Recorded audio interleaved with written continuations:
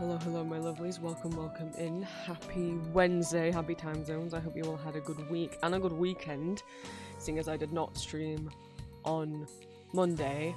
I'm sorry that so many streams keep getting cancelled lately. I've had a lot going off, and so things have been clashing with stream time. Well, hello, Ellie. Hello, Elixir. Hello, anyone who is lurking.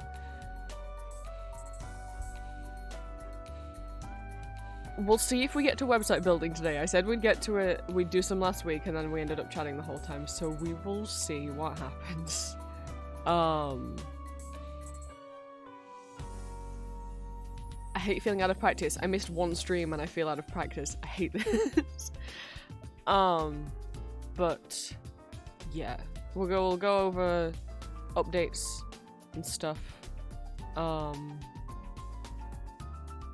And then see if we can get into working more on my OC pages on my website. Welcome to Homestuck, welcome in Dallas, welcome in Ashley, welcome in. Happy Whooper Wednesday. Well, I always say Whopper instinctively every single time.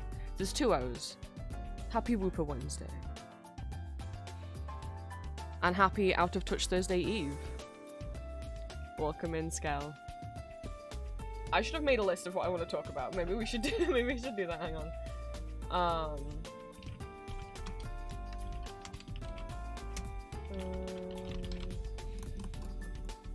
think there's just three things. Not much has happened. Well, actually, that's not true. A lot has happened. So we'll go over life stuff first, and then we'll get to everything else. Most of you know I've been trying to move out for a long time. I really thought it was about to happen this time. I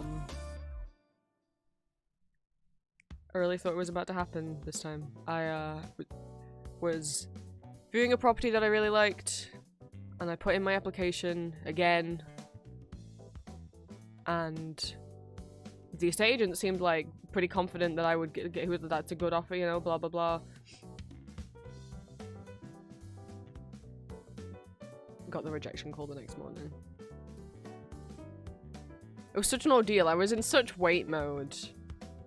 We went and viewed it on Saturday.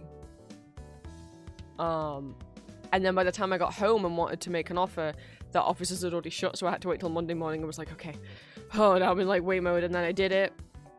And then it was like, okay, well now I've got to hear back from them.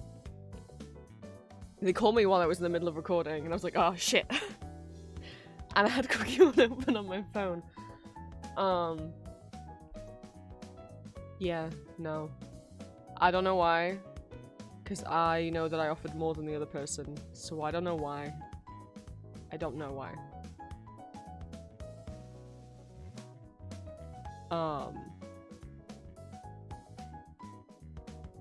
Maybe the other person with a cash buyer. I don't know. And had a cry about that. Well, kind of. I mean, this weekend was a mess. I feel like I still have the stress migraine from it, just because I really liked it, but my parents did not, and they kind of screamed at me all weekend. One of the many reasons I am trying to move out.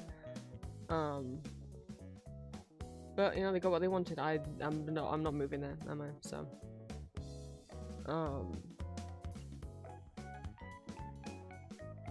was desperately like, okay, right move, come on, please. I mean, the only good thing that's come out of getting rejected for that place is I did another check and realized I can afford more than I thought. So I can look at properties that are a bit more expensive, so that widens the range of things I can look at. Found another one. Didn't love it, but was like, it'll do, right? It's got nothing that's on my list of, how do I phrase that? It's got nothing on it that was like a big no for me, which is mostly like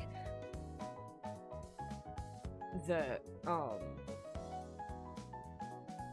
main things that places fail on for me is they just have a shower cubicle and I need there to be a bath because of my leg. I can't always stand up in the shower, and there not being enough space for me to put my desk with my PC set up anywhere.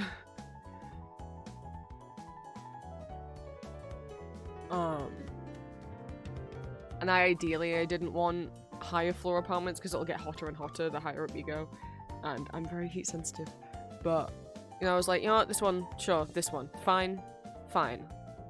I'll ring him and ask my questions first, because I went to the viewing all like, I've got all my questions, here we go, and then and they even rang me the day before being like, can we move your appointment forward 15 minutes so that you get it on, because we've booked someone else in for the same time as you, I guess. If you get there 15 minutes early, you can have the viewing to yourself. So we were like, okay. That was a bit of a rush because we'd already booked like public transport that was coming at a certain time, you know. We couldn't just like set off 15 minutes earlier and get there 15 minutes later. But we get there on time, only for the person who showed up to show us round, let the other people in at the same time as me anyway, didn't know who any of us was or what times we were supposed to be there, and didn't know the answer to any questions. So just was like, sorry, I don't know anything.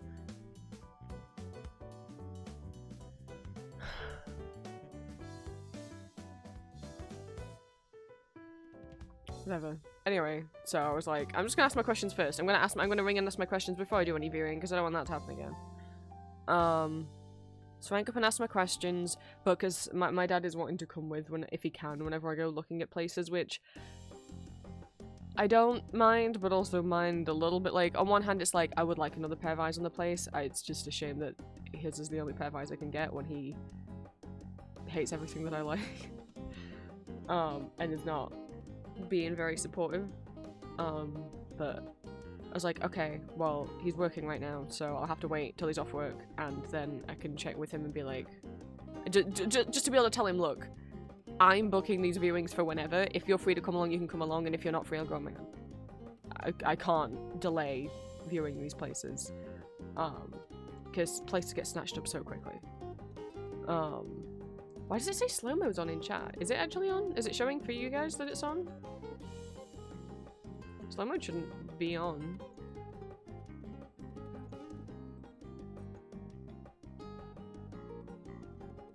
How do I turn you off? You're not supposed to be on. Okay, I mean, okay, so, because sometimes... Well, yeah, but Green, you're also a mod, so it wouldn't affect you anyway.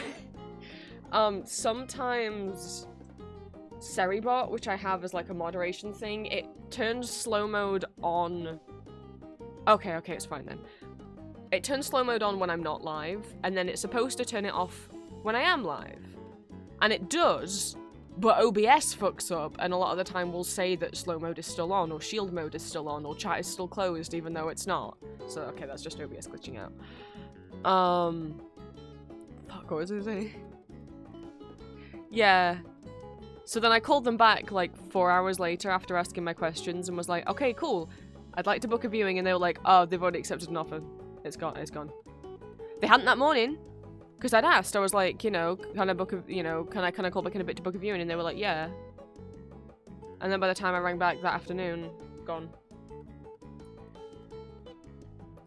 So now there's currently nothing on the market in the area that I want that meets my requirements or that I can afford.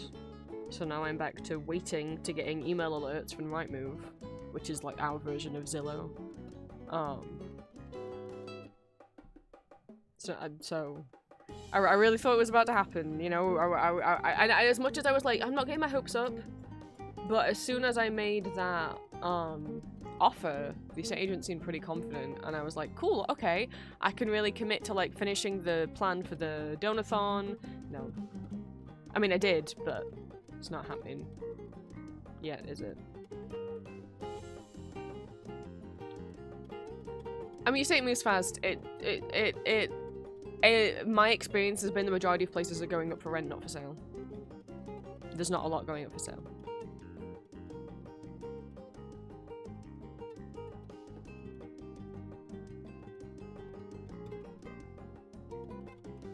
And then the majority that do are either out of my price range or tiny, like too small for me to be able to fit the minimum furniture that I need.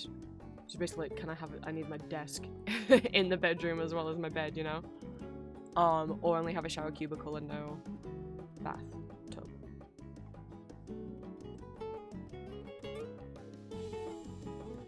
Like, sure, there's a bunch more properties on there in the area I want, but they're not viable for me. And I'm not trying to be picky. Like, I can't have a place that only has a shower cubicle. Some days I can't stand up for long periods of time.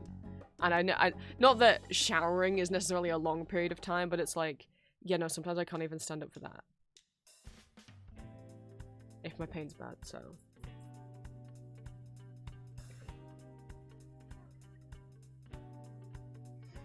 Really wanted to be out before the summer because,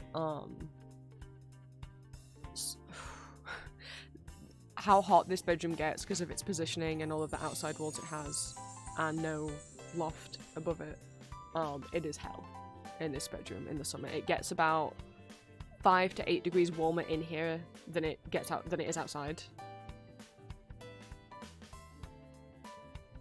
Like, it was it 18 outside the other day, and it was 26 in my bedroom Celsius.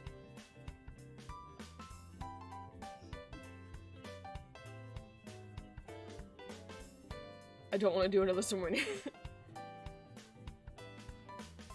And me and Julie are meeting up for Christmas, and it would be quite expensive again if I did not have my own place.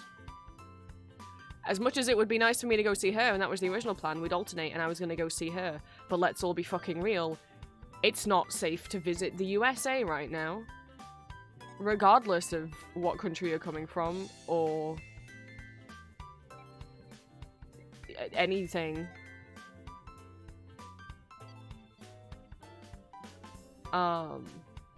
So it might be that she comes over here. Like, I know I have privilege being white, but there's way too many people thinking like, oh, it's fine, I'm coming from like a first world, quote unquote, first world country, or because they're white, they won't be affected. It's like, no, there's been, it's happening to everyone.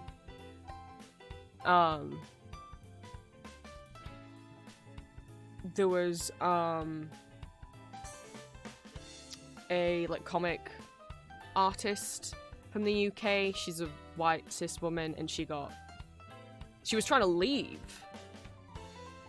America to come back home, and ICE detained her, claiming that she'd been working on a tourist visa, even though, no, what she'd been doing is staying at someone's house for free, and in return she'd been like cooking food and cleaning up and like vacuuming as payment, quote unquote, for instead of having to pay rent to stay there. That's not work, that's called a favor.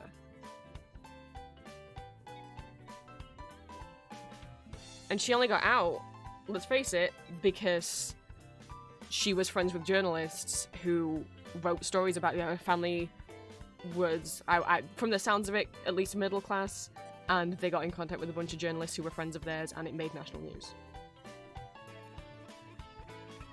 Think about everyone who's not as privileged as that, who's still stuck in those detention, I'm gonna call them camps.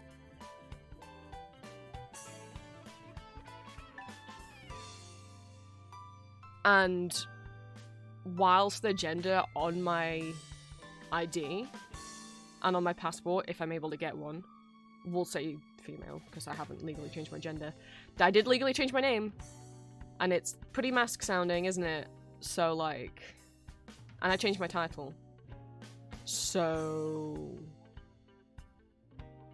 no, I haven't heard any stories of trans people getting deported or detained. However, trans people on the bar, oh, I didn't know that. I personally haven't heard of any trans people having issues entering or leaving America. Well, no, that's not true. I haven't heard any issues of trans tourists leaving or trans people entering. The only problems I've heard with trans people in airports is people who are US citizens who are trying to get their gender changed on their passports are being denied. Or US citizens who already had their gender changed. So, like, for example, a trans woman whose passport says female, but her passport expired, so she wanted to get it updated, reissued, having their passports confiscated. Anyone who's trying to change their gender is having their passport confiscated. Any trans person who is A lot of trans people who are trying to update their gender on their passport are having their IDs confiscated. And people who are trying to get their passports reissued if they're trans and the passport already reflects their change in gender are having their passports and identity documents confiscated, meaning they can't leave the country. They can't run away.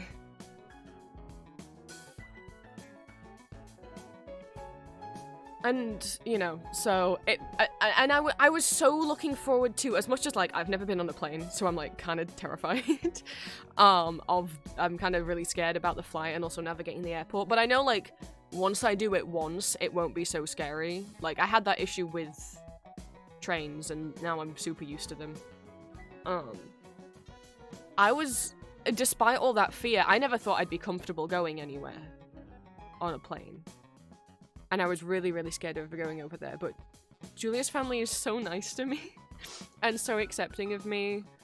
And you guys know, I've never had a good Christmas with my family. It's a stressful, horrible time of year. I've never enjoyed Christmas or looked forward to Christmas. And the plan was I was going to go over there for Christmas and spend it with her family. And I was starting to get, you know, excited about it. And getting to meet them finally. But we don't think that's... It's a real shame, because what makes more sense in the long term would be me go settle over there with her supportive family, rather than her come over here where we won't have this, you know, my family is not, you know, as great to be around, shall we say. But that's not really, she doesn't feel safe staying over there, and I don't blame her. And also it's going to be way more expensive, because, you know, it's a number of, like, I might not be able to go over there because it just won't be safe for me to enter the USA.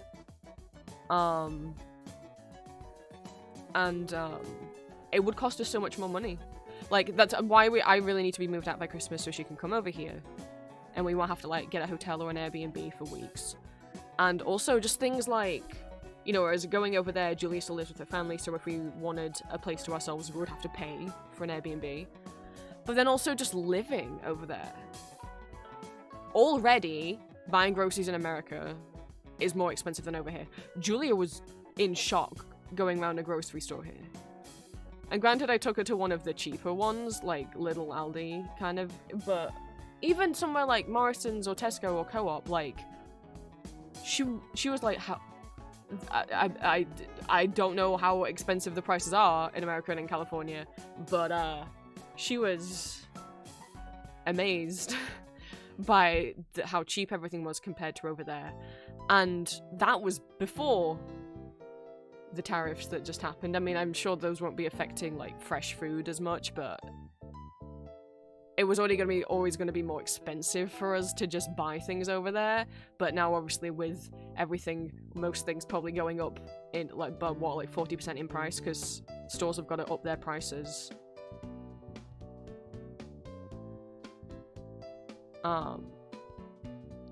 Unless, you know, if they don't want to make a loss because of the tariffs. So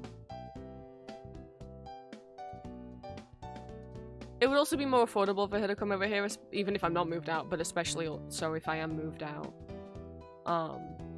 But I mean, we're both scared about her even just coming over here. Because for those who don't know, Julia is Hispanic. Her family is Mexican and Guatemalan, and American. And it is clear from her name that she is Hispanic, and so we're worried and she's worried. She's even worried about coming and visiting me and then trying to re-enter. But she's a citizen. As far as I'm aware, and she was born there. You know, her mom was born there. I haven't heard anything happening to anyone who has citizenship. Not that it's okay that it's happening to people with visas, but hopefully, I think she would be fine. It is. Oh. but she's very much like, well, why don't I come over to see you, and then if they won't let me back in, then it has, unfortunately. Uh-oh. I had not heard about that, because Julia's other thing was like, maybe I'll come over and see you, and then if they won't let me back in, that's fine, I'll just come back and see you again. They'll just deport me over there. And I'm like, will they? You sure? You sure that's what'll happen? They're not gonna get you? You sure they're gonna just deport you back? You sure? Because I don't know. Because a lot of people on visas who have the money to be able to buy a flight back are still being detained. Which makes no sense. I mean, no one should be being detained anyway. But if your excuse for detaining them, you know, is like they need to go back to their own country, it's like, well, they can. They're willing to. They've got the money. And it's like, but they're not being let out. They're not being let out and being allowed to go and book their flights because these places are privately run and they make profit and they make more money the more people are in them. The US citizen got deported to El Salvador by accident with going, oops, this is life now. I mean, that's what Julie, like, Julie is genuinely like, look, I'm coming to, you know, that it might just be that she'll come and see me again instead of me going over there, like what was supposed to happen. And if they, you know, if they won't let her back in, she'll just come back to the UK and then she'll just have to stay here. And we'll figure out how that works legally, I don't know. It's terrifying.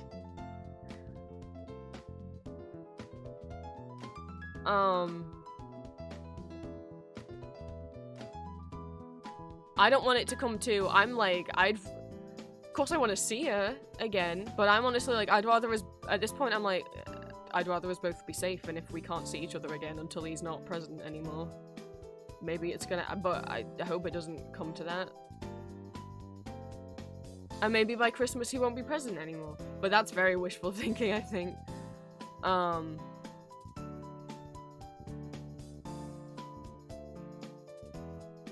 But it is looking to be the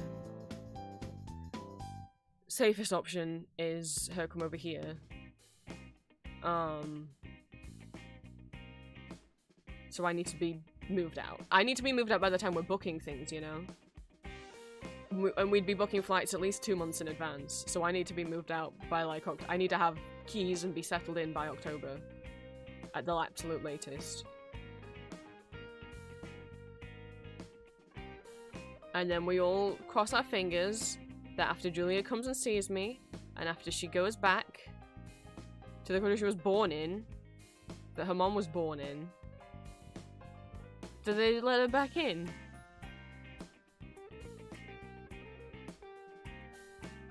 But that shouldn't be something that we're having to worry about. It's, ugh.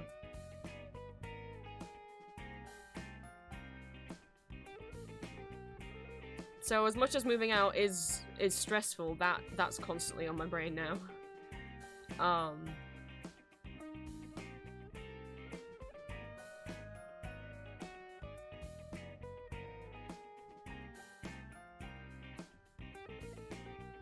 So I wish it could just be like, yeah, let's move out, but it's like there's the pressure and the rush because I need to get rid of my parents.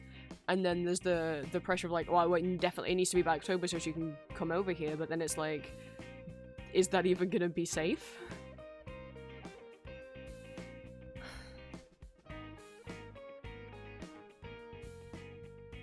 Like, at least she's in like one of the most accepting states, right? And she is in a blue state. But fuck.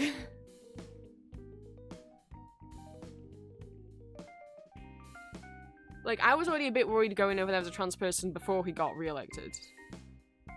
And Julia was like, no, look, you'll be flying into LAX, you will be fine.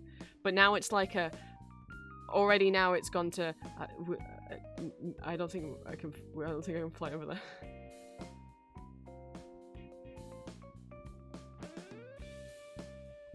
So, and I know obviously we are in a privileged position for her to not be living in a red state and for us, you know, there's a lot of people in worse situations. I'm not trying to make it be like, oh, big woe is me. There's people who've been stuck in those places for months.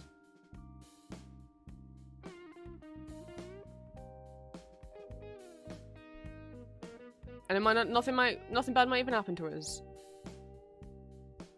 I just having that fear and stress on top of everything else these last couple of weeks, because, I mean, you know, that's been a fear that's been growing, and I hadn't really thought too much about it because I didn't think anything was happening to people who have citizenship.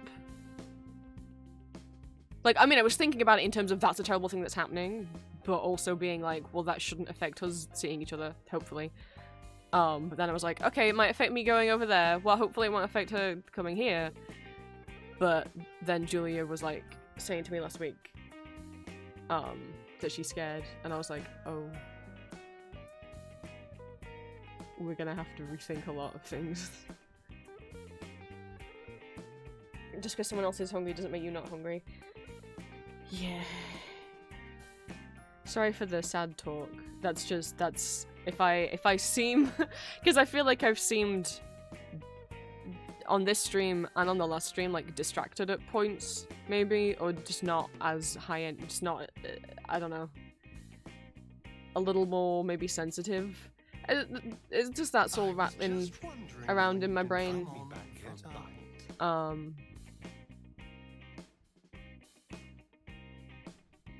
if people weren't aware of that, if anyone here was planning vacationing to America, don't.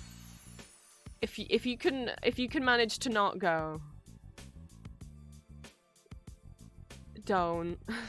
Try not to. Everyone I've seen is pretty much saying don't go in there. Because no matter how, whatever privilege you have, whatever minority groups you are not a part of, and no matter how valid your visa is, people are still getting falsely taken. I don't want to call it arrested, because arrested implies that, like, they did something wrong, and they didn't. Abducted is what it is.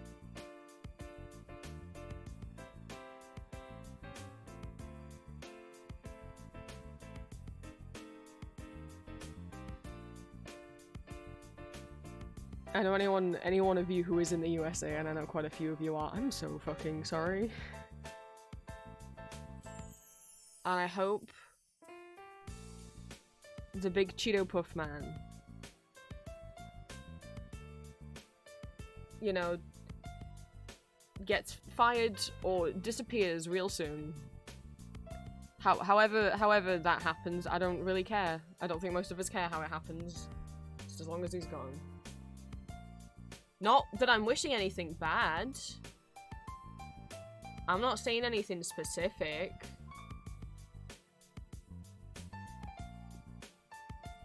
Someone eat the Cheeto Puff. That's true, Maggie. I did see a post about, I think, something on Tumblr kind of phrasing it the same way of like, at least we'll all outlive him, even if he dies of old age.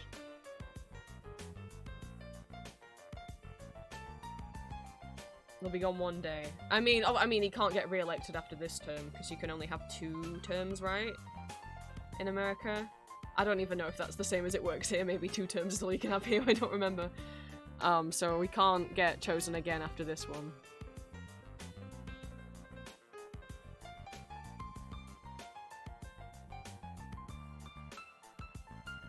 But and if whoever it is who decides to eat him wants to, you know, go and shove Musk in there as well.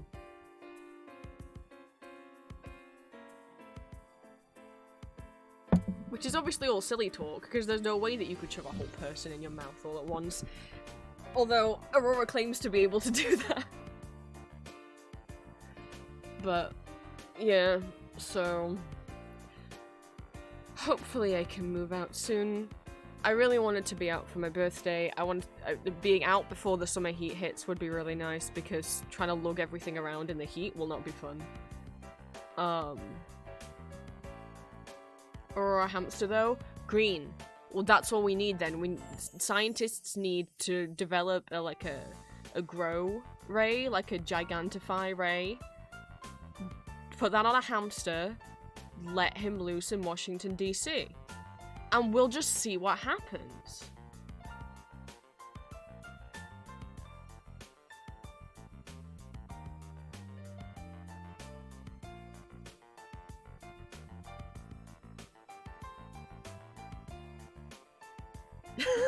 And then I'll like the hamster as president.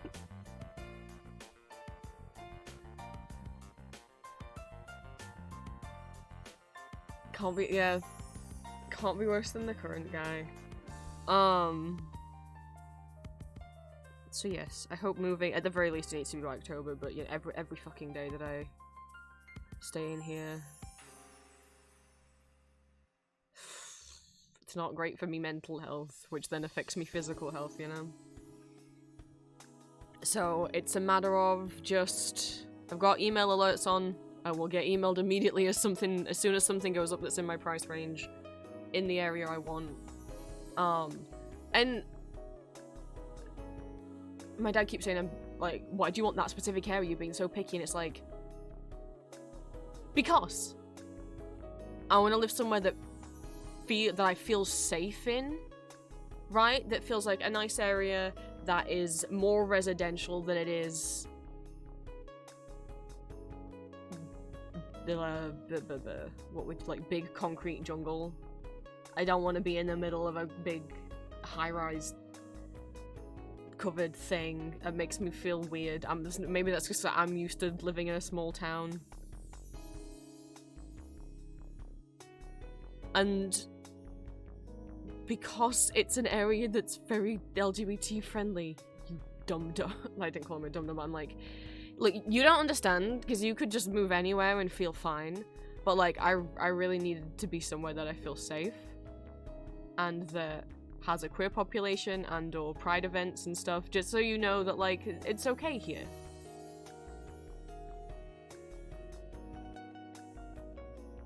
Oh, okay, also, when I say small town, I don't mean like American small town, to be clear. Small town in the UK is not at all the same as America's small town. At least, maybe in terms of like vibes. Like small town in America is like all of you guys know each other. Like everyone knows everyone. Like no, not over here. I would say probably American small town in terms of like how close-knit the communities are and how little there is to do and things like that is probably more comparable to a village here. Even if your small town is bigger than our villages, I think in terms of like the feel of it is probably more the same. What I mean by saying like I'm from like a town and not a city is more like there's no skyscrapers here. You know, I'm used to just being around houses and having trees and there being like parks and green spaces and I mean, even just like trees on sidewalks, on pavements.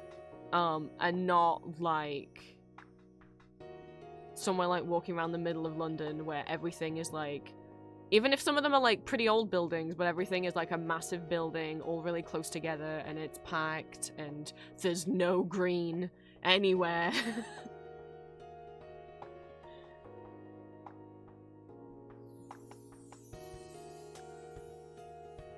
Or like something like New York horrifies me. No offense, I could not live in like the middle of New York. That looking at that skyline, that just looks like a nightmare to me. I don't want that. I could not feel comfortable in that.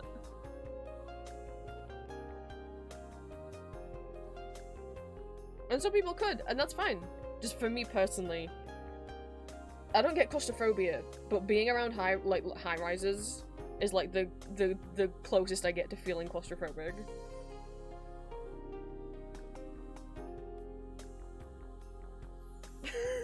Queen capitalized out of habit. Oh no. Toronto couldn't cope with the city if I didn't leave near a forest. Don't worry, Ashley. There's fucking plenty. I feel like if you're in the UK saying you live near green spaces or forest, you know, there's plenty. You should be fine. And obviously I'm very much trying not to dox myself either when I talk about like where I want to move to and things, but for a lot of us, Prince automatically capitalizes now. Oh no.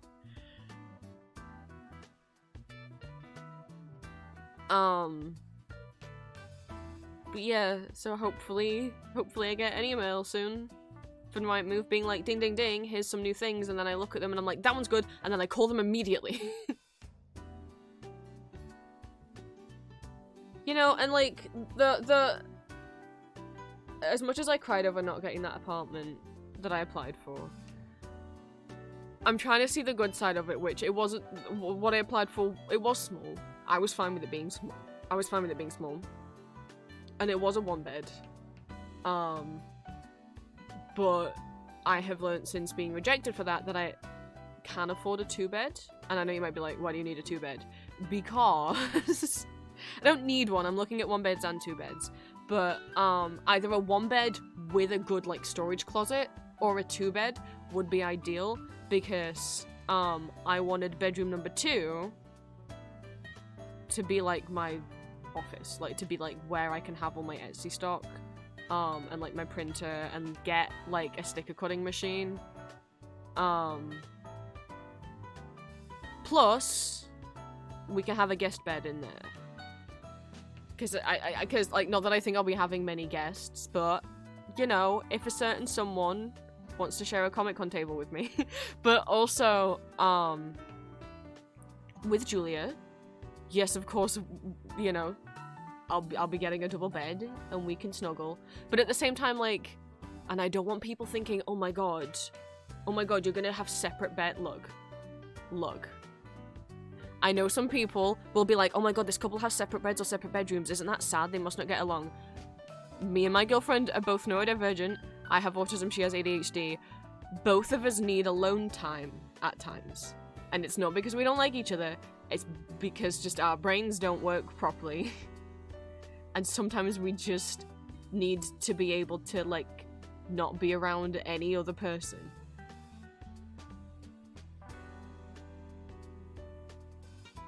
So it would be nice to be able to be, like, on nights where, you know, and I get...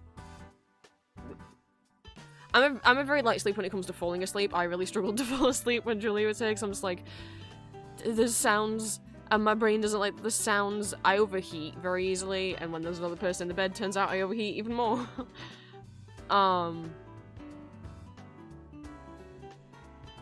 It gives us the option, and Julia likes napping, and if I'm in the bedroom, like, in my bedroom, like, needing to be on my PC, then she has the option. Oh, I mean, I say that, Julie can sleep through anything. She could probably sleep on the bed while I'm streaming and not wake up. Yeah, I've never got why that's such, like, a sad, bad thing. I've always thought, like, when we actually have our own place where we can have our own... That we would have our own bedrooms. And that's for multiple reasons. One, what with us both being neurodivergent, sometimes we just need to be able to have our own spaces. Two, I think when you grow up having a bedroom that's your own your whole life, that you get complete creative control over, that you get to decorate yourself, I feel like you kind of miss that if you have to share the bedroom with someone else and then compromise on that. And yes, relationships are about compromise, but like, I feel like you still deserve, each person still deserves a space to be theirs, to decorate, you know? Also, me and Julie are both nerds. We have a lot of plushies and figurines and stuff. I don't... that way we can also, like, have things, you know, have room to display everything. And we both stream. So at the very least, we would have to have, like, either we have separate bedrooms or we have separate offices in a shared bedroom. Like, either way, we're gonna need the extra rooms. Because we both need separate rooms where we can have our desk and our PC set up, so that we can both stream without someone else being in the room.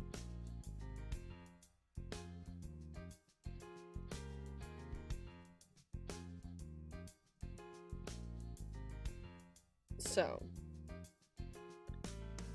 I'm not against getting a 1-bed, it just needs to have some kind of storage space.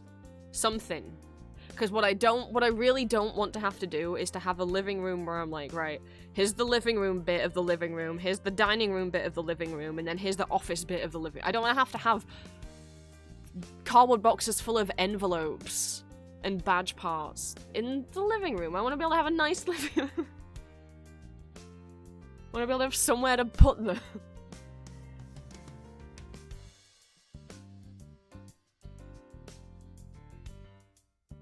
So, and obviously a lot of places the living room won't be big enough to be able to have a sofa, my piano, some kind of dining table to eat at, and then a desk and some shelves to be, yeah, it's just not. So, you know, maybe it means I'll end up finding a 2-bed now.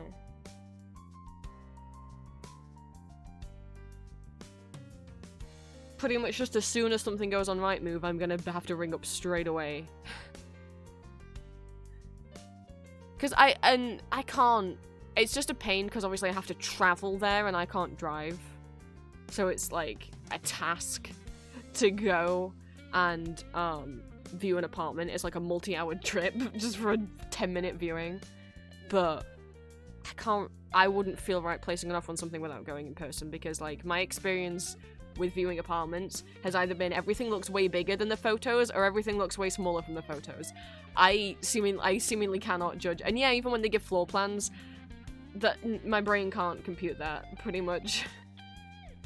You know, I need to see it. And sorry I haven't been saying hi to everyone new who comes in. I didn't want to stop my train of thought. But hi Xander. Hi Eric. Who else came in? Trippy, I think I saw you. OBS won't let me scroll in chat. McGee, hi. Hello, anyone else who joined in throughout that ramble. OBS won't really let me scroll in chat properly. Oh no. Oh no, let me scroll back down. It won't let me like click on the scroll bar to drag it, so I'm having to scroll with my mouse, which isn't work. Like, I'm scrolling down and then randomly it will decide that me scrolling down. Can I do it with the arrow keys? Nope. Oh no. Can I not see chat anymore because I accidentally scrolled? Well, I scrolled up on purpose, but I didn't think it would trap me up here. Oh, there we go. Okay. It gave me a little button I could click to scroll back down. My mouse scroll has never been good. Like, the actual scroll wheel, I'll scroll- it's not just OBS, anything I scroll with it. It will go down a bit, and then it will randomly jump back up, and then it will go up, and then it will- if I'm scrolling down, it will go down, down, down, up, down, down, up, down, up, even though all I'm doing is scrolling down.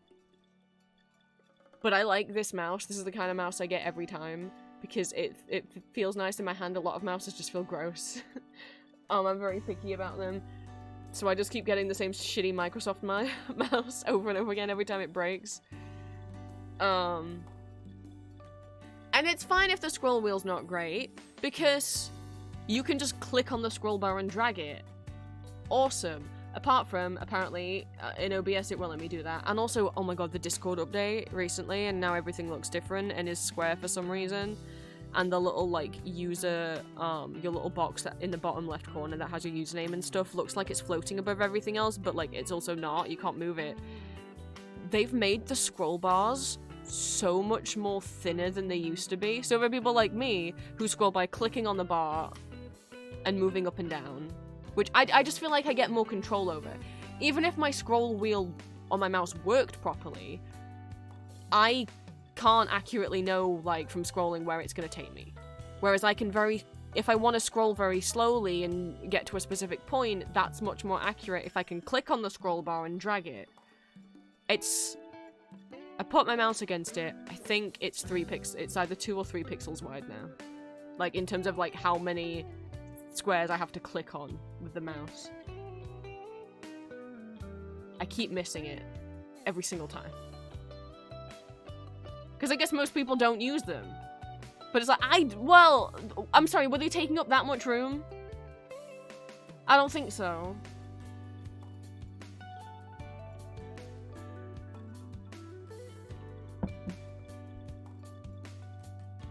Anyway, that's my moving out spiel. I really hope it finds somewhere.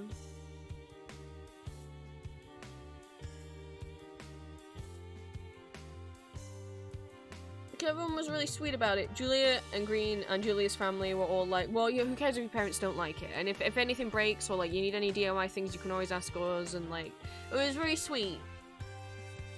They're getting ready for ritual. Green, when I went to the apartment viewing, well, not to the apartment viewing, but, like, the places I had to travel through to get to the apartment viewing, I saw skeletal posters. I was like, oh... It's happening, but not for me, because I can't do concerts.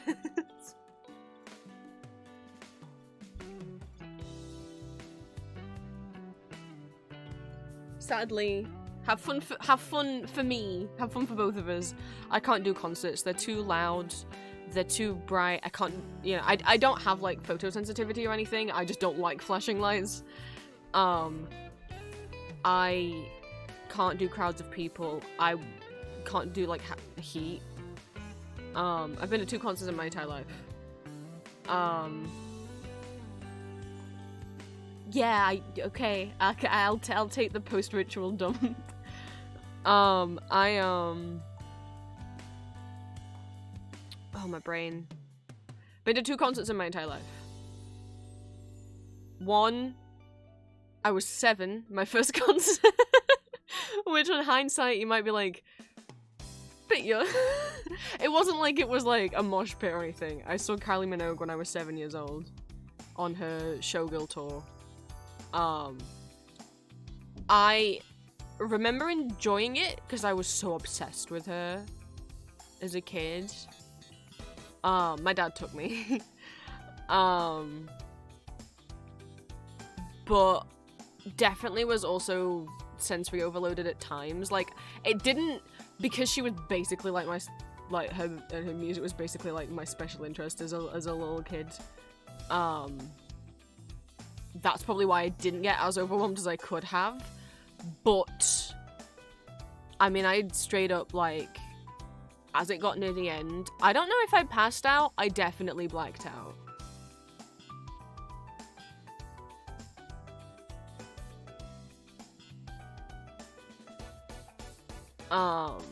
Because I may be like, well, how do you know you were like 7? Well, because the DVD of that tour came out and we watched it, and that was only a few months later, and I so specifically remember watching the DVD.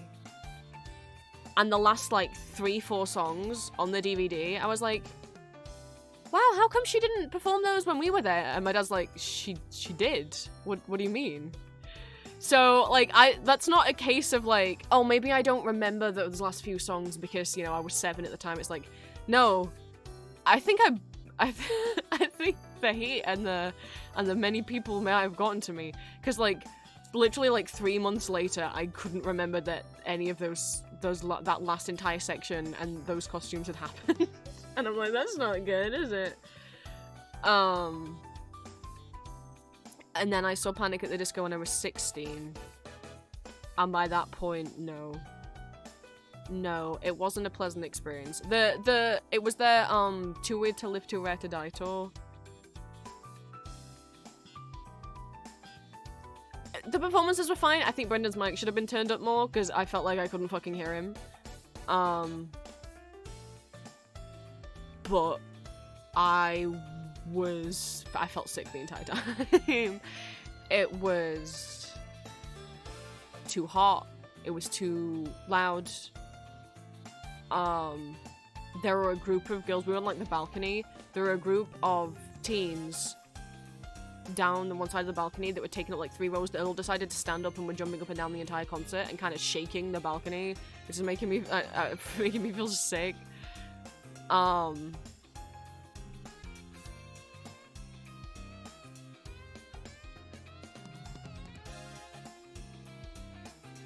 did not feel good. By the time it was over, I was just, again, my dad took me and I was like, Dad, I'm not, like, it was like that was like my like, well done, you finished high school treat. I was like, he almost had to carry me out. Because, you know, the thing is, like, you can't bring water in with you. But you don't get any water handed out to you unless you're, like, down in the standing area. So I think that didn't help. But I just remember, I had such a bad migraine, I thought I was gonna pass out. My dad's, like, got a hold of me, is trying to, like, get me through. When we get out to the lobby, and it's just a sea of people, because the opening act bands were, like, in the lobby. So fans were all crowding them, talking to them. And it was just a complete sea of people. And my dad just had to grab my hand and pull me through everyone. And then I didn't pass out, which was amazing. But I was...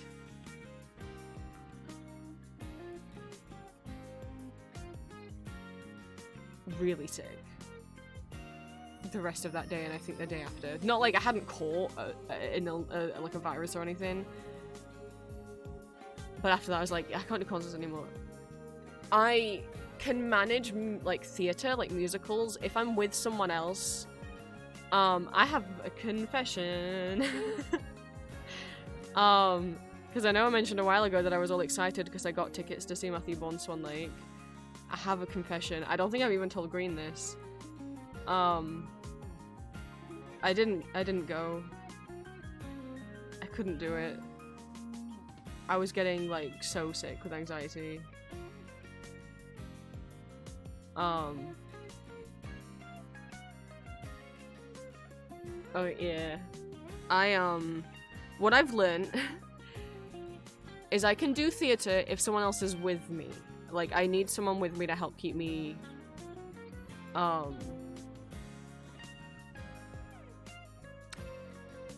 dissociating, basically. I don't know. Like, I can do a lot of things on my own.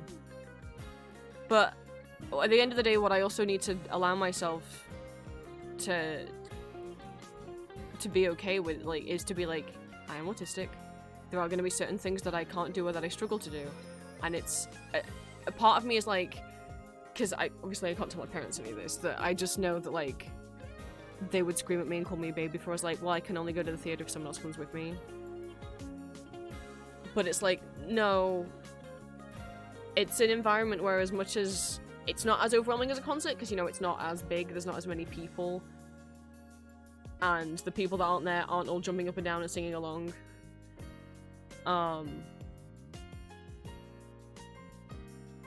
I still need someone else with me, because I might still be out of it afterwards. Also, I have, what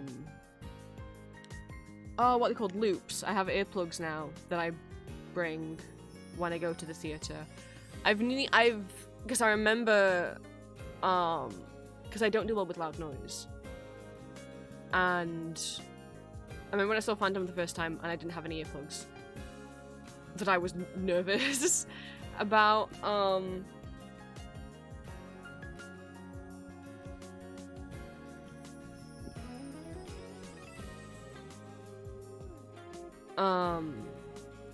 going, but I remember when I saw Hadestown with my dad that I was so worried, because, okay, it's two things. It's partially the autism, but also I do have issues with my ears. I have tinnitus in one of my ears, and that can get triggered, and I get pain in that ear as well.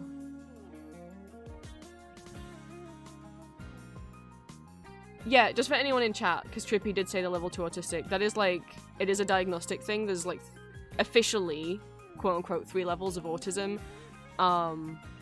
ranging on, like, what your support needs are. Usually I will use the terms low support needs and high support needs. What you shouldn't say is severe autism. Don't say that. It's ableist. What the fuck used to be the other term that people would use? That you shouldn't use anymore. I can't remember what people used to say, but what people will more commonly say now is low support needs and high support needs. Low support needs, I'm low support needs. High functioning, low functioning, that's it. Yeah, don't say high functioning, low functioning. You can say high support needs, low support needs. It's pretty ableist to use language like high functioning and low functioning about a human being. Low support needs autistic people. I forget which way around the level system works. I can't remember if level 1 is low support needs or high support needs. I like constantly forget. I think it's low support needs, but I might be wrong. I just constantly getting mixed up. But low support needs would be, like, myself, is it people who, like, don't need a full-time carer, or, yeah, and even within, like, the levels and within low support needs, high support needs, everyone is different. Low support needs are typically people who don't need as much help, and high support needs, some middle support needs would need some help, maybe a carer, and high support needs would be like someone who needs a full-time carer. A lot of like autistic people who cannot take care of themselves, or maybe are like entirely non-verbal, things like that. I remembered them right. Whoa. But even with, that's not to say that low support needs autistic individuals don't need help or don't need carers. It's, you know, purely, you know, everyone's got different needs. And I know, like, certain theatres not only will have, like, passes for carers, but certain musicals will do, like, certain performances. This is one thing that I do like about, normally I'm not like, woo, UK did a good thing, because normally we don't, but something that is nice in the West End is some, if not all, shows will have, I can't remember what they're called. I think their performance is specifically for people who need more support, people who are disabled, people who are autistic, and what they'll do is the characters will come, like the actors will come out on stage before the show starts, introduce themselves and explain like the character that they're playing and what's going to happen, you know, and any kind of trigger warnings and stuff like that. So that people, you know, anyone can understand, like, these are actors acting out an event, no one's gonna get hurt, you know.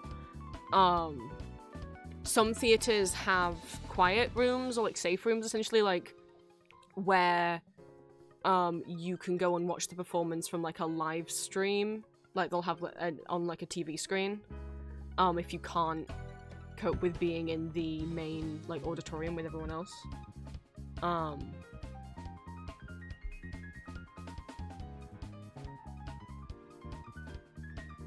It's such a mixed thing, because I'm so used to, like when I was younger, I couldn't do phone calls on my own. And I can now, mostly because I have to, and it is something that I'm proud of myself for being able to do, is to make phone calls, even though I still have to psych myself up beforehand. But for a long time I couldn't, and Dad would have to make phone calls for me, and it was I was always, like, shamed for it. But, like, I'm 26 and I can only now, like, do my own phone calls. Really over the last couple years. You know, and I can go out, I can do public transport on my own, you know? I can go out shopping on my own. But I think just going to the theatre, as much as it's something I love, is just something that I can't seemingly do on my own, that I just get too nervous, too anxious about. And it's not about the travel there and back, because I can do travel now. It's the actual sitting and watching the show that just kind of gets me weird. And the panic of, like, if something happens, if there is a sudden loud noise or something, will I be able to, like, I won't be able to leave. But if Julia if I started having, like, a panic attack or a meltdown, I wouldn't be able to leave. I wouldn't be able to signal to anyone because I'd be too scared about interrupting and ruining things. But I know if Julia was there with me, she'd be like, fuck that! If you need to leave, I'm getting up and I'm finding a staff member and being like, we need to leave. Oh, I remember what was the trigger. Yeah, I was watching, a chorus line. Not chorus line, 42nd Street. And I already knew going in, because I had already watched recordings of a chorus line, oh my god, I keep saying chorus line, of 42nd Street, because there's a pro shot, that there's a gunshot in the final song. And I knew that, and I was like, right, we're mentally preparing, because that shit's gonna be loud, but I didn't expect it to be as loud as it was. And the person I was with, I did say, like, hey, there's gonna be this gunshot, and they were like, oh, you know, So we had a great little, I was like, I'll tap you on the knee when it's coming so you can plug your fingers in your ears. I didn't plug my fingers in my ears. I should have. I was too nervous that I would look silly. And it happened, and it was so loud. I jumped so hard out of my seat, even though I knew exactly when it was coming. Because I like that. I like the songs in that musical. I know where that gunshot happens in the final song. And then everything after that was just hurting my ears.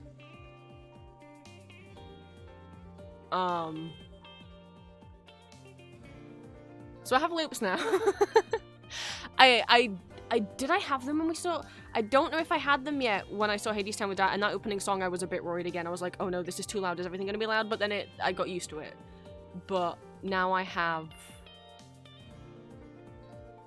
loops. And when I see a show now, I'll put them in when the show starts, just in case it starts really loud, and then I'll like take one out and be like, is that too loud? Is it not? And if it is, I'll keep them in, and if it's not, I'll take them both out. And usually I can cope with keeping them both out. But there are certain bits where it's like the opening of the overture for Phantom of the Opera, or also the end of Prima Donna from Phantom of the Opera, where I was like, I think I'm gonna just put these in. The end of Prima Donna gives me sensory overload every fucking time. Also because I cannot. I love counterpoint, but the end of Prima Donna is too much. I can't tell what any of them are singing over the top of each other. That's too many people. That's too much counterpoint.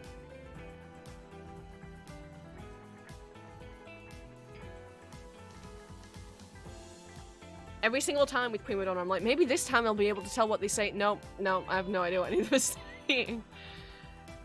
Oh my god, communication cards. I forgot about communication cards. I wanted to make my own. I had ideas for like multiple sets that I wanted to make. But then I'm also like, I know I'll never use them. Because the only person that the only people that know that I would need stuff like that are like Julia and friends, and then it's like, well, I could just text you on Discord. I could just be like, can I just text you what I want to say right now? For me personally, if I was ever out in like interacting with like a stranger or a cashier or something, I'd just have to make myself talk. And I know like not everyone can make themselves talk, but I would just be too scared of like ableism to I don't have verbal shutdowns that commonly, and I have such a fear of like embarrassment and like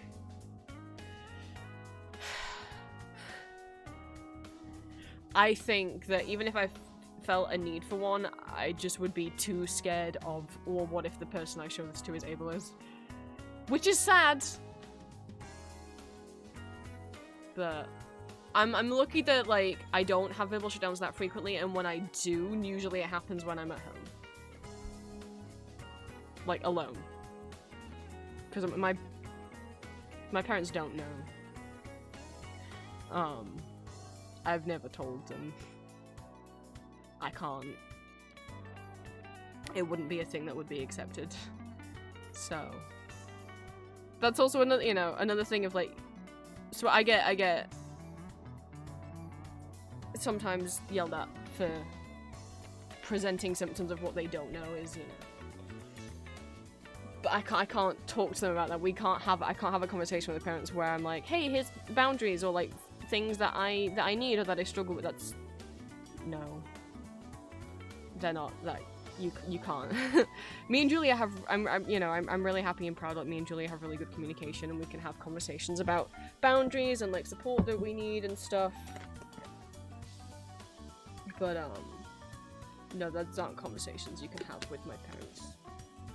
So they have the furthest thing I ever got of talking about my mental illness with them is telling. It's because I was having panic attacks a lot as a teen, and I remember telling my dad, and his reaction was that the internet had brainwashed me into thinking I was mentally ill, that mental illness isn't real. That whole spiel. What did you read about this? The internet, exactly, therefore it's not real. It's like... Okay, like, sometimes things you read on the internet are true, though. Like, yes, don't believe everything you read on the internet, but also, like, what? And he did that for years until he found me having a panic attack and then was like, oh, okay, you're crying, oh, that's bad, I'll believe you now, and then went back to not believing me, and then betrayed my trust by telling my mother, even though I had made him promise not to. And then she came up and yelled at me that if I was having mental health problems, I needed to go and get myself a therapist, and that her and dad never wanted to hear about any of this kind of thing ever again. Bear in mind, I was 14, so, like, literally I would have needed my parents' permission to get a therapist, so it would have been physically fucking impossible for me to get one without, because I think if you're under 16, you can't just get one on your own. Maybe you can't. I didn't think you could if you were under 16. I thought, like, your parents had to be involved. And, like, I don't think I can just, like, sign myself up for that. I don't know. And then over time, Dad kind of came around and believed it was real, and then after I went to uni, went back to believing it wasn't real.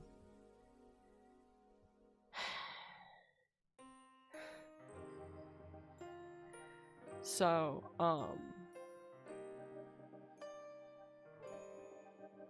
my sibling has been trying to go through processes of getting diagnoses or, like, checking things out, and they've not been great about it. Like, they do talk shit behind their back and stuff.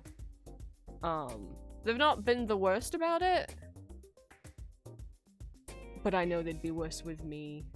I have what's called older child syndrome, in that I have to be the perfect one, and I have to be the one that, like, has got nothing wrong with them. My mum is especially weirdly obsessed with me being, like, exactly what she wants me to be. Which is a girl Barbie doll for her to dress up and control, which is not what I am in any of those things. So, yeah, my parents don't know about the autism. No. They can't ever know. Which is another reason why we're trying to move out. The amount of times in my entire life that Dad has made jokes at me and I've not understood them, and then I've been screamed at for not understanding, or being screamed at for being oversensitive, or being a picky eater.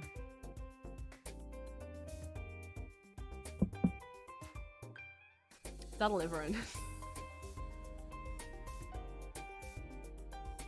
Sorry we're doing so much ranting today. And obviously for anyone who is new around these spots, we support self-diagnosis over here. Because the worst that happens, no one's hurting anyone with self-diagnosis. The worst that happens is, like, the worst that's really happened is someone has, like, tried to figure themselves out and been wrong. But I think we should always support people trying to figure themselves out. No one who self-diagnoses is stealing resources away from anyone else, because you cannot physically qualify for any sort of, like, benefits without the proof of a diagnosis. Like, people who are self-diagnosed are not getting, like, government benefits or anything. Frankly, people who are diagnosed haven't had enough time getting fucking benefits anyway.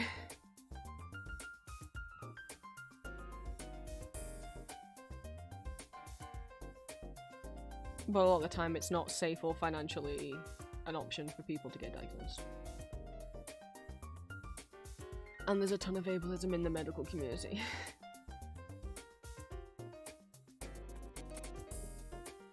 But yeah, I forgot what the fuck. Oh, we're talking about going to theatre, yeah. I didn't go to see Matthew Bond Swan Lake because I was just like, I just got myself so freaked out. And I think also, it's weird because obviously I love theatre. But also when it comes to, like, watching something, I think I just enjoy the experience of sharing it with someone else as well. Because when it comes to just seeing it on my own, I'm like, why am I going to see this ballet on my own that I literally already own on DVD, and I have 3 separate digital downloads of all 3 pro shots that exist? Like, I could go on my own to a theatre where I'll be uncomfortable, sat next to strangers, which will make me more uncomfortable, not able to control the volume of what's happening, and then possibly dissociate and have derealization by the time I leave because I've been sucked into the story. Or I could sit at home where I'm comfy and I have volume button and watch the DVD. And that's not for me to say DVDs existing stop people going from the theatre. I know that's what a lot of like theatre producers think, but it's proven to not be true. When the Hamilton Pro Shot came out, Hamilton ticket sales went up, not down. And it's like, well, the reason why you would go is because you get the benefit of seeing it live. And I'm like, I don't know that me personally gets that much of a benefit of seeing something live unless, you know, there wasn't a recording or the cast was different or I was getting to experience it with someone else. Because it's just like, look, there is still something fun about seeing the thing live. And especially so if it's like, most things that tour don't have merch, but they'll have programs. But if it's like something in the West End, then there's merch as well that you can only get if you go to the theatre. But the fun of it being live is not enough to outweigh the fear and the struggle that I go through while being there. So I pretty much learned that I can't go on my own.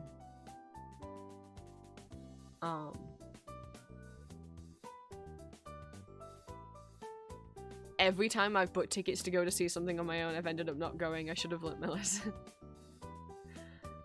And when I've, you know, gone and see things with someone else,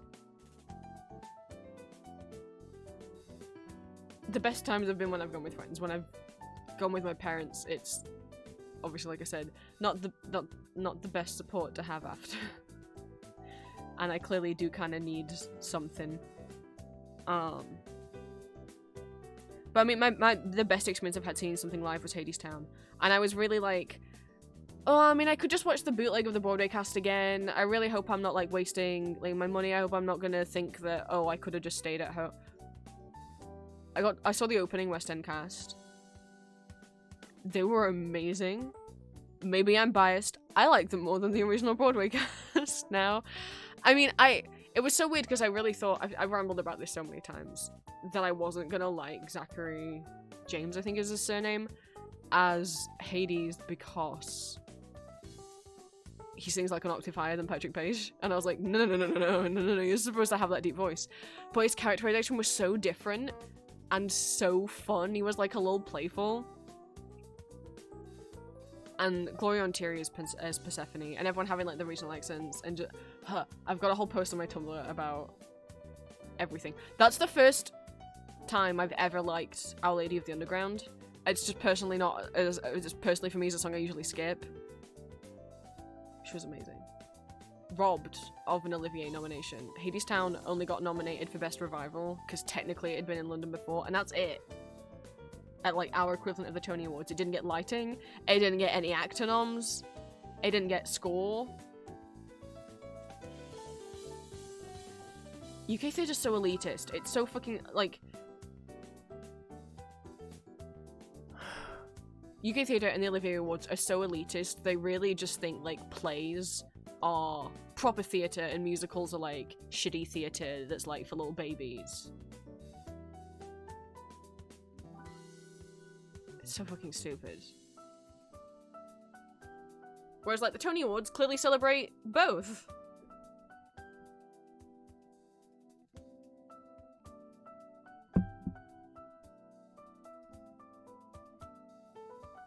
What are we talking about being scared of going? Are we talking about being scared of going to theatre or the Minecraft movie? Because Ellie mentioned the Minecraft movie. Which is a thing which maybe Americans don't know. I was just, oh my god, I was answering an ask earlier where someone was saying that, like, someone sent me an ask saying, like, they just finished their first year of college, and I want to make it clear. USA Americans, I am talking to you exclusively right now, because normally other countries don't seem to have this problem as much, and I'm not trying to be mean, but I need you guys to realize, and I think it's because you know, all of us in other non-USA countries grew up watching a lot of American TV because that's the majority of shows that are on TV. Whereas, so we got to see, oh, countries are different from our own because clearly these Americans have different rules and things than us. But Americans are growing up still with mostly American TV, so I feel like they're quite isolated on what you're seeing from other culture. Not everything that you have in your country in terms of like rules, in terms of like shops, school systems, it's universal. So like I got an ask this morning saying that like they just finished their first year of college, and I need you guys to know that like I really hope that person's from America, because if they're from America that means they're like 18 or 19, right? In England that would make them 16 to 17, which would make them a minor and not supposed to be on my blog talking to me when I make 18+ content. My blog is 18+, right? Like, college in America is what they go to when they're 18+, because they're still in high school at 16, 17, and 18. High school is what, like 13 to 18 or something in America, and then college and university, like, I kind of mean the same thing over there. And it's for when you're 18+. In England, you go to high school until you're 16, and then college is when you're 16 to 18, and university is when you're 18+. And I don't think that's a thing an American thinks about when talking to me. It's saying like, "Oh yeah, I'm in college." I'm like, "What do you mean you're in college? Like your version of college, or like you're over 18, right?" Like, it's what I always have a moment of, what the fuck do they? Oh, they're probably American. And I bring that up in response to the Minecraft movie because I don't know. Ellie, that's so wild that happened because that's not normal for us. So Americans might not know. Your cinema culture. Because also when I say theater, we don't call cinemas theaters. We don't use the term movie theater. Theaters are like where you see plays, and theaters are places with stages where there's plays, musicals, operas, ballets. Movie theaters we only call cinemas. Like if I say theater, I'm talking about like a theater, right? But bye Green, have a good time. Feel free to tell me, feel free to text me. Feel free blow Perpetua a kiss from me. But in America, their cinema culture, it's not too unusual from what I've seen in cinemas there for the audience to make noise and clap or cheer or shout things out. That is not normal in UK cinemas. You shut the fuck up. You shut the fuck up when you're in a cinema. So to hear you say that even in UK cinemas for the Minecraft movie, people have been like clap it. That's on everyone I've seen talking about the Minecraft movie is insane. I just keep seeing people saying that it's like they went to see the Minecraft movie and everyone in the theater was like cheering every time, like all these kids in the cinema were like cheering every time the movie said a thing that was from Minecraft. Like, oh, they said the name of a thing they said creeper. Like, what the fuck? I get it's kids. But what the fuck? How much grime and trash does it have to clean? Wait, what is the Minecraft movie trend? Oh no. I mean, from what I'm gathering from context clues, it's some kind of trend where you mess up the theater. Don't litter, like. No, I used to love going to the cinema, Drowsy, because it used to be a thing that I could, like, do as an activity with my dad, and my sibling went a couple times, and with friends that I had back in high school. I've never experienced anyone throwing food. Any time I've been to the cinema, I've never experienced anyone throwing food. I've never experienced anyone throwing drinks. I've never experienced anyone shouting or yelling or cheering or making any noise. Anytime I've gone to the cinema. The reason I stopped going, okay, one time I went and the seat that I'd booked was like covered in like I'm gonna hope it was sherbet. They had to go get me like a seat cover.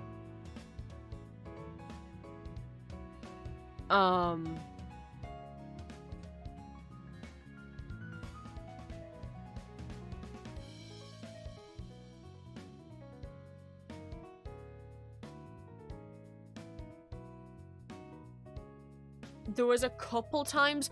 Here's the other thing that was happening. Towards the end of me stopping going to the cinema, I swear it got louder. It wasn't just me. There were other, like, people I was with was like, this is the loudest movie ever. This is not how loud it usually is. Like, I was like, I saw the same movie in, like, the cinema that was local to my university, and then I came home for the holidays, saw the same movie again in a different cinema. I was like, I can't sit in here. What the fuck? I'm gonna be in pain. What the fuck? My dad went and asked them to turn it down, and I was like, I would never have the confidence to do that, but it started getting to a point where there was a couple times I went where it was way too loud. There's a couple times I went where they, like, forgot to turn the fucking lights off. And someone would have to go out and tell them. That's probably just maybe that's just a shitty theatre chain, I don't know. I said theatre! Look what you've done to me! But for the most part, my experience going to the cinema was fine and enjoyable. But it just started getting too loud and not comfortable. And then the pandemic happened, and obviously no one was going to the cinema. And over that time and the few years after, I had like a big old mental breakdown and started unmasking and had my whole autism burnout thing and figuring out that I was autistic, and I can't go back to a cinema. Just the idea of it, I'm like, no, I would rather sit and watch a movie at home. If the cinema experience was more like, because now it's just everything feels so much hyper. Like, it feels like the screen's way brighter than it used to be. The volume is much louder than it used to be. The smells of other people's food is stronger than it used to be. Like, it just all feels like since that break, little like unmasking thing that happened, is like I've never been like, I'm much more affected by things than I used to be.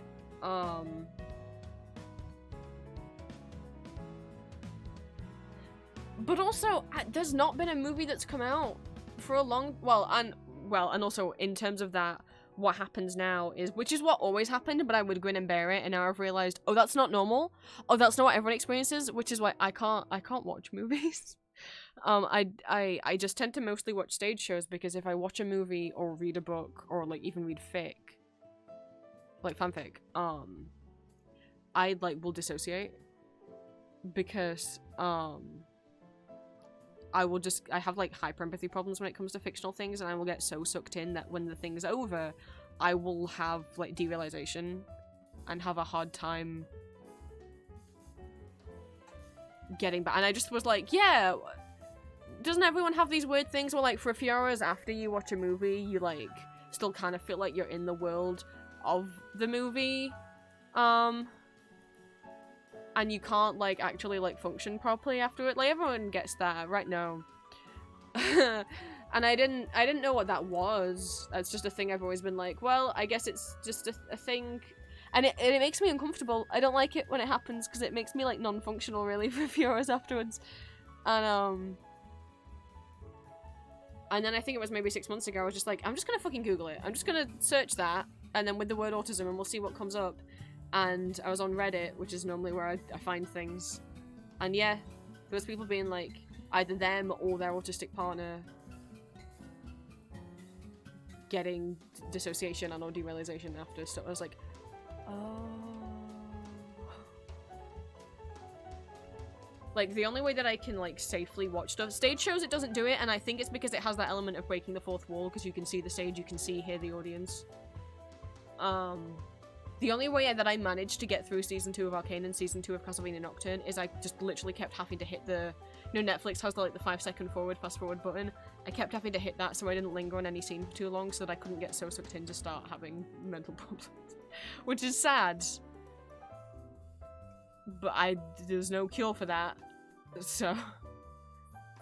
And that's the other reason why I stopped going to the cinema. But it's been so long since there was a movie that interested me. I can't do Marvel movies anymore. It's not superhero fatigue. It's MCU fatigue. It's MCU fatigue. It's cinematic universe fatigue of like, I stopped watching Marvel movies for a bit, and now if I want to get back into them, I have to watch like 10 movies that I missed out on, plus like probably 4, maybe 5 different TV shows that I missed out on, and I don't have that in me. You know, I was big into the MCU for years, and then I stopped with Endgame, that fucking fat-phobic piece of shit fucking movie. I'm still so pissed about it. And the people that would argue that it wasn't fatphobic, there's nothing wrong with Fat Thor. And people would argue, but the movie's, the way that it deals with him is fatphobic. And people would be like, no it isn't, because when he gets his powers back at the end, he doesn't suddenly magically get thin. It's like, that doesn't make it not fat. Throughout the entire movie, all of his so-called friends, like the other Avengers, constantly make fat jokes at him. The entire fucking movie. As soon as they see him, they make jokes about his depression and mental trauma, which is completely valid because he literally, like, Ragnarok takes place like a week before Infinity War. Like, he just lost his dad, his sister, he found out he had a sister that he didn't know about, and then she also died, Loki, Heimdall, half of the people on Asgard were killed by Hela, and then half of the people that survived were killed by Thanos on the ship, and then half of the people who survived that were killed by the Snap.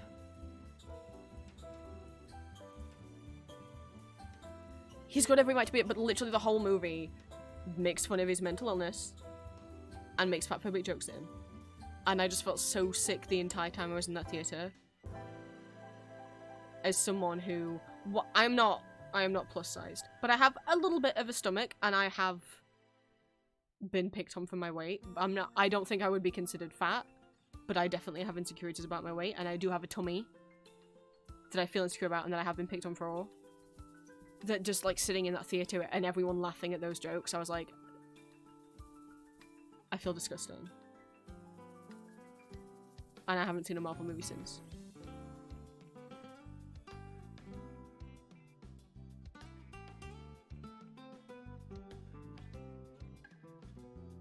Justice for Fat Thor. But Thor didn't get justice. They decided to make him a stupid character. Like, he started off... I really liked him. Because he was like the Avenger that was like the serious, smart kind of dad friend, especially after that arc he goes through in the first Thor movie. No. Then they just decided to make him an idiot, jokey boy who's an idiot. And then in the next Thor movie that came out after Endgame, Love and Thunder, they have a scene, which I didn't fucking watch, but I heard about, and I was like, I'm glad I didn't fucking watch, where he gets stripped naked, non-consensually, and then is paraded naked in front of a bunch of people, non-consensually. And then, like, they pick on him, and he's, like, so uncomfortable and wants his clothes back. If they would not have done that fucking scene if that was a female character. Because it's a guy, haha, funny scene, everyone in the audience laugh.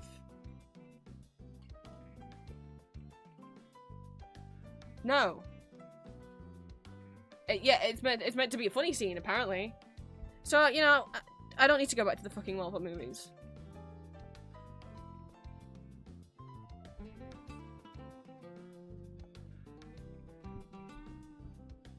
The only thing that I gave a chance after Endgame, I watched WandaVision, I thought it was okay. I watched the Loki series, which started out, I thought it was going to be okay, and then became a transphobic piece of shit. I never watched season 2. I have a whole video essay on my Empty Masks YouTube channel if you want to hear exactly how transphobic and gender fluid phobic, if that's a word, it is. And being in the Marvel fandom around that time, and being openly trans in the Marvel fandom around that time, was the first time I experienced getting death threats online. Thank you, Loki. Thank you, Marvel, for that.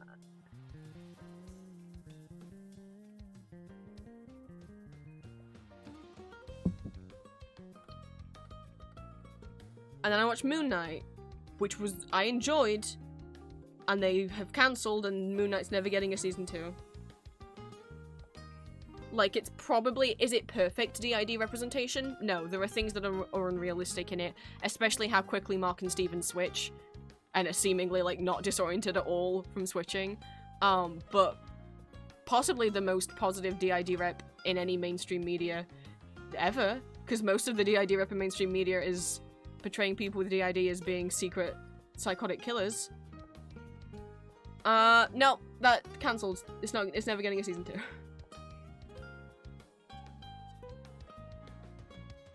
And that's the last Marvel thing that I watched. And now, I'll be honest, I was watching a video that was talking about, I think it was one of Pineley's videos, about, yes it was, about franchises, about cinematic universes, and the ones that are still going and the ones that we've lost, boo-hoo. Like, obviously Marvel's still trying to keep going strong, even though their movies are making less and less money. They're not doing as good as they used to.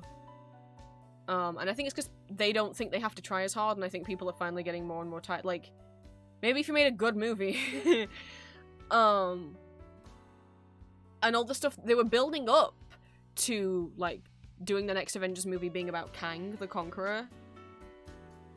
And they set that up through multiple Marvel movies and through the Loki series, tying it all together, and then the actor who was playing Kang got arrested, I think? At the very least, did crimes. And so they fired him.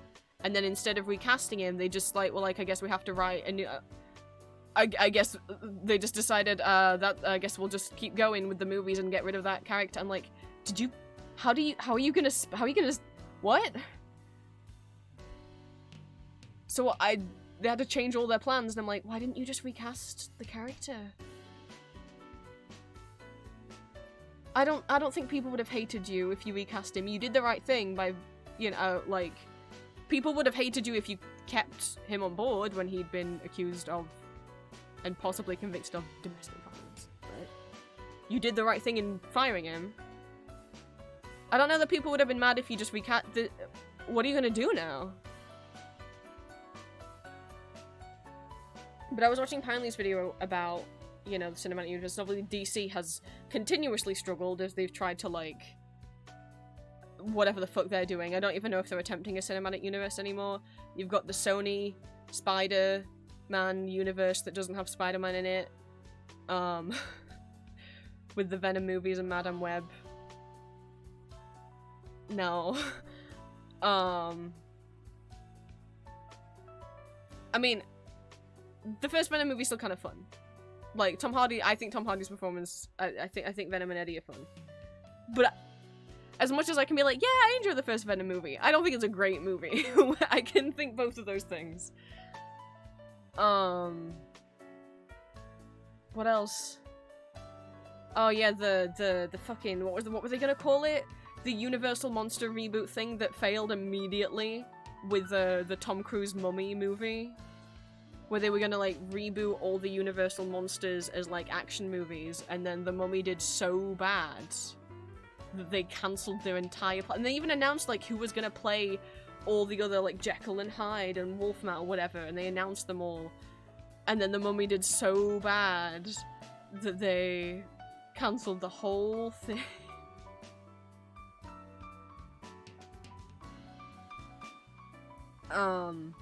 But I was watching that video and he mentioned that the new Fantastic Four movie isn't part of the MCU. It's kind of its own standalone thing, and I was like, really? Or at least it's not going to be super tied into the MCU, and I'm like, well, that's actually quite a plus, because I just think with Marvel, even if all of the movies were good, they're gonna run into a problem of children who want to get into the movies, or parents who want to get their kids into the movies. Those kids are gonna have to do fucking homework. Like, you can't take your kid to watch the next Avengers movie in theatre without sitting them down and making them watch 25 movies first. And not even 25 movies, because, like, you can't watch Doctor Strange 2 without having watched the WandaVision TV series. Like, let's say, like, let's use Doctor Strange 2 Multiverse of Madness as an example, because I don't know what movies have come out really since then. That if you wanted to go in and watch Doctor Strange 2, you might just think all you need to watch is Doctor Strange 1. No. Wanda's in it, and is like the villain-ish, right? So you need to watch WandaVision.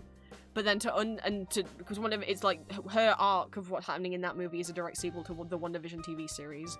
But in order to understand the WandaVision TV series, you'll also have to watch like every movie that Wanda's been in. So you'll have to watch Captain America: Civil War and Avengers: Age of Ultron and Infinity War and Endgame. So now that's 5 movies and 1 TV series you need to watch in order to understand Doctor Strange 2. However, as you go back and watch, if you just want to be able to understand the characters that are in that, and you just want to know Wanda's story, okay.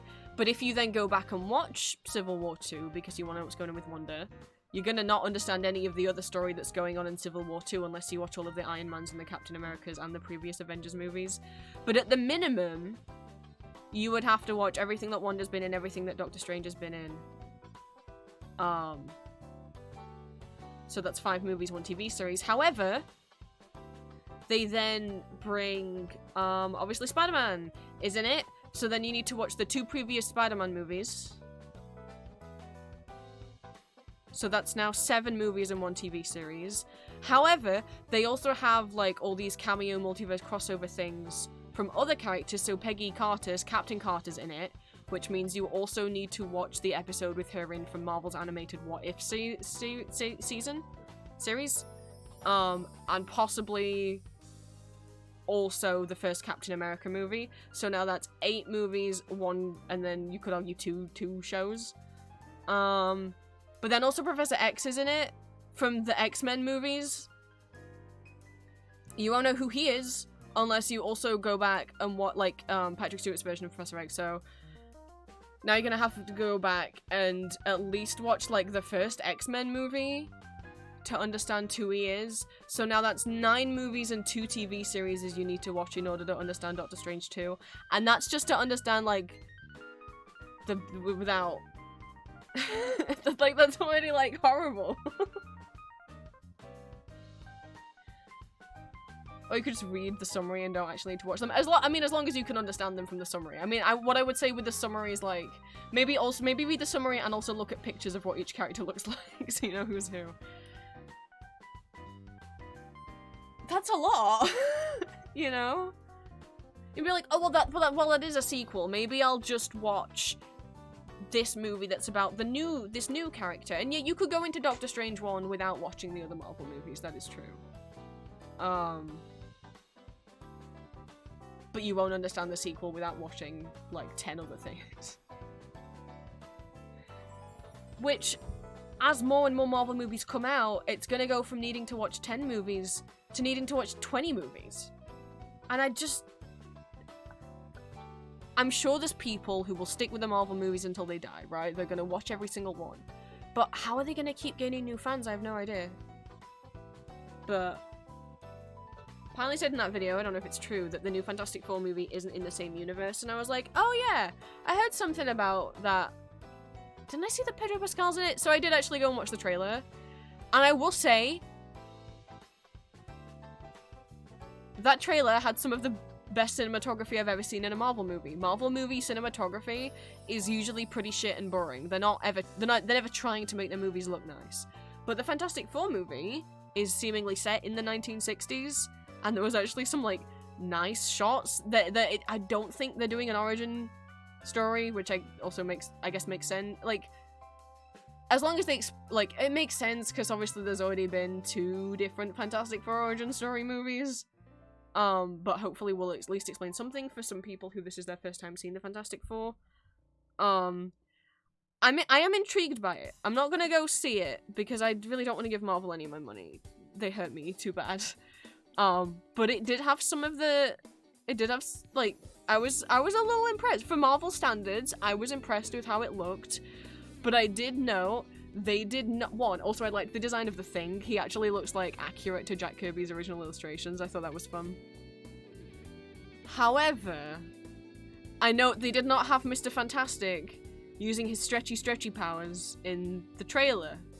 And I do have to wonder, Because I think inevitably the problem is whenever you adapt Fantastic Four to live action or any kind of three-dimensional state, how to get for people that don't know, Mr. Fantastic's power is that he stretches. He can stretch his body and his legs and his neck and every part.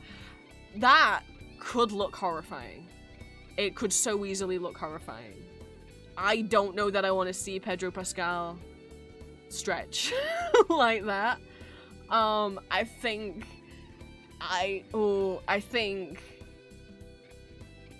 he didn't. Someone pointed out in the comments that he didn't use his powers in the trailer, and I was like, oh my god, you're right. How bad is it gonna look? Like? Even the best CG. Like, the thing is, even if it's like amazingly photorealistic, that I think is still gonna look horrifying. I think maybe his stretchy powers were meant for 2 dimensions. I don't know that Mr. Fantastic was meant for 3 dimensions.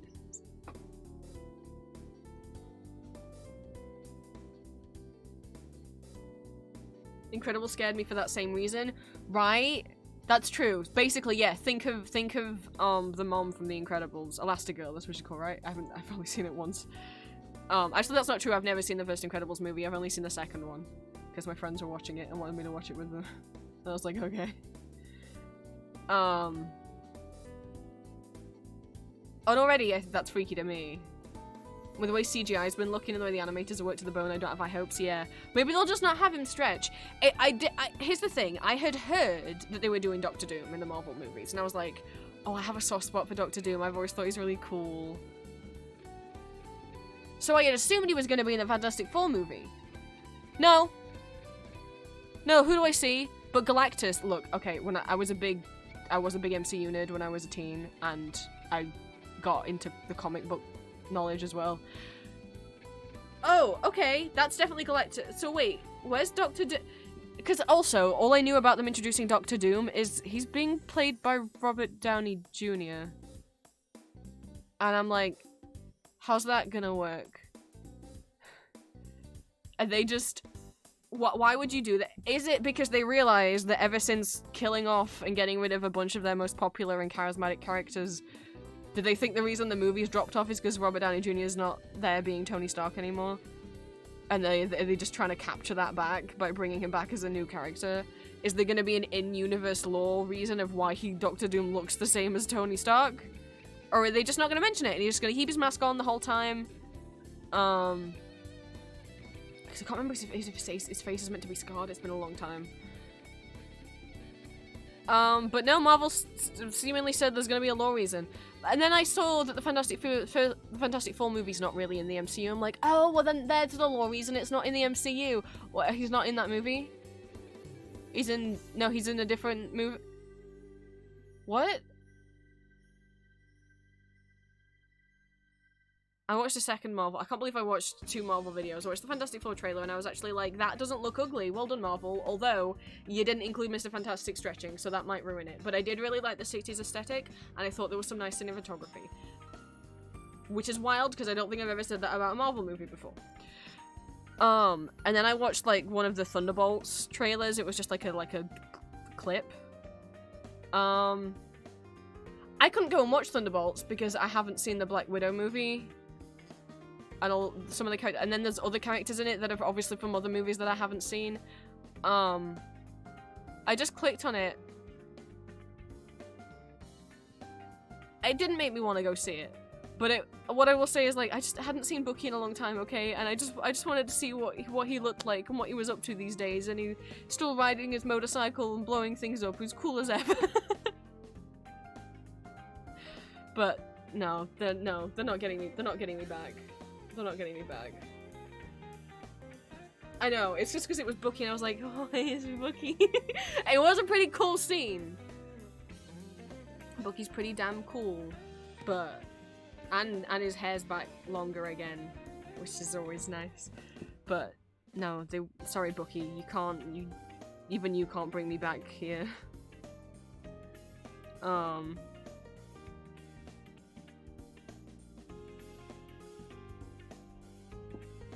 We were talking about cinema stuff, and I know a couple of people mentioned Nosferatu, and I will say, because I was saying, like, there's not been a movie in years I've wanted to see. I used to go see every Marvel movie, but not since Endgame. I would agree with you on Nosferatu being the only movie of like the last 5 years where I've been like, ooh, and like kind of excited by. However, I personally cannot watch it because I can't do horror. I find horror really fascinating. I think horror just seems to be a medium where people can really like get creative, or more willing to get creative and experimental than other genres.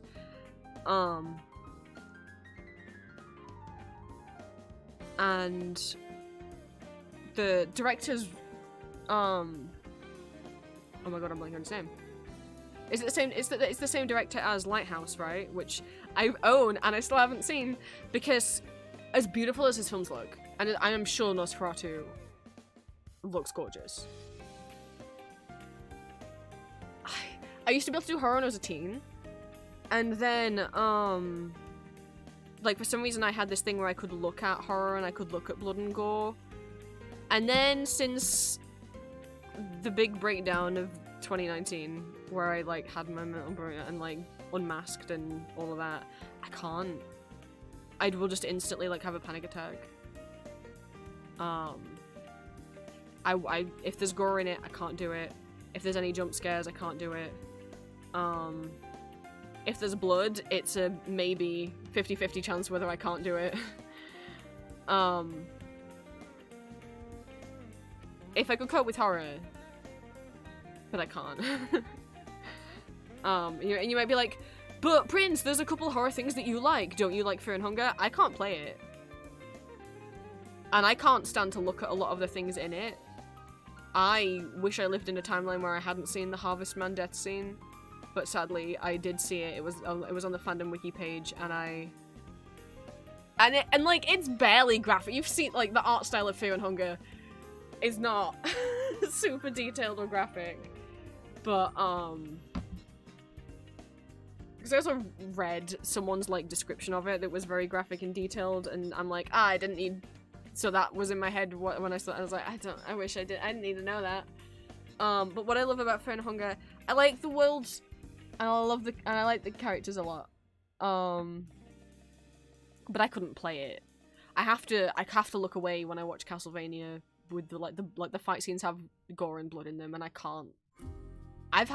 When I watched Castlevania was it the first time? Or I was rewatching it? I don't remember, but I remember that it was either the first or second time I watched it, and I was watching it with someone else, and it was during, I think it was season 1, when the night creatures are like descending on, I can't remember what the village is called, where Lisa was killed, and I had to tell him to pause because there was a particular shot of some kind of blood violence thing, and I had like a little meltdown, so I can't risk it. I have to be real careful. And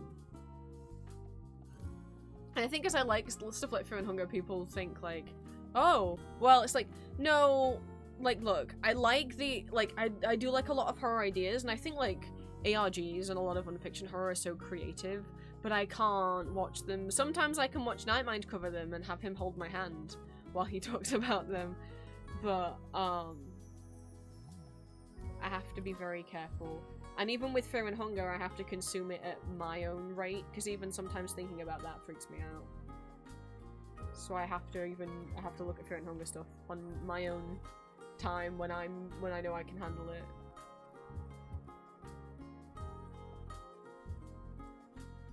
I mean, granted, have I kept up to date with movies coming out? No. But the few times where I have looked, I remember last year just typing in and looking at what movies were coming out, and the majority were remakes and sequels. And remakes and sequels. And franchise stuff. And sequels. I'm sure there must be some like original indie movies and stuff coming out. Obviously I just haven't known that, you know, I have to be careful about what movies I watch in general now, because I fucking dissociate. But too black and white minded, people can enjoy stuff without enjoying every aspect. Yeah!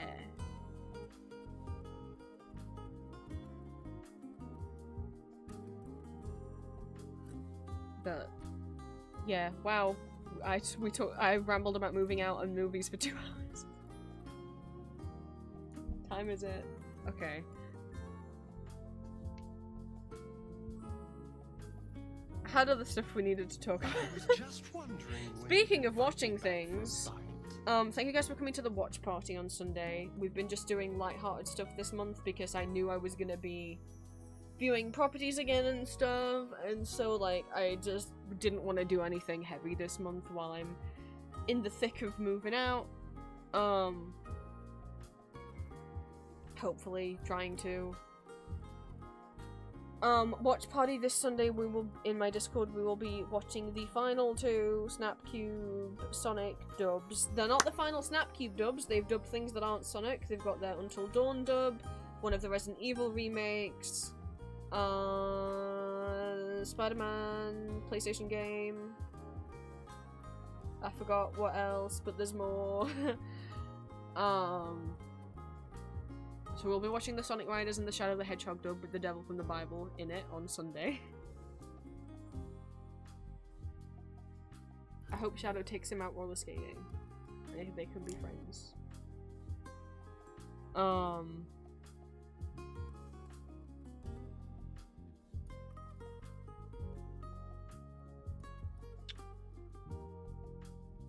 And then final thing, let me get... Oh, I didn't get my Ko-fi pages up. Most people already know, but for those that don't, let me go get the pages up. I have an announcement to make.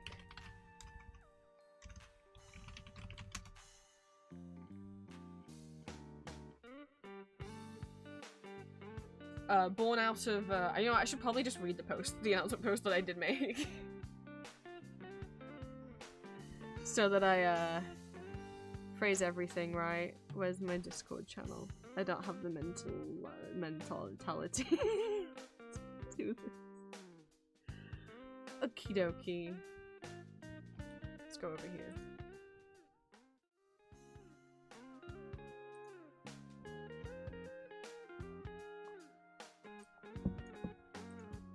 Sadly, Oliver, that is not my announcement today. For the first time in over a year, I can't believe it had only been a year. Apparently I closed them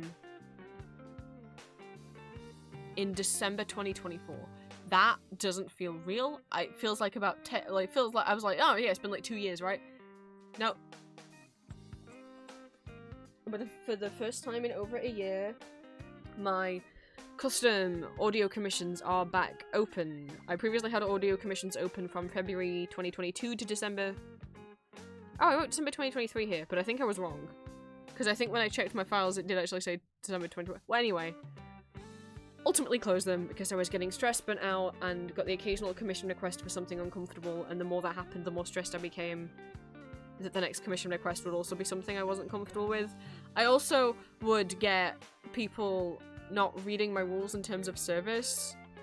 Because you're supposed to message people before you order a commission off them. There might be some artists and people that don't require that, but the majority of people do, because you've got to discuss your idea first, because what if the artist wants to say no?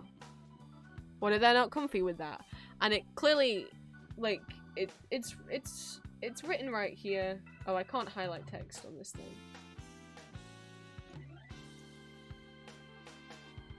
It's written right here.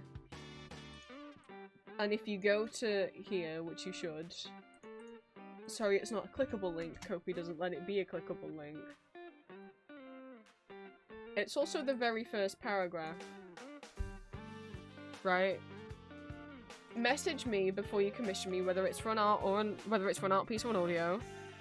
I've already had 2 people. I mean, thank you guys so much for people who've already commissioned me. I've had 1 art commission and 5 audio commissions since I opened these Sunday night.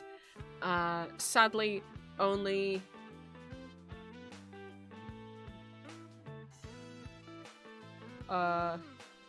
two or 1 person has done it correctly. 2 people, 2 or 3 just paid straight away without actually talking to me first. And then I had to be like, hey, please don't do that. Because what if I don't want to do your idea? I need to, like, please, like, it's a bit disrespectful, like, please give me the opportunity to say no. What if I don't want to do your idea Also, I need more information out of you anyway, probably than what you gave me. But if you've requested something that I'm uncomfortable with, I've got to say no, I've got to refund you, and then I'm going to make a loss. Because let's say someone pays £30 for commission, and PayPal are going to take £3 of that, I'm still expected to refund them £30, but I only got 27. You see the problem with if you just order something off me straight away?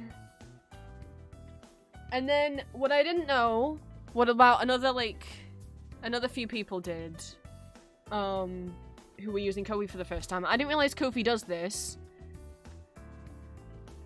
If you, make a Ko-fi account for the first time, apparently they get a pop-up saying, donate to the Vampire Prince to start talking. No. A few people donated money, and then in their donation message said they wanted a commission.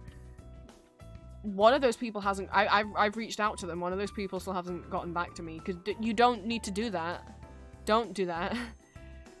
One, I'm not charging you to message me. So you could save your money. I mean, thank you for the donation, and if you want to give me a donation, of course you're welcome to. But you do not need to donate to me in order to message me. That's not a thing. The reason why Ko-fi is saying that is because, yes, Ko-fi's rules are that you cannot message a creator.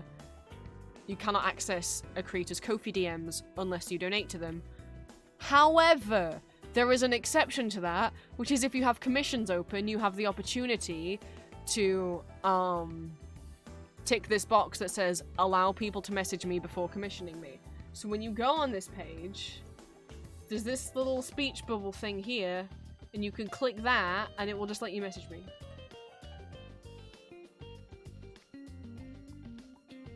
I'm only taking requests for commissions over Ko-fi DMs, because it will just be too hard to keep track of everything if they're everywhere else. So, while they're staying open, and I appreciate everyone who apologized for doing that wrong, it was kind of disheartening to be like, okay, well I closed commissions because I was stressed and also because no one was reading my rules, to then reopen my commission and immediately 5 out of 6 people didn't read my rules.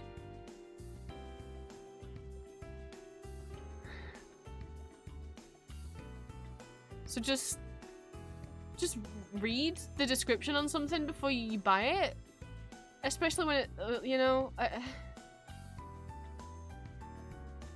it was just a bit frustrating and upsetting. I'm not mad at anyone who did it. In the moment, I was pretty upset. But unfortunately, I didn't have to turn down any of their commissions. All their ideas were things I was comfortable with. So, nothing ended badly. Just make sure you read things. Cause, someone did say oh, I just thought that it probably said the same as your audio request guide. It does not. It's different from the audio request guide because this involves money. There's certain things that I will take audio requests for, but I won't take commissions for. I'm not offering multi-character audios in the commissions because I don't know how to charge for that. That would take so much more time. You can't commission me to have Ambrose and Arden in the same audio. I'm not taking commissions for those things. And obviously there's things like refund policies and turnaround times. Of course there's going to be more information than the audio request thing. So just make sure you read everything, please. And don't be scared about messaging me about commissions. Or about, and I'm glad some people haven't been. I know, especially if you're asking for a not safe for work thing, you might feel nervous to be like, I want this thing, and it feels like you're confessing something about yourself and what you're into. But look, the first commission request I got was for kinks that I've never made audios for. But they're not on my will not record list. I'm not going to expose the person. I'm not going to talk about everything that was in the audio, and obviously I'm not going to say who they were. I'll say part of their request, there wasn't many kinks they asked for, and I can try and fit in as much. And honestly, they were really, really help. They wrote like a massive paragraph of like, here's like how I imagine the whole thing playing out, and I'm like, I got you. Like, you can send me a few prompts, but the more detailed the better, and I don't want you guys thinking, some people were like, are you gonna be able to fit all this in? I get, because usually my not safe for work audios are like 40 to 60 minutes. You might be nervous that I won't be able to fit all of your idea into a 15 to 20 minute. I can. The reason why my not safe for work ones are normally 40 to 60 minutes, you've got to bear in mind that at least like 20 minutes of that is usually the safe for work preview that goes up on YouTube, because I need to have a substantial safe for work portion to be able to get a YouTube video out of it and have it monetized. You can't monetize something that's under 8 minutes. So you won't be getting that massive safe for work chunk necessarily at the beginning. And also, like, I'm free to ramble when I'm doing my own improvised stuff, because without a strict deadline, I will just kind of lose track of time. I can fit things into shorter audios. Honestly, which is the reason why it is 5 to 10 minutes for safe for work and 15 to 20 for not safe for work, is from my own experience. I don't do very well. I can't make long audios from commissions. I just have never been able to. When I used to let people go up to 40 minutes, I really, really struggled. I can't do a safe for work commission that's over 10 minutes. I struggle to even stretch them to 10 minutes. Because I've got to be much more careful of, I can't just say anything here, because I don't know if that's going to make you uncomfortable. I've got to stay within what you've said is fine.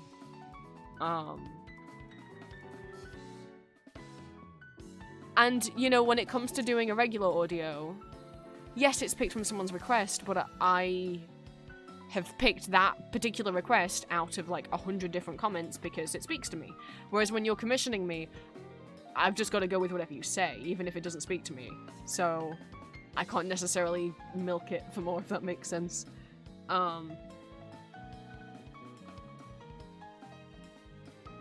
But, like, please don't worry about telling me what kinks you want in your audio. Like, obviously, if it's something on my will not record list, don't ask me for it.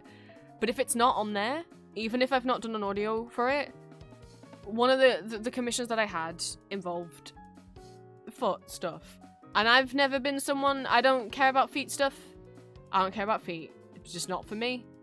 But it's not on my will not record list. And while I did not expect to get asked to do that for an audio, I don't give a shit. It's not something that's like triggering or upsetting for me just because it's not a kink for me. It's like, okay, and this is acting, and so what? So like, so I did it. Like it's just acting. If it's not something that's triggering for me, it's just fiction. Like I don't mind. Like, while I'm never gonna do that probably in a regular audio request because it's not something that I'm particularly into, and so I'm not probably gonna make off my own back. Yeah, getting a commission for it's fine. Like, getting a commission is a way, like, if there is like a character that you want that I don't seem to voice as much, or if there's a particular scenario that you want but you've been nervous to request it publicly and have it like publicly credited to you or something, go ahead. If you want a commission because you specifically want the character to say your name, go ahead. Like, that's what I think you're getting out of a commission versus the public audio, I hope.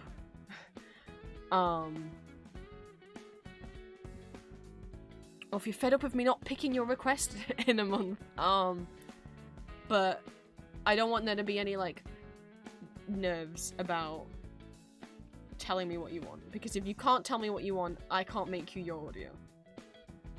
You gotta be able to tell me what you want. Let me keep reading the thing.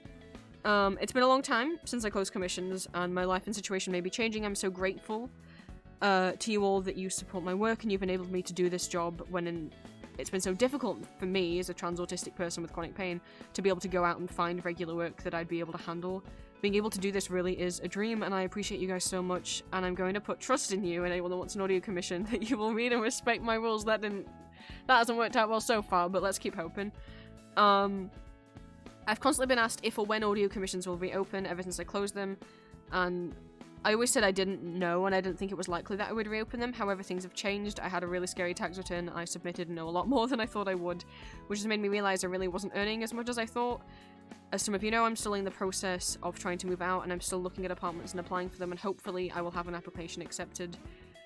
And of course, when this happens, I'll be spending a lot of money on a deposit, moving costs, furniture, a new PC.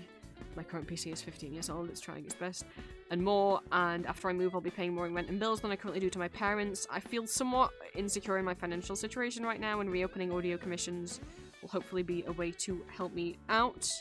They're back slightly different than before. Instead of 7 different time lengths, we've got just 2. There is a 5 to 10 minute option for safe for work audios and a 15 to 20 minute option for not safe for work audios. No, I will not switch those around. Someone asked if I would do a 15 to 20 minute safe for work. No, I will not. Those are the 2 options you have. And it is up to me whether or not it's 5, 6, 7, 8, 9, or 10 minutes. But it will be between 5 and 10. It potentially could be over. It could run a little bit over by a couple minutes. I'm not guaranteeing that. Don't order the 5 to 10 minutes because you actually want 12, you might be getting 5. Currently there's no limited number of slots. I will take as many as I can get. This may change if I get too many to handle. So far, I cleared the board already. I'm very happy. My turnaround time is 1 to 14 days. But I'm gonna be honest. Right. And I don't want you to expect that this will always be the case, but so far I have had a 24-hour turnaround on all of the commissions I've got. Some of them I think I've done within a couple hours of getting them.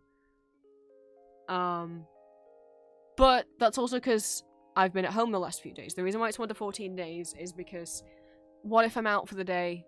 I can't get you that commission the same day you order it. What if I'm away for the weekend, like when I occasionally go to Comic-Con? Then I'd be out of the house for like 4 days. So you would have to wait. And what with moving coming up as well, hopefully it's 1 to 14 days, but at the moment I'm getting them out pretty quick. I have currently cleared the board of them. Like I said, I think it was 5 or 6 audio commissions and 1 art commission. They're all done. They're all sent off. I think everyone's got back to me saying they're happy with them. Thank you for the 2 people that wanted to leave reviews. Ko-fi doesn't have a review system, which sucks.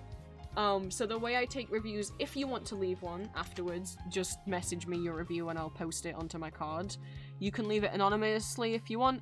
You also do not have to leave a review. But the reason why I asked people for reviews, the reason why I ask, is if you are nervous about placing an audio commission, because I'm sure a lot of you have never placed an audio commission before, I want to give that reassurance that, 1, I'm not a scammer, and 2, that, hopefully that you are confident that I will be able to make something out of the prompt that you want, right? And make something that you're comfortable with. Obviously, if you've ever done an audio request with me, if you're a member of my Patreon and you've left a request for an audio that I've done, then you'll have an idea. Obviously, it's much more personalized if it's a commission. It doesn't have to be. I don't have to include your name in it if you don't want. But sometimes with audio requests, I will take from multiple things and put them together. But the reviews here on my card mostly is just to make prospective clients feel more secure. If you're nervous, you can always go read these and hear what other people's experiences have been like. The bottom 2 are from all of them apart from the bottom 2 are from over a year ago, but the bottom 2 are from yesterday.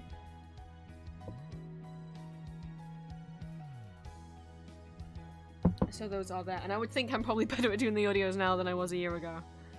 I would hope so. God, the other thing I've been working on last night, oh my god, I finished retagging all of my Patreon posts. I know I put a poll up on Patreon, probably what seems like ages ago now, asking what I should do about the gender tags, because it feels like, obviously I used to just tag things like M4A, or like M4M, male for male, or like M4M, like man for trans man, you know. But I'm like, I don't love those tags. They're just copied from like Reddit, but also I've always been like, that's a bit frustrating. What if you're a trans man and you want to find all my audios for trans men, but you don't care about the gender of the speaker? As long as the listener is a trans man, then you've got to go through like 2 or 3 separate tags. So I put up a poll being like, what would you guys want? Would you guys want me to stick with the current tagging system? Do you want a new one, or do you want a combination? And the winning vote was the combination. So every single one of my audios now is tagged with the regular, like, M4M, M4A, M4F tags.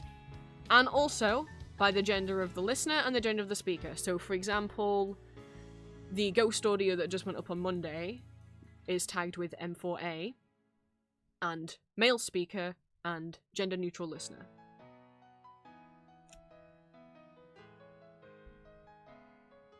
Every single post has those tags on them now. I just need to update the pinned post on Patreon to link to all of those tags. Which I think I've been told by people before that the pinned post on Patreon doesn't work if you're on mobile, but if you're on PC, or if you open the website in your mobile web browser, those are all clickable links. The pinned post on my Patreon is a master list. It has clickable links on there for like every character I've done, every series I've done. But yes, so every single post, all 545 posts on my Patreon. Not all of those were audios, but I don't know how many specifically were audios, but there were 545 posts I had to scroll through.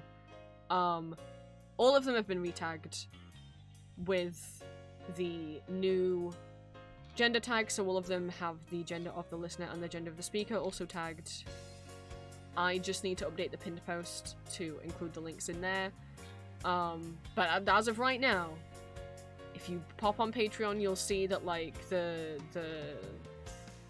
Valentine audio, the most recent Valentine audio, that is tagged with trans man speaker and, well, a few listener tags, because it was, like, AFAB, but not gender specified, so it's tagged with, well, not AFAB, that's the other thing. I was originally gonna like, oh, we'll have an AFAB tag, but I was like, wait, this isn't just AFAB, this is just that the listener has a vulva. That could be a trans woman with bottom surgery, so AFAB doesn't work. So it's tagged, should be tagged with with the usual TM for F, TM for TM, TM for NB, but should also have trans man speaker as a tag, and then female listener, trans man listener, and non-binary listener, I think. Something like that. So, for example, if you are, you want to listen to audios by any of my, specifically only the trans men, those who are explicitly trans men, you can click on the trans man speaker tag. If you want to listen to my audios and you are a woman and you don't care the gender of the listener, you don't care about the gender of the speaker, you don't care if they're a cis man, a trans man, or non-binary, you just want any of the audios that are for a female listener, you don't have to go through like 3 different tags and check the TM for F, M for F, and NB for F. You could just click on the tag that says female listener, and regardless of the gender of the speaker, all of them are going to be there.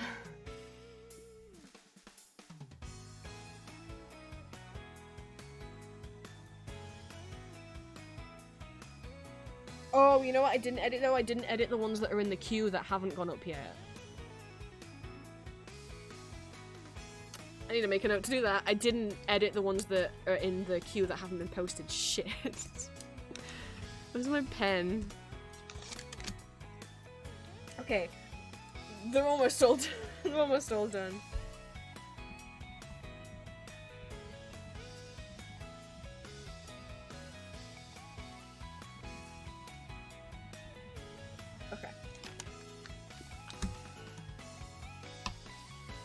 So, audio commissions are back open if you want to order one. Read all of this. No, Barbie, not now.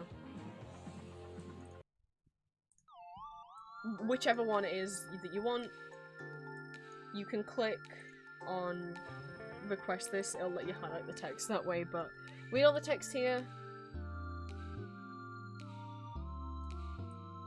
Sorry, these aren't clickable links, but essentially it will describe what you're ordering, and then you can only commission me if you are 18 years old or older. Even for the safe word ones, you have to be 18 to have a Ko-fi account. Also, yeah, I don't want under 18s commissioning me. You can only commission works from me if you are 18 years old or over, even if you want safer work works. By commissioning me, you confirm that you are 18 or older. Read my rules and terms of service before ordering or commissioning me, and then the link is there, which will take you to this page. I know it's a lot of text. Yeah, it just Ko-fi won't. I don't know why. If you want to highlight and copy paste the link, you can click the request this button, and all the same text is here, and you should be able to highlight it. Just don't click go to checkout until you've got permission from me explicit to do so.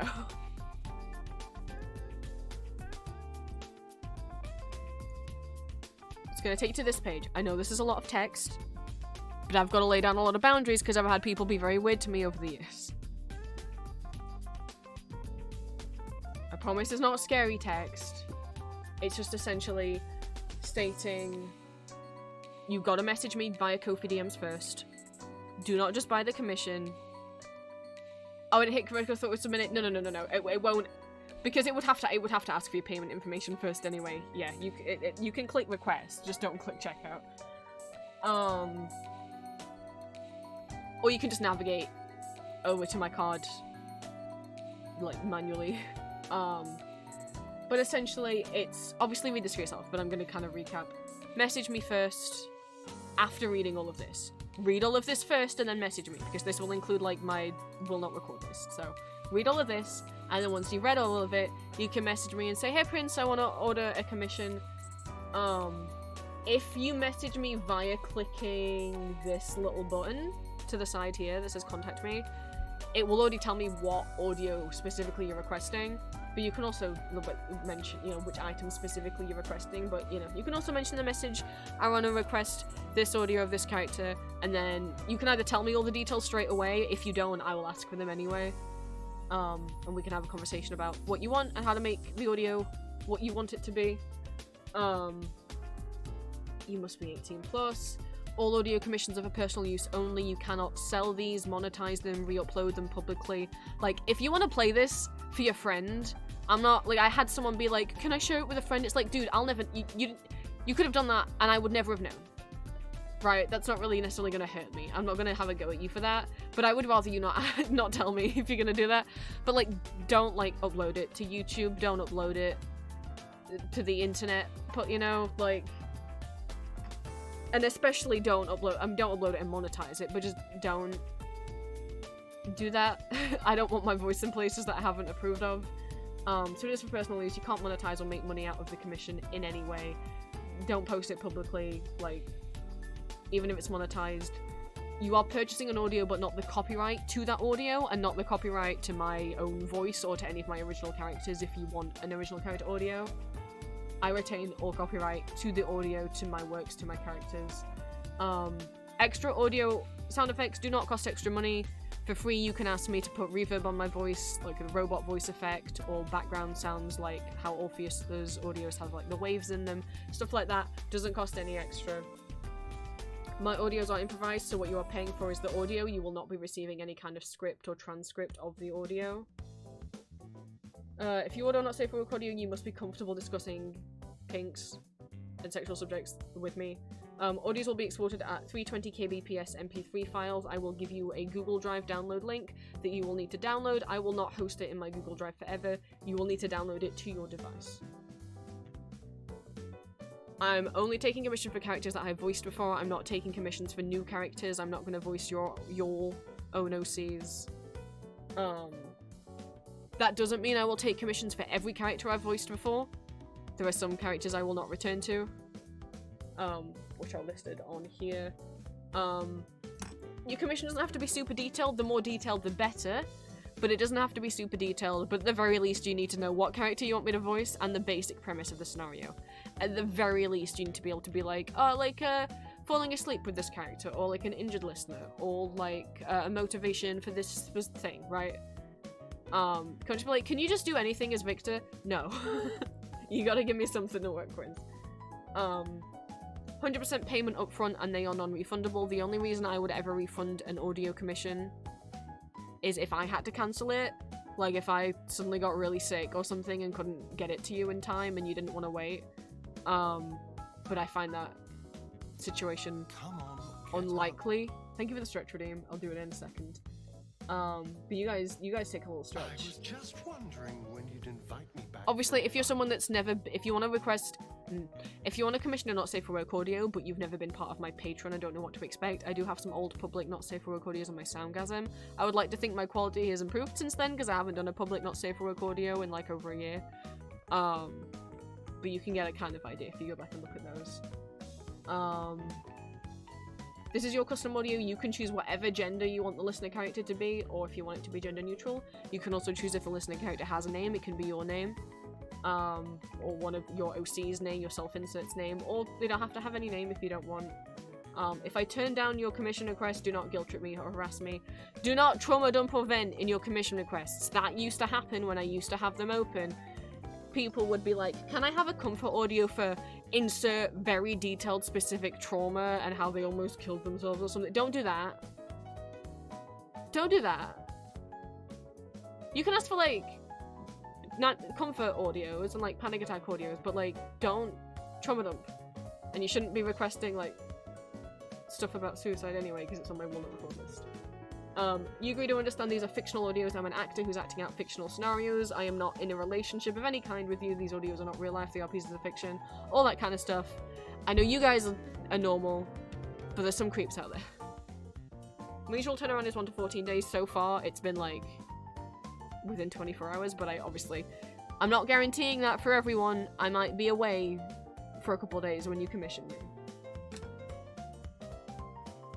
But if there was ever going to be a delay that meant I couldn't get it to you within 14 days, I would reach out to you. And then my will not record list.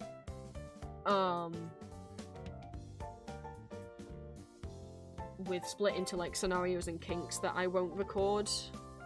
And then also fandoms and characters I won't record. So like scenarios and kinks. This list applies to both my audio commissions and my Patreon audio requests, unless stated otherwise. Also, something being on this list doesn't mean I think it's gross, doesn't inherently mean I think it's gross, or that I'm kink-shaming you. It just means I'm personally uncomfortable about it, or I don't feel educated enough to talk about it. So, I will not voice anyone that's under 18, I will not make an audio where the listener is under 18, or there is a third party present who is under 18. You know, like interacting with a child character, taking care of a child character. I will not do some mental health topics, specifically suicidal ideation, self-harm, eating disorders, incest, including stepfathers and adopted relatives, anything containing bigotry or slurs. Making a comfort audio for the listener experiencing transphobia, that's fine. It doesn't include that. Alcohol and drug use, including any kind of smoking. I'm not going to shame anyone for smoking weed, but I don't want to make an audio about where that's happening. Pregnancy and childbirth, breeding kink is fine as long as there's no mention of pregnancy. Oviposition is fine. Violence and torture, injured listener, injured speaker is fine. Just nothing like graphic. Real world religions, I don't want to accidentally offend anyone. I don't know anything about real world religions enough to do anything like that. Yanderes, I'm just not personally comfortable. Non-con or CNC.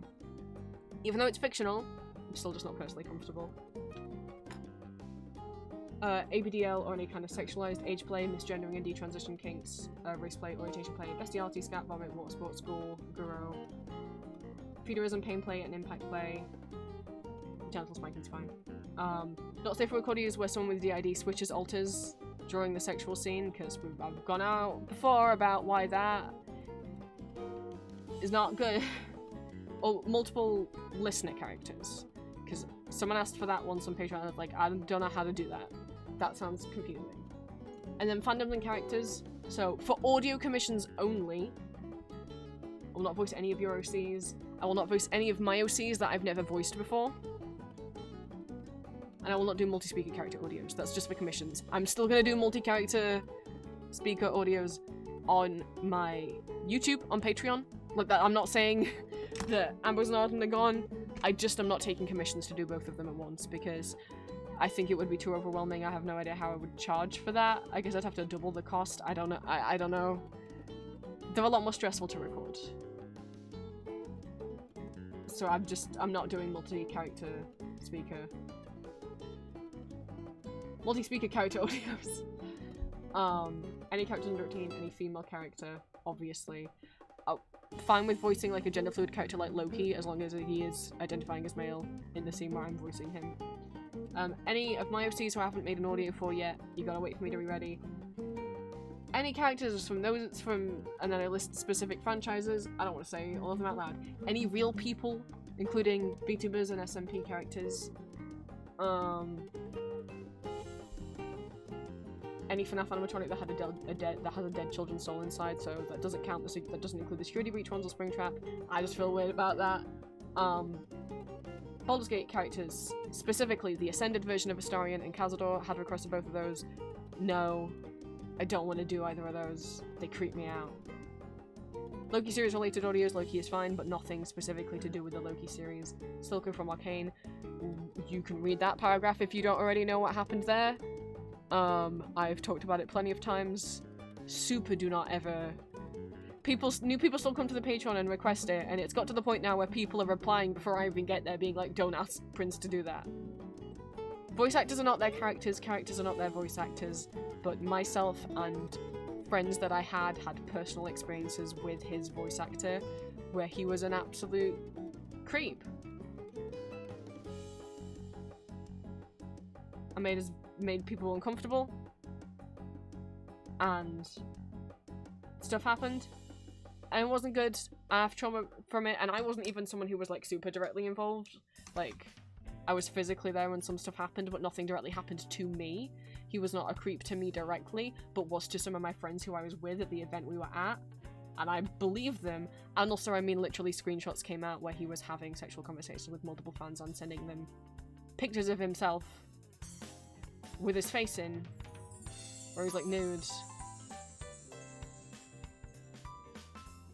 That like, don't look photoshopped.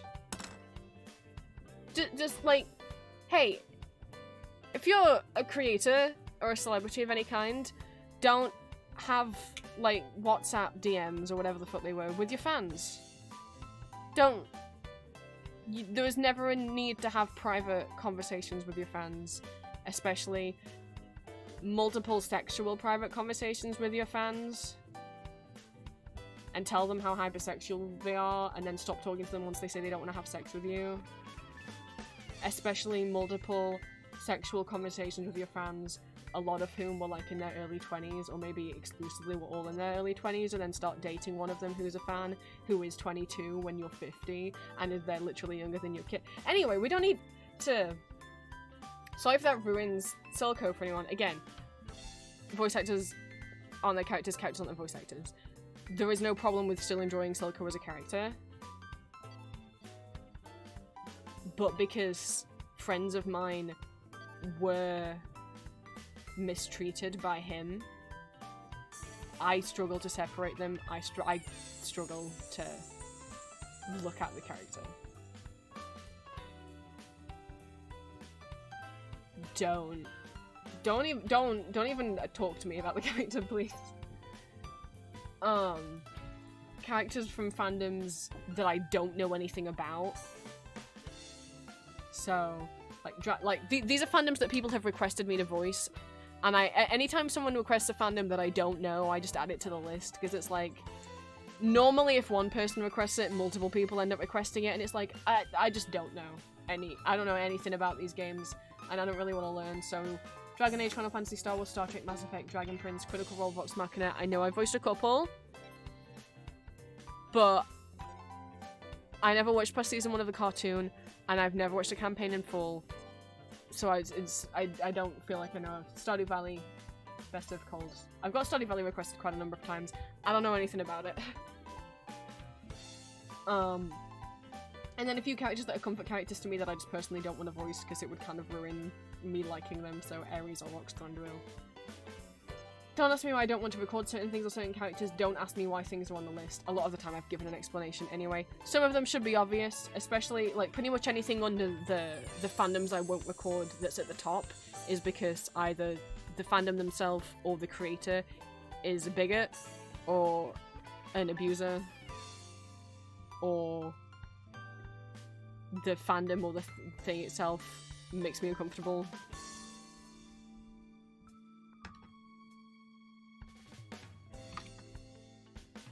for example, I'm not taking commissions or audio requests to voice any characters from Good Omens or The Sandman anymore. I don't feel comfortable with it because of the accusations and allegations against Neil Gaiman, which I believe his victims. But yeah, don't ask why things are on the list. Usually it'll be pretty clear, or I will have explained. But in terms of like why certain kinks are on the list that I don't want to record, don't ask me why. And the answer is because I'm not comfortable with it. Like, that should be good enough. Everyone has different things they're comfortable with in their own boundaries and should be respected. And then my usual thing that disclaimer that I put in the description of every video as well, which is like ASMR and comfort content are not replacements for actual therapy. I'm not a therapist or psychiatrist. Don't trauma dump to me. Don't talk to me about serious, like, triggering mental health issues. That's not what I'm here for. And I reserve the right to update and change my rules and terms of service, and then when they were last updated. And if they ever get updated, obviously that date at the bottom will change. Obviously I'm summarizing, go and read it for yourself as well, but that should really cover anything. Like I said, if there's a kink you want me to do, if there's a kink you want me to include in an audio, and it's not on this list, then it should be fair game. The worst I can do is say no. I'm not going to kink shame you. I'm not gonna make fun of you for requesting a certain kink, like the person who requested the thing with like foot fetish stuff. That's not something that I've ever made an audio for. It's not a kink that I personally have. I'm not interested in making a public audio about that because I don't think I would necessarily enjoy it. But I wasn't uncomfortable recording that audio. You're paying me. I don't mind. I don't mind. Like, just because it's a kink that I haven't done in an audio before doesn't mean you can't request it. The only thing that means you can't request it is if it's on this list. And if it's not on that list, then you can give it a try, and the worst I can do is say no thank you. But I'm not gonna, like, yell at you or judge you or kink shame you.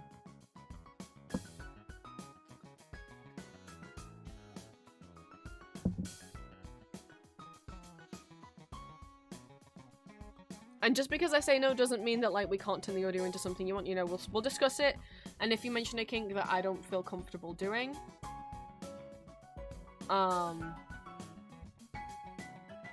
Juju.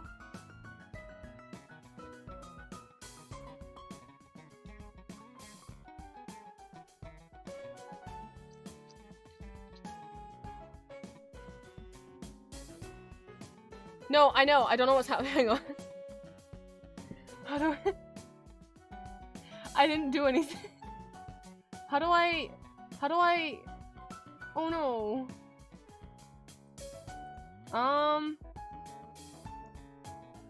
You've talked to I didn't why is it restricting your messages? Hang on. I didn't do this. Can I get in my Twitch settings? Or is AutoMod going crazy? Hi, Juju. I'm so sorry. Twitch?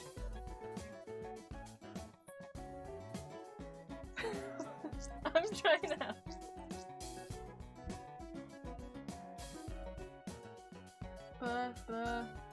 Dashboard. I don't have you banned or timed out, otherwise I wouldn't... It doesn't say that.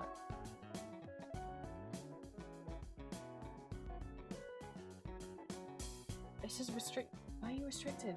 I didn't restrict you. No one else can see you. I'm so sorry. Where is this thing? Settings? Moderation. Is it? Let's pick someone.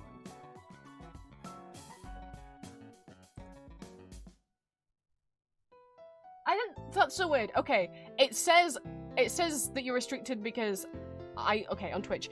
On Twitch, you can share your ban list with other people, right? And so if someone else bans someone from their streams and they share that I have access to their ban list, oh, you're invisible, you can say whatever you want. Not if I read it out loud. So you can have shared ban lists on Twitch. So like if I share my, if like if person A shares their ban list with me, it means anyone that they ban will also be banned for me. But I'm like, that doesn't make any sense. I didn't think I shared my ban list with anyone. And I'm on my shared ban list page, and it says 0. It says shared ban info 0 of 50. So I'm not, I'll show you. You are not currently sharing ban info with anyone. What the fuck? That doesn't make any, what? It says there's no one. Maybe I just turn off shared ban info entirely. And there's no incoming either. I'll just turn the whole thing off. I'm not sharing ban info with anyone because I like to choose for myself. Okay, I turned share ban info off. Are you free now? I wasn't sharing my ban info with anyone. It said 0. I was like, okay. It doesn't say restricted. Why is it flagging you as a suspicious user? Okay, everyone else can see you though, so that's good. Why is it flagging you as suspicious? What have you been doing? Okay, well, it got you out of that, but everyone else can see you now, so that I guess that's fine. That's so weird. It definitely said 0. I showed you guys it said 0. You stopped playing Minecraft? Oh my goodness. Well, hi everyone, this is Juju. Juju also streams. Go follow Juju as an apology. I'm sorry about that. Well, at least it fixed now. I definitely was not sharing my ban list with anyone. I used to years ago, and then I just was like, I'd rather have control, and so I deleted everyone off that. So unless it was still sensing people that I deleted. And that's so weird because, ow, you were talking in my stream, I deleted everyone from my shared ban list a year or 2 ago. I didn't do it for very long. And you've talked in here not that long ago, and it didn't flag you then, and I haven't shared my ban list with anyone since you last spoke. Twitch. What the what the fuck? Well, you're there now. I can see you behind my head on the overlay. So, I don't know what that was about, Twitch. So mean. Homophobic. Where are we? Here we are. I was saying my commissions are back open. If we got through the audio commission stuff, where are we at? Yes, I've also added more options to my art commissions. So the goobers are still there. There they are. No, get them, make them bigger. There we go. These little guys. I don't know why they're blinking like that. I think it's because it's transparent. Kofi doesn't like.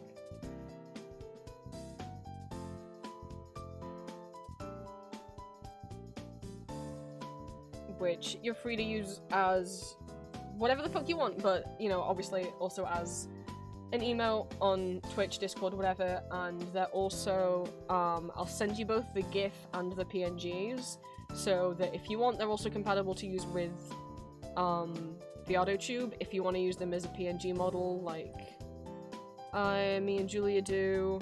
Where is he?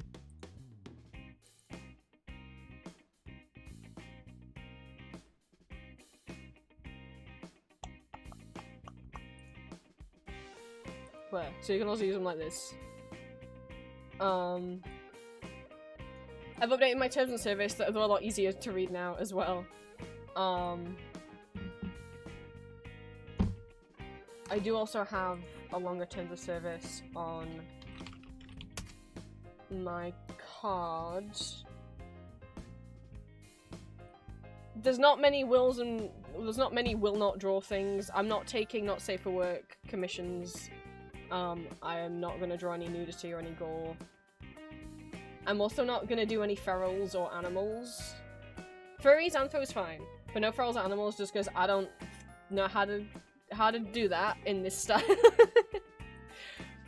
I'm not very good at drawing animals, is what it is. So you can have a cat that stands on 2 legs, but I can't draw you a cat that stands on 4 legs. Oh, you like the new model? Do you? Thank you. I only made it like a couple weeks ago, It's not been here very long, but I'd been really wanting to incorporate like 2D animation into my model for a while. That's what I'd meant to do with my second model that I made like a year ago, and then I didn't because I got scared. We have a bit of rotoscoping on the hand. And the mouth talking animation is not just 2 frames. It's not just open close. And the blinking is more than just 2 frames as well. So we've got Goobers are still here, and then Pixel Chibis are back. I try to include examples of a range of different kind of bodies and anthro human robots in the example pictures.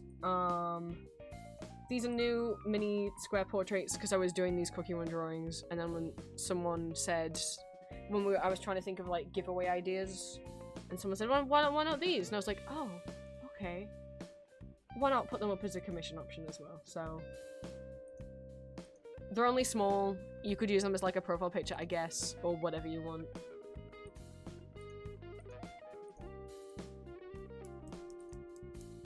And the hug emote ones are back as well. But yeah, you go only rules as well for the art commissions as well. I mean, there's more than one rule, but even with my art commissions, you gotta be at least 18, but you have to be at least 18 to have a Ko-fi account or a PayPal anyway. Even though I'm not doing not safe work art commissions, I would just prefer that. Obviously, there's more rules and stuff. Message me before you purchase a commission, because I want to discuss what you want me to draw, and make sure that you read my rules. And, like, I don't want someone to, like, purchase a commission and then ask for something that's on my will not draw, which is, again, as I said, not very long.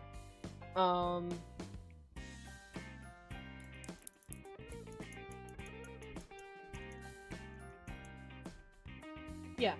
And you can do with it what you want. If you want to use them as emotes on Twitch. Even if someone asked if it was fine to use them as subscriber emotes, because is that counting as monetizing them? No, that's fine. You can do that. The no monetization rule is like. That's very cute. Thank you for the model change redeem.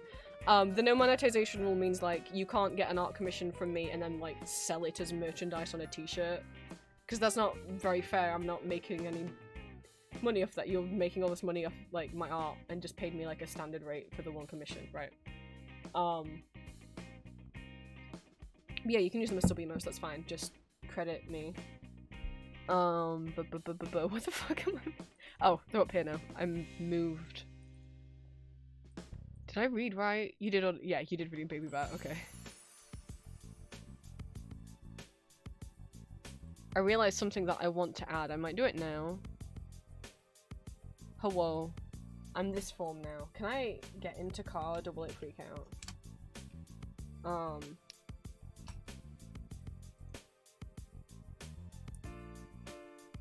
I'm this now. Thank you, Alexa. This was made by Nem on Instagram. The link and credit is in my panels if you scroll below my stream. I can be more things. I can be this, or I could be this, or I could be angry. I could be so many things. This one has expressions and I've got hotkeys set up.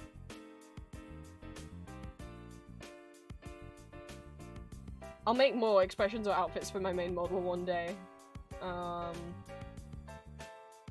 Is me. I'm just a little guy. Hi, Corbu. Come on, cards. I think that's all the announcement things I needed to mention. We finally got through them. It only took 3 hours. Will not draw. I need to add to that because I didn't put fandoms that I won't draw.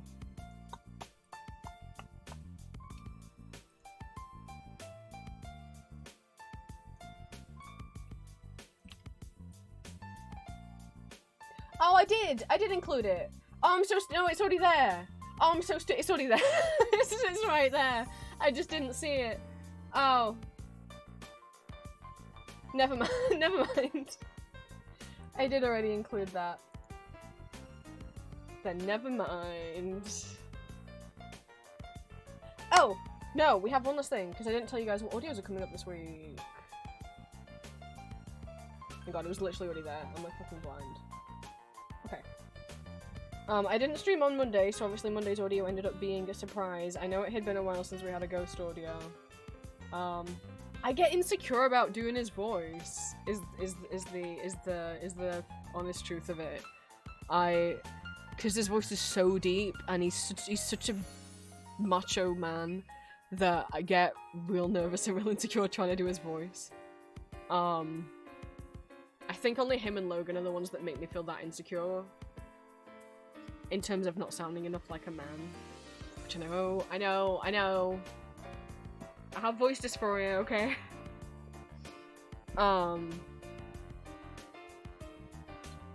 So...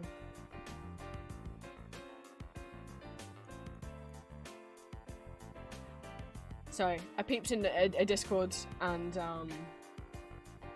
some people in some of my friends in a different Discord I'm in are talking about the set list for Skeletor. I won't say it out loud if people don't want spoilers, but they're doing a song that I love. I'm not seeing the tour, but hell yeah, they're bringing back a song that I love.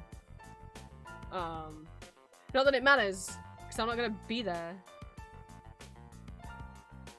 But yay. I don't know if people want to know what it is. It's one song. Do you want one song spoiler? Or not? I won't say it if people don't. But I'm glad. I hope that it's a mix of newer stuff and older stuff, you know?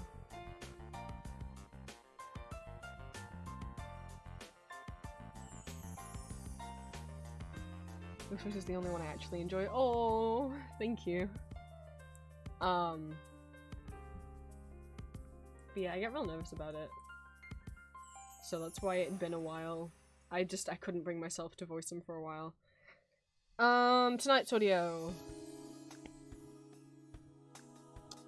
has a bit of a story.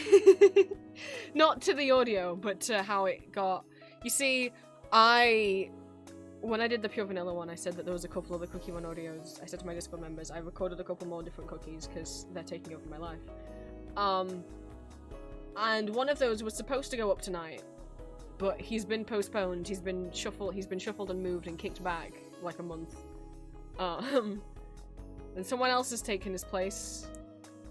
A different cookie's taken his place. A cookie hero is like, I know this is what people want the most. I know this is what people want the most.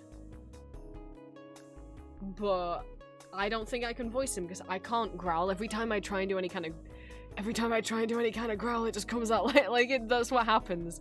Whatever physically is supposed to be in my throat that allows people to growl, I don't have it. I can't do it. And I've watched tutorials and they're like, use this part of your throat, and I'm like, I don't understand what that means. I'm trying and nothing's happening. And it's not... I don't know what else to describe his tone of voice other than kind of like that growl thing. Not growl in the same way that like Wolverine growls, but like whatever it is, I can't do it. And I was like, what if I just like whisper the whole audio? Whisper and softly speak, like more so than usual. And I was like, maybe. But I had just finished recording a commission and then it was like, hey, why don't you just try and like whisper and see if you sound like him? And I was like, no. There's no way that...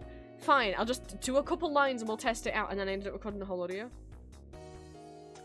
I didn't plan for it. I recorded it midday yesterday and was like, I guess that's going up on Wednesday. I guess it'll take its place.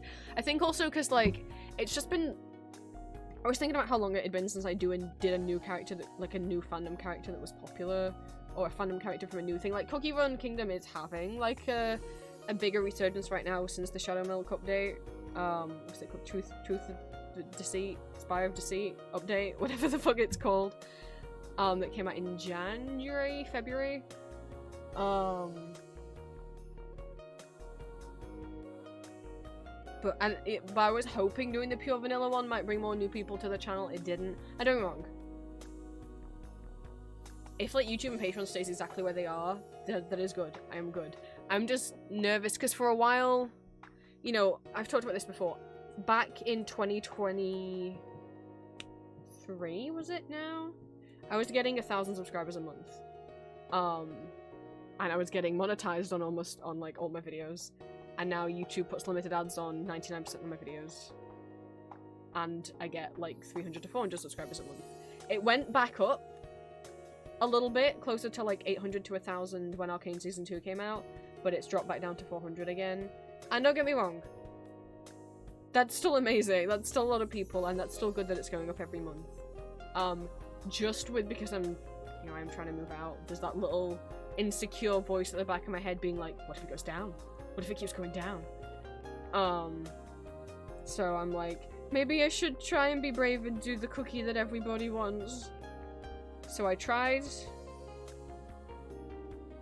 And he's going up tonight. And on one hand I'm like, yeah, let's see how this goes. And on the other hand I'm like, I'm terrified. I'm terrified that new people are gonna find the audio and say I sound nothing like him. There's definitely some lines listening back where I'm like, that sounds more like him than others. It's hard when it's a character that I'm like not super secure about. To both say lines, like improvised dialogue that is in character to what he would say, plus make his voice accurate. That's hard to do at the same time. Especially so when it's a character I'm less secure about voicing. So there's definitely listening back. I don't really listen back, but I was like, I need to listen back to some of this. There were some parts where I'm like, oh, I kind of lost the voice there a bit. I wasn't focusing as much. I mean, at the same time, I'm trying to like voice him in a bit of a serious scenario. But there's some lines where I'm like, there he is. There's his silly voice. And then there's some lines where I'm like, I feel like I lost it because I was too busy focusing on what I was saying rather than how I was saying it. I suppose that wouldn't happen if I had a script. You guys wouldn't want me. No.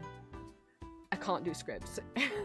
I was re-recording my Patreon outro because I needed to update it because it's a new month, and also I wanted to add the audio commissions were open to the outro. So I wrote it out, and it's literally like maybe like 300 words. And it took, I think I had to re-record it like 20 times because I can't read text out loud. I stumble over my words. Either I just like start mispronouncing things or slurring my words or stumbling over them, or I'll just read them in a different order than what I wrote them down and be like, Britt, that's not what it says. That's not, redo it, that's not what it says.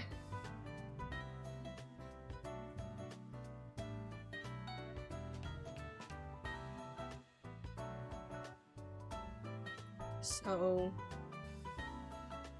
there's a cookie tonight. I don't know why I didn't just say who it was, because obviously part of me revealing the audios in advance, if you come to my Twitch streams, you get to know about audios in advance. Oh wow, I didn't realize...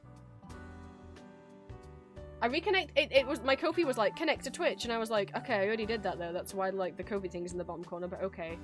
That's new. It has like a little alert at the bottom that says... I'm streaming right now. I've never know. Maybe that's always been there and I've just never been looking at my own Ko-fi page when I'm live.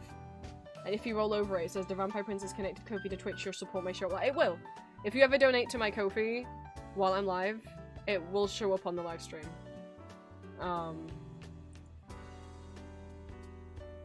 Did it change anything else? No, okay, it just says that. Maybe I've just never looked at my own Ko-fi page while I've been live.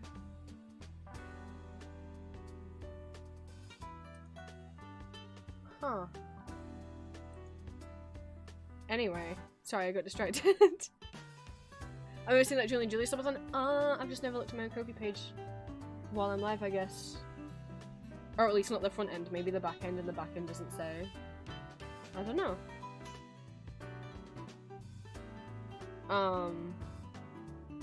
I got distracted. What was it? Audios! So, tonight, for those who don't already know, I gave a hint in Discord and said it was a blue cookie, and those who haven't guessed from me saying it's the one everybody wants, it's Shadow Milk. And I don't think I'm doing the best impression of his voice, and I'm sure some people will still think it's fine. But I think maybe if newbies find it, they might not think it's fine, and I can already like feel like I'm gonna get comments of like, you don't sound like him, and I'm fearing, I haven't feared this in a while, of getting like You sound like a girl comments. I haven't had those in a long time, but I'm kind of scared. So if anyone wants to leave a nice comment on the YouTube upload, feel free. I'm a bit scared about mean ones being there. I'm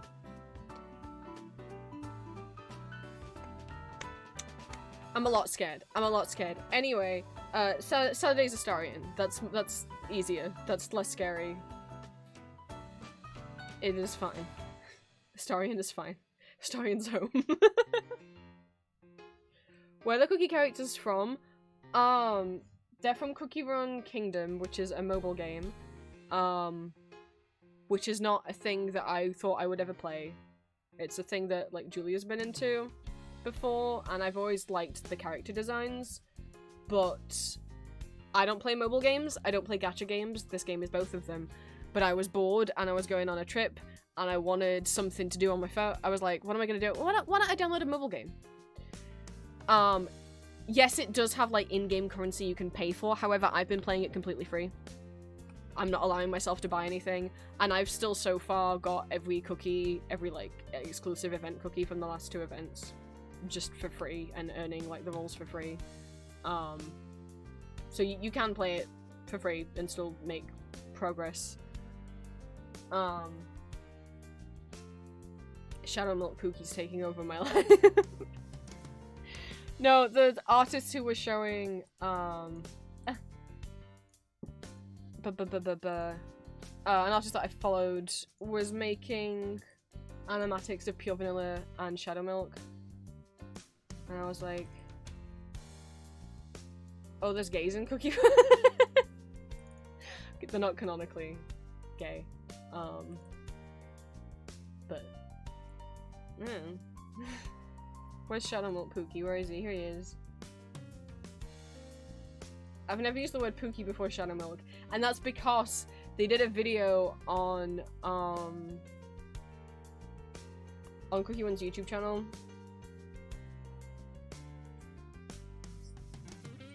where Shadow Milk is, like, doing a tier list of all the cookies, and when he gets to vanilla, he's like, oh, my silly vanilla, my Pookie bear.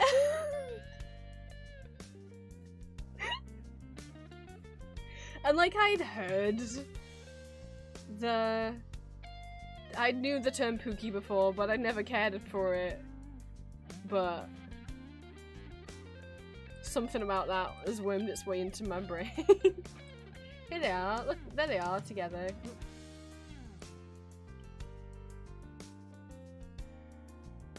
Maybe they'll kiss one day. Maybe they'll kiss. Maybe they're about to kiss. They're pretty dang close. I mean, they're touching each other. They're making contact.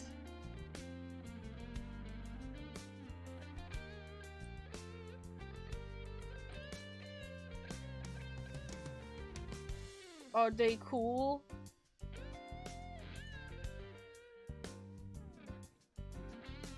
And Shadow Milk made a room in his place just for vanilla, and he made it look like the Vanilla Kingdom rooms. I mean, yeah, it's got some eyeball. Don't mind what's under the bed. Isn't that so thoughtful? He, like, made it look like Pure Vanilla's home. Yeah, there's some touches of him in there, but he even made him a plush of himself. I'd love a plush of my girlfriend. Don't mind the eyes under the bed. It's fine.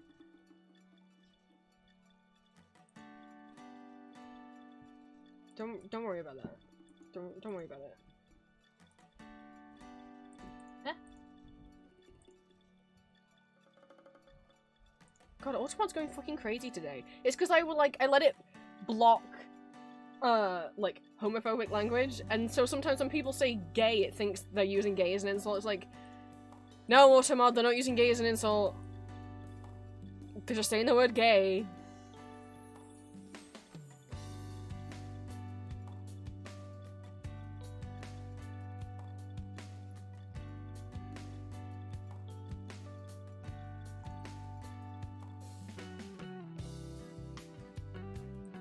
Yeah, we shall see how this do. I'm kind of scared.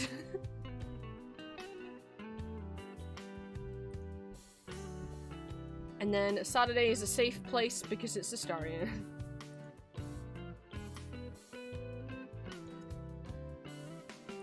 Don't have to worry about anything there.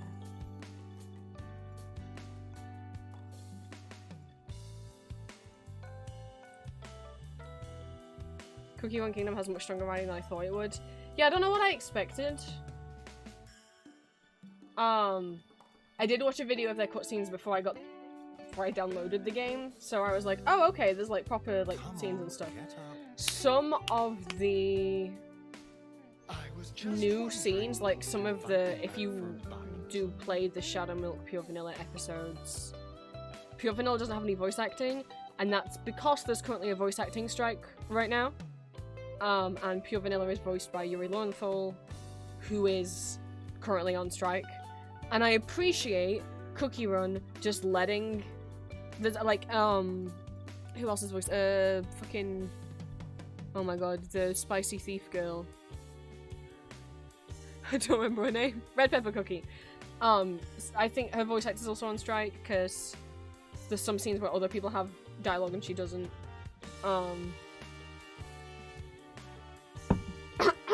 Fully in support of the voice actor strike, obviously.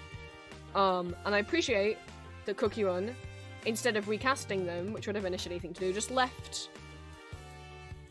the voice lines blank. I know it's sad, but as soon as the strike finishes, I'm sure they'll try and get those lines recorded, because I would love to hear Pure Vanilla's voice acting to Shadow Milk when he's all awakened and he's like, I know you're lonely, Shadow Milk, but you don't have to be. You could come with me. Let me be your friend. I want to hear that. Voice acted. But I appreciate them, yeah, and understand them just putting the episode out without any voice acting.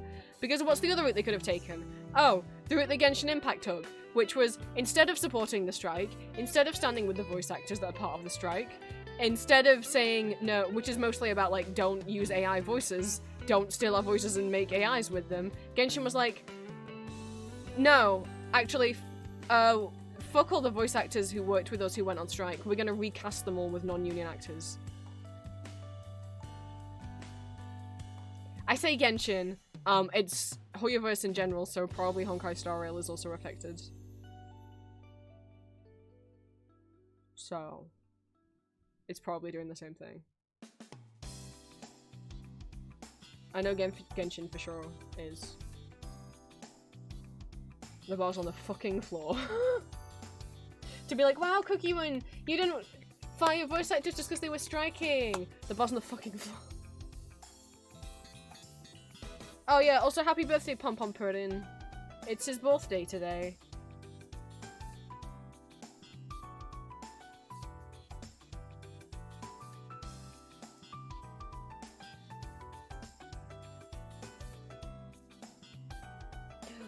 Green's in line. Green's been live blogging.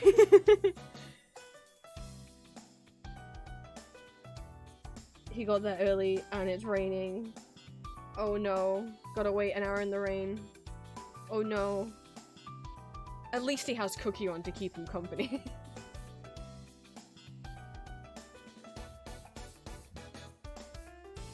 What else can you do in times like this?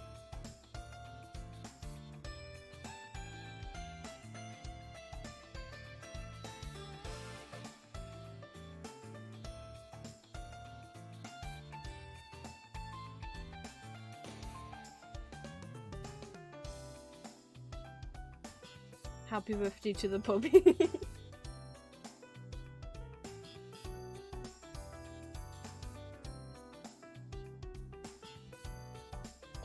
Green posted Ghost Fit.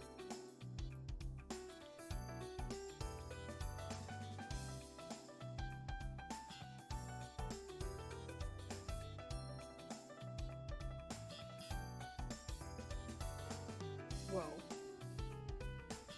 Sorry, I'm just checking Discord to make sure I didn't miss anything while I've been streaming.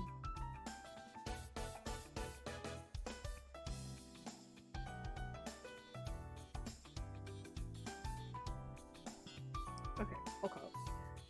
Did I have anything else on my list of things that I needed to mention? Didn't know there's a strike. Yeah! If you go on Neil Newbon's YouTube channel, he has some videos about the strike and this group that he made. Does he call it Pixel Pack? You know what? I'll just go find it. Getting together a bunch of voice actors who are also on strike. Mostly video game voice actors. I think exclusively video game voice actors. And getting them together to do this, like, nice little photo shoot, which you might be like, how's that helping? It's like, when do video game voice actors or voice actors in general get to do, like, nice photos? Like, they're not, we all know they're not taking it as seriously as, like, live action actors, right? Even though a lot of the time voice actors are also doing the mocap work. Not always, but voice actors deserve more respect and deserve to not have their voices stolen by AI. Hi, I only do silly YouTube voice acting, and I've had my voice replicated and stolen for AI twice. It felt incredibly violating.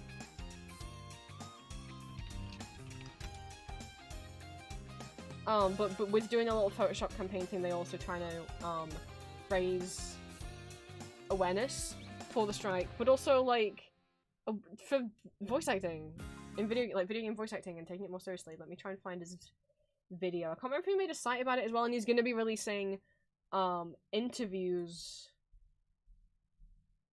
with the voice actors as well. It is called Pixel Pack.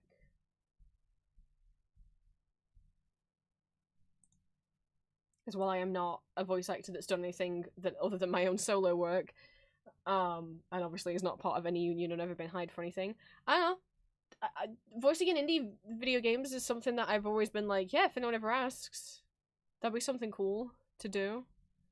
I've never put myself forward for anything because I don't feel like I have a good, like, reel I could show off. And I'm kind of nervous of, like, am I good enough at reading scripts? Am I good enough at conveying dialogue that someone else wrote? I don't know. But if ever a friend or someone I know wants to, you know, have like any needs voice acting for a project, I'm here. Play his old video. People that don't know, I know most people here do know who Neil Newbon is. The actual voice of Astarion from Baldur's Gate 3. Heisenberg from Resident Evil Village, and Gavin Reed and Kamsky from Detroit Become Human, among other things. I'll play this video. You got so many people in here. My name is Neil Newbon. I'm an actor, director, producer. I'm most known for currently playing a certain pale vampire type darling called Astarion. Hello. Yeah, Hi, so Hills, thank you Pixel so Pack much. was an I idea forgot to that I mention had that. this year, based on many I was showing this video from Neil Newbon because we're talking about the current voice acting strike, and someone mentioned they didn't know there was a strike, so I was like, I'll play this little video of him getting a bunch of voice actors together and doing this, like, nice photo shoot. Because how often do video game voice actors, or voice actors in general, get to do, like, nice photo shoots and get interviewed and stuff? Not anywhere near as much as, like, live action actors. But yeah, I forgot to put that in the title. Yeah. Yesterday we hit 1,000 followers on Twitch. Thank you, Hills, for the reminder. Yeah, that's a big milestone. Holy shit. I feel like it feels like so much more on Twitch than it does on YouTube. I don't know why. It's been a big number that I didn't know if it was gonna happen. I don't have any current plans. We will do a celebration. I don't have any current plans for it because I thought I was gonna get accepted on that apartment, and I was like, cool, we can have it tied into the moving out donathon, but I got rejected again twice this week, so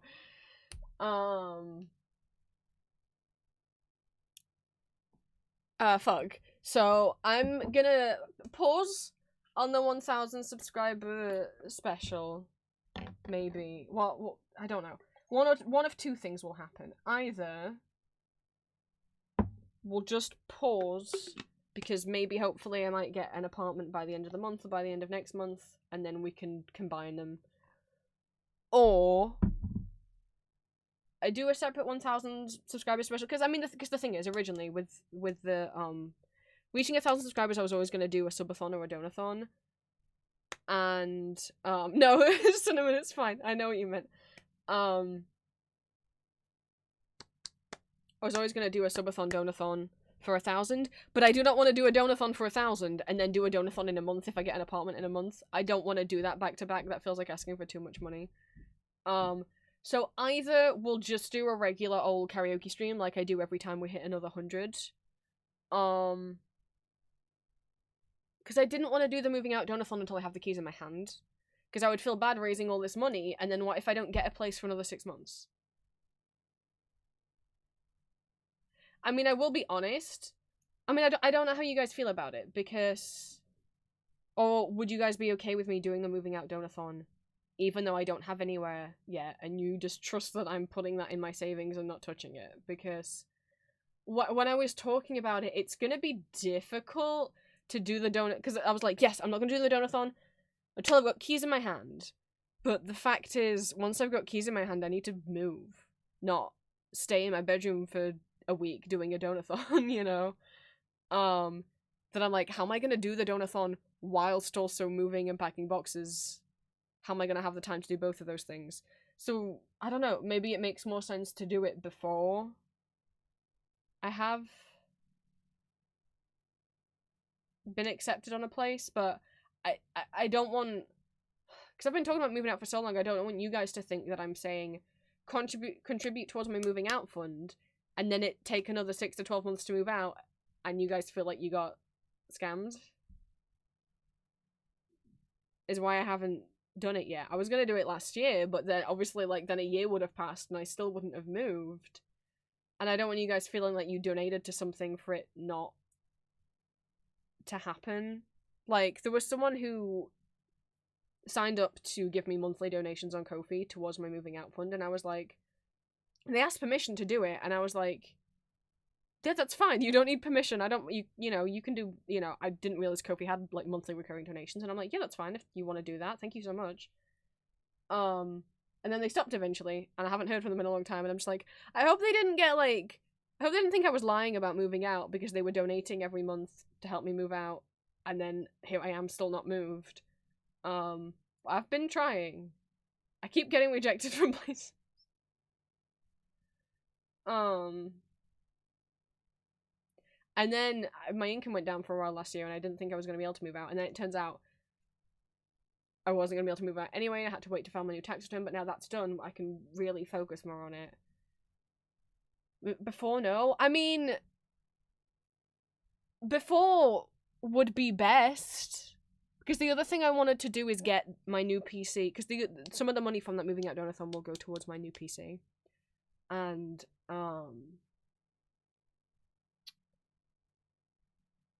I wanted to get the new PC before I move, because it won't be a pre-built, me and my dad will be building it. My dad built my current PC, and all of his PCs, and my siblings' last couple PCs. And the reason for that is just because I would like multiple hard drives in one, and I'm a nerd who wants a Blu-ray drive. You can't buy a PC with an inbuilt Blu-ray drive anymore. My current one has one. We can always just take the one out of this one and put it in the new one. I want a disk drive. And obviously if it's like, well, if the money from that's coming from the donathon, and I'm moving, how are we gonna have enough time to order all the PC parts, build it before I move, while doing the donathon, while packing? Because I was talking about this on stream last week. I was like, how is that gonna work with me, like, packing boxes while also doing the donathon? I mean, I guess it's fine if the donathon's a couple days, but if it ends up being like the one we did last year for Julia's dental bill went on for like 21 days, I don't want to delay moving because I'm streaming. No, for real, choice, because like when I got my laptop that's broken, but that was what I took with me to university. I didn't bring my PC with me to uni. I needed a laptop. I specifically was like, I need a disk drive. I want a disk drive. And in order to get one with a disk drive, it's massive. I think a lot of laptops are like 12 or 15 inches. I think this one, this dead body over here, I think is 17. It's big. It was bigger than anyone else's laptop, and everyone was like, why the fuck do you have one that's that big? I'm like, because it made it a lot heavier, and I was like, I just wanted to play DVDs. I just wanted to watch movies in my room after when I moved to uni.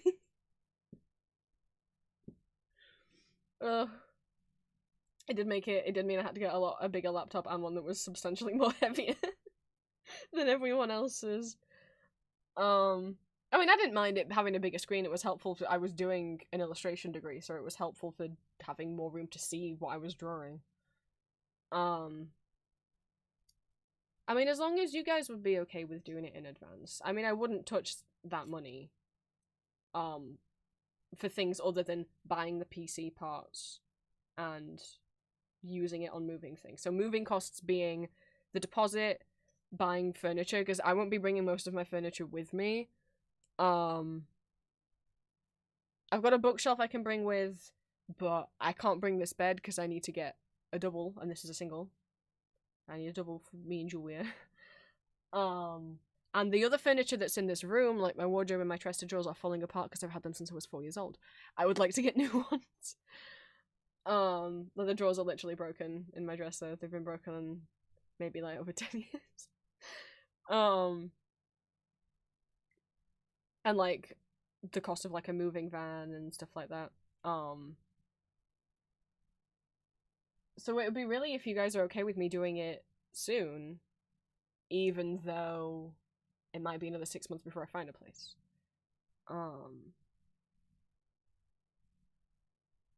Okay, I was just like nervous that like people might be annoyed if I do it, because I keep saying I'm moving out and then I keep not moving.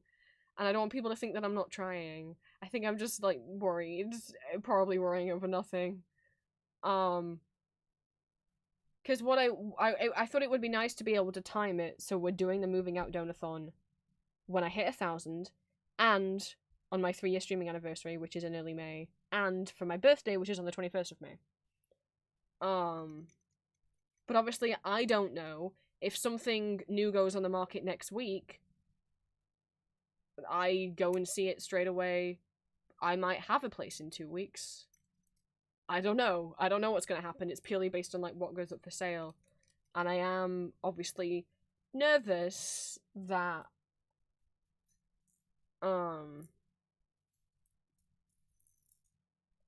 yeah, if I do the donathon while trying to move, that's going to complicate things. Oh. Well, now, I could have done it months ago then. Because already, like I say, like, at the moment, any random day I might need to go out for the day.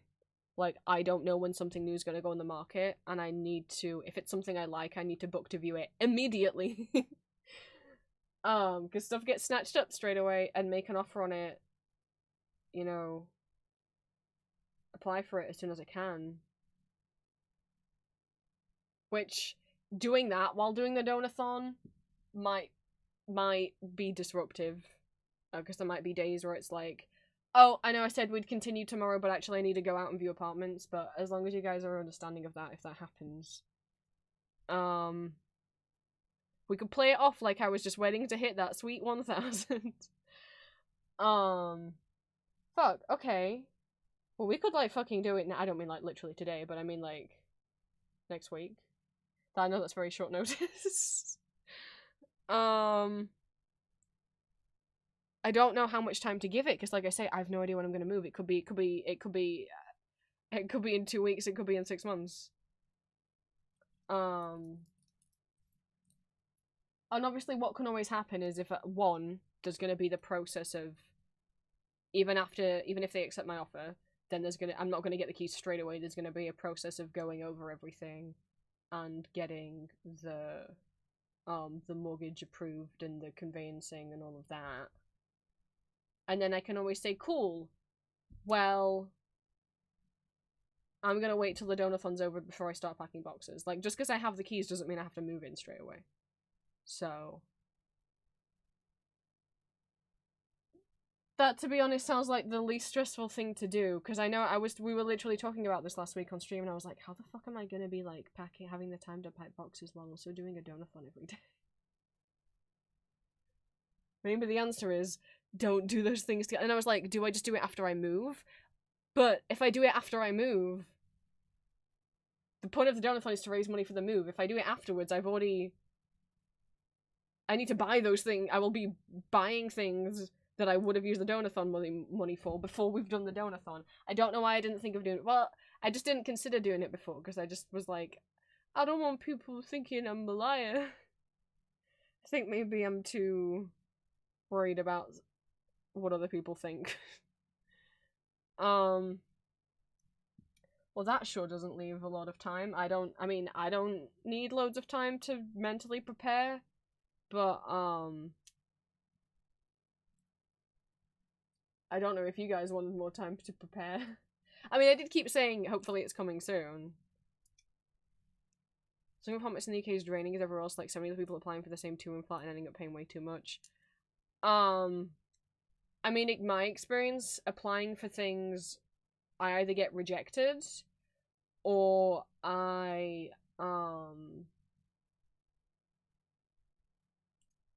it says that it's not for sale yet on Rightmove, which is like the UK version of Zillow. And I ring up, and I try and apply or book a viewing, and they go, oh, sorry, it's already gone.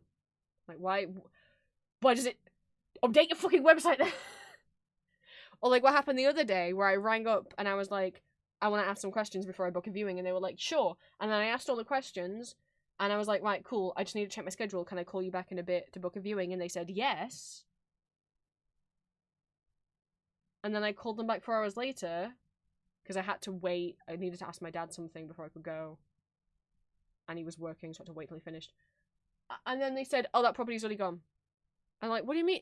Was it gone this morning and the other person lied? Or because I rang up asking questions, did they then say, hey, seller, just so you know, someone else has been asking questions. Do you want me to let them book an appointment later, or do you want this over with? And then I guess they said I want it over with. I don't know.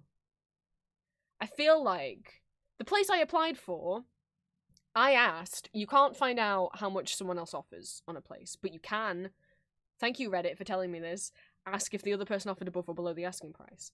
And I know the other person offered below, so I offered the asking price, and then I got rejected.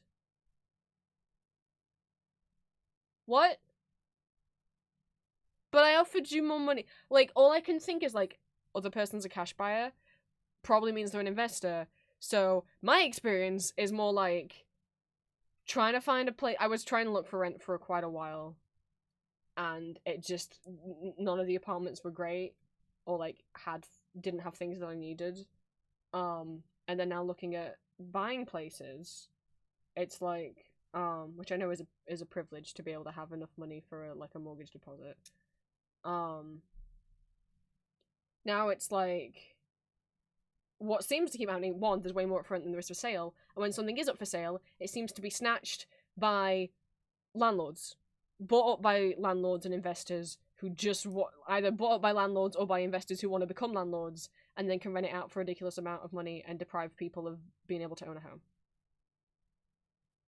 And has enough to just pay cash up front and doesn't need to get a mortgage. Has been my experience.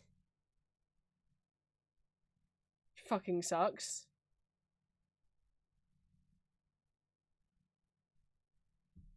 I don't think. If I was president of the earth, my rule would be that no one person or company can own more than 2 properties. I'll let you have 2, in case, like, you're someone who, like, lives in the UK but you work a lot in America, and so, fine, you can have a place over there. I'll let you have 2. But no one person or company can have more than 2. And property, no, you can't have 2 buildings of apartments, you can have 2 apartments. You can have 1 house and 1 apartment, or 2 houses. You cannot, a whole building, a whole block, that doesn't count as 1 property. You can have 1, you can have 2. Well, you have 2. You can have 2 apartments, 2 houses, or 1 of each. And that's all you get as a person or a company.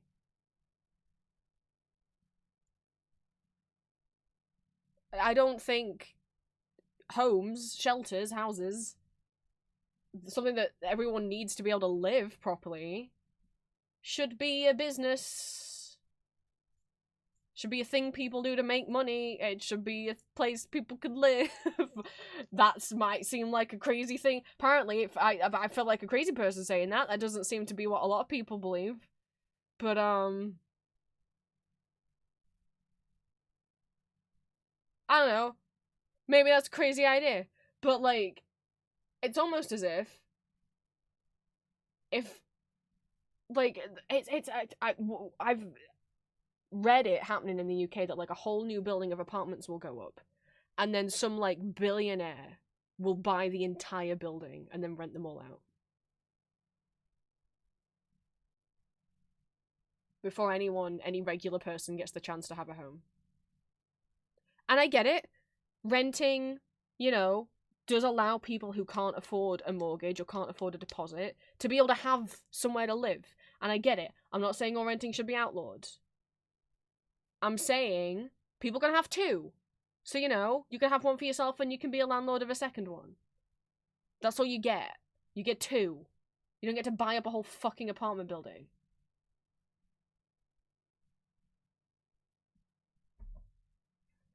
Oh, it makes me so angry.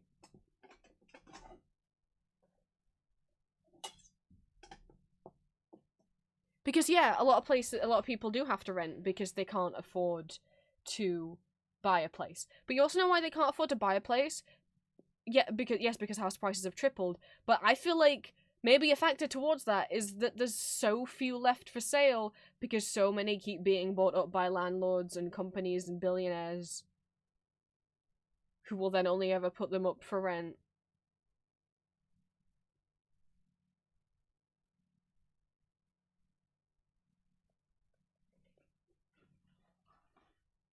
That's what I've learned.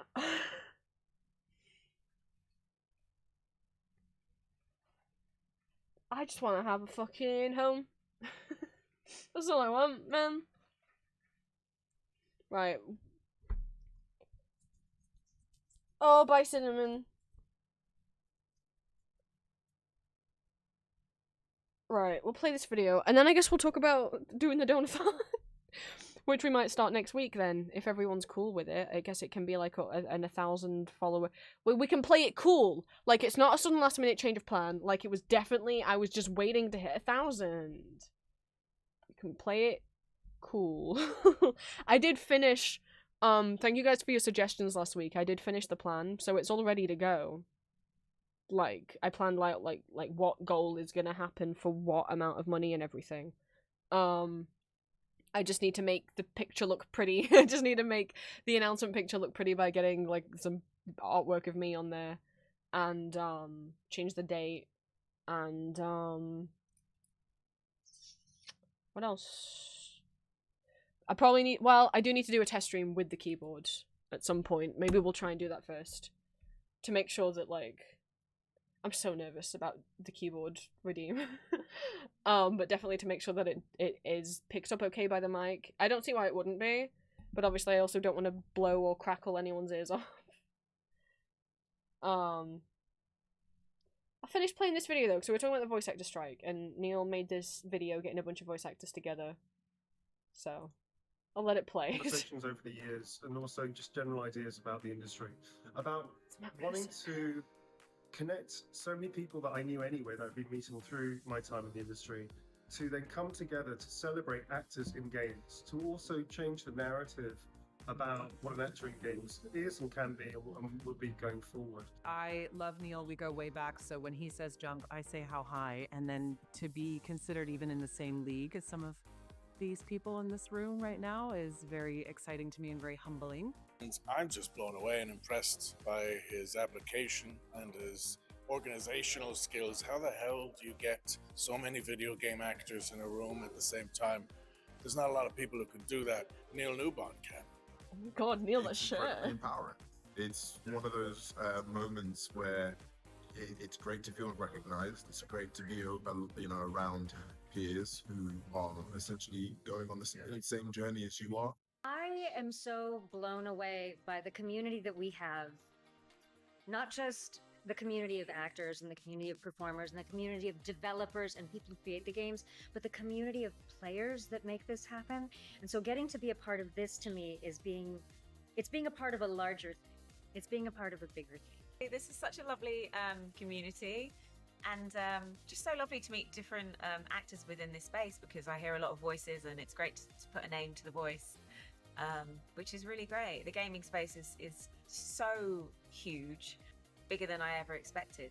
This is amazing. I mean, it's flattering, but Neil's great at Brian that. Deckhart jump scare. I would say that, long story short, if you're going to put together a group of people to represent what it is to be an actor in video games, he's done an incredible job. I mean, I'm flattered to be in the room with these people, and to be invited is an honor. Neil's just like, I'm The reason it's taking all my taken so friends long together. for something like this to be done is because all of us are generally either too busy to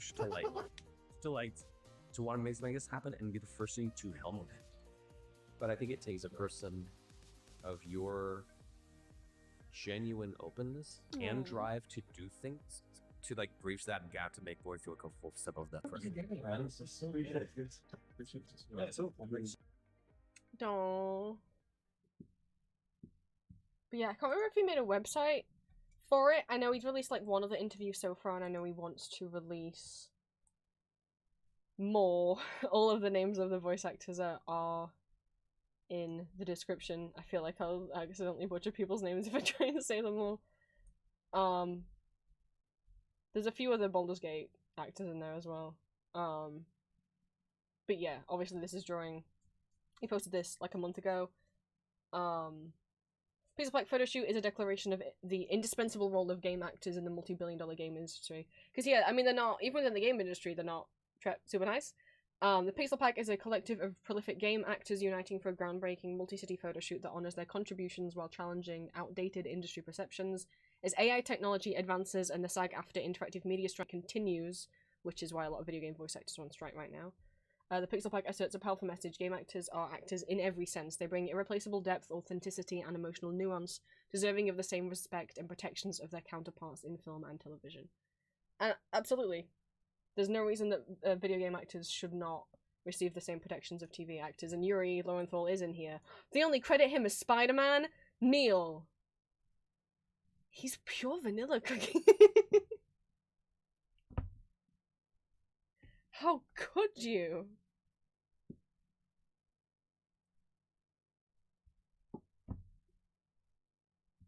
Better known as Pure Vanilla Cookie. Spider-Man who?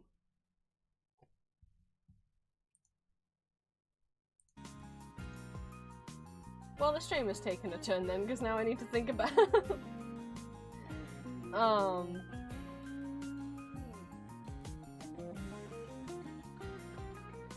the donathon. I mean, no, thank you guys, because obviously this is a big solution to the problem I was having, which is, how the fuck do I do this if I wait till the keys are in my hand? It doesn't mean I need to change some of the text on the picture. I need to try and open Photoshop. What fun this will be.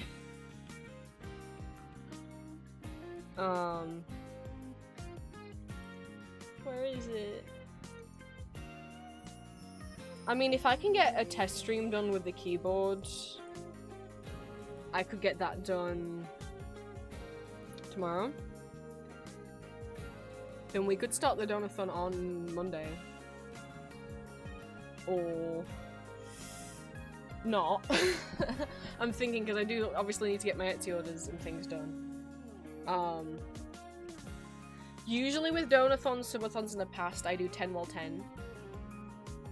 Which maybe is crazy. I've either done 10 a.m. while 10 p.m. or 10 a.m. while 8 p.m. That doesn't give me a lot of time to like pack up my Etsy orders before stream.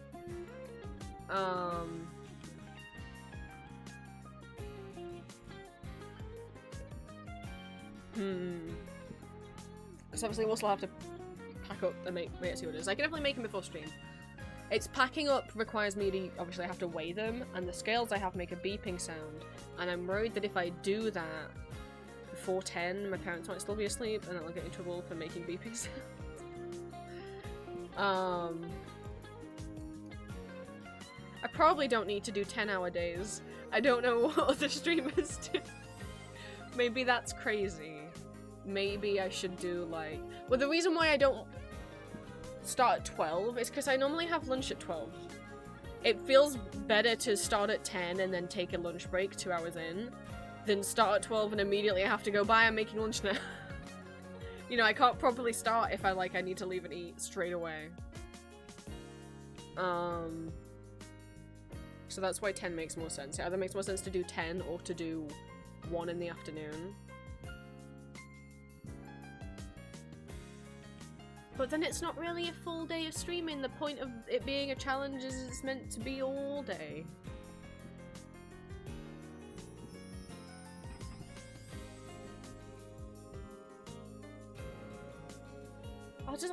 The scales will just have to be beeping before they get up. And if I don't have too many Etsy orders, I can get them done before 10.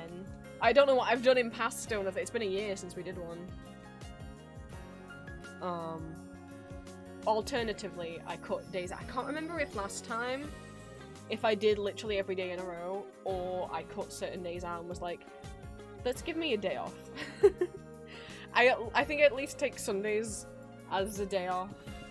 That's normally, Sundays is when I normally get all my audios edited for the week.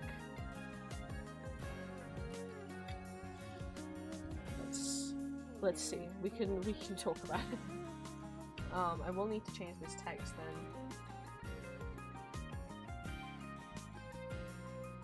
Because this is not obviously what's going to be happening anymore. Let's rephrase this, because this was written as if I'd gotten the keys, but I do not.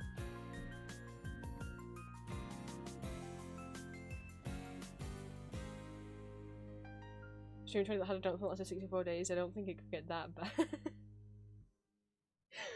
Oh, I wonder if I wouldn't be surprised if there's people that have had longer than that. I know Oshio's still. I think Oshio Subathon's still going. Didn't she start it in February? Because she called it February Subathon. Yeah, February Subathon because she's trans femme. And it's still going. It's not February anymore, is it? I don't know what day of it that it is. There's been a couple times now where the time has got to like the last 10 minutes or so, or under an hour, I think.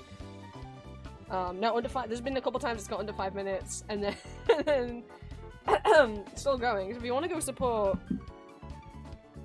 Oshio, can I fucking spell Oshio's name properly?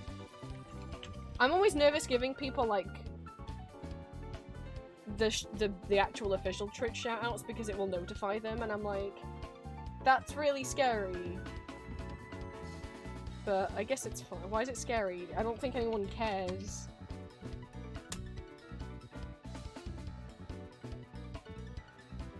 Go follow Oshio if you want another silly British trans person. Oshio's model's so cool. She has like a whole like 2D animation setup with a bunch of different expressions that actually like have animated transitions between them. She is a magical girl VTuber.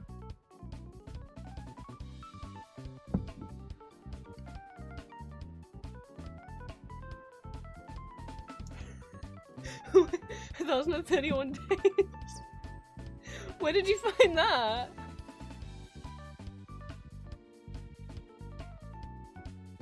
Oh no, Oshio's stream? No. I don't think so. Oshio, it's 1,031 days of streaming every. That's yeah. No. That's not how many days. Oshio always says like episode number, and that's the number of streams that she's done in her entire lifetime. I can't remember if that's how many days she's done streaming every day without taking a break, or if that's just how many, because I know she does mostly stream almost every single day. I don't know what day of the donathon it is. Subathon.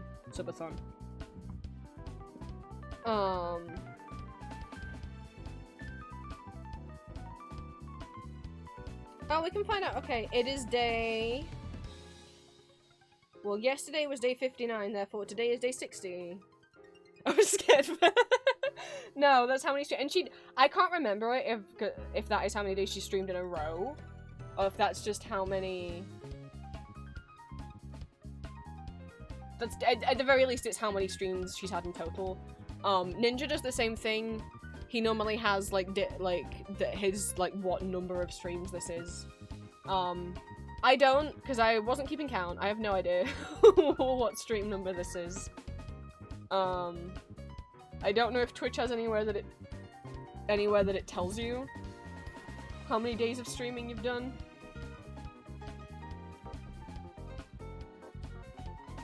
Let's see. I don't know how long to predict how long this donathon will go on for, because obviously the one we did for Julia, me and Julia like co-hosted a donathon last year that was raising money for her dental bills because she had a $2,700 dental bill, like $2,700.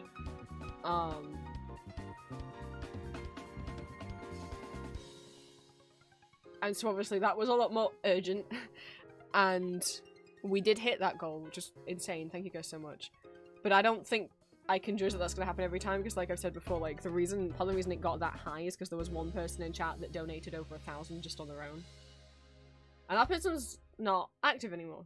So I don't know. I don't know whether to judge that it'll last as long as that. It was crazy.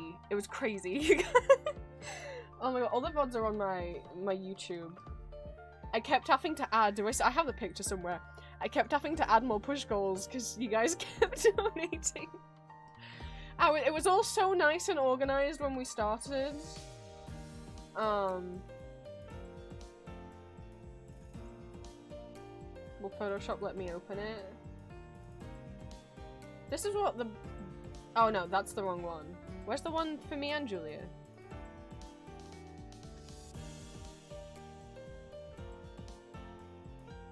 Oh gosh. Okay, never mind, it happened twice. This was my 500 Twitch and 10k YouTube celebration subathon. I had goals up to 100 subs. And that's what it looked like at first, how nice and neat. And this is what it looked like by the end.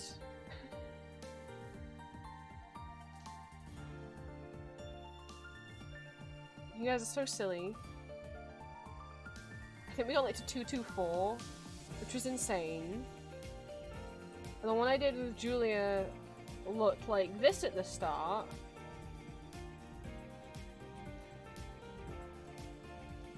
And then looked like this by the end. I'm still ticking things off. I just kept slapping pieces of paper on it. I thought it looked silly. Right. How do we phrase this? I've got my cane between my legs. I like keep slapping it back. Like, I've been like stimming with it. There's a whole stream. If you've heard me tapping on something and scratching something, it's this. I don't know why. My brain wants it here right now. Even though it's getting in my way and ruining my ability to time.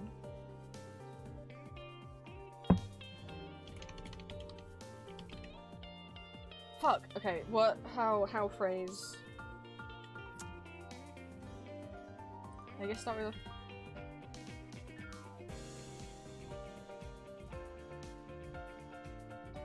Ah! My brain doesn't know how to phrase this.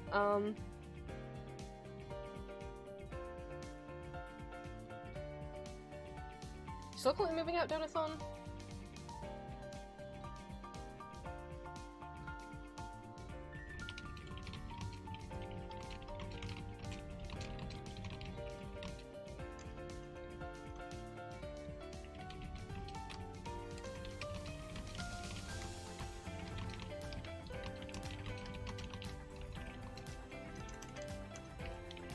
That's not how you spell it.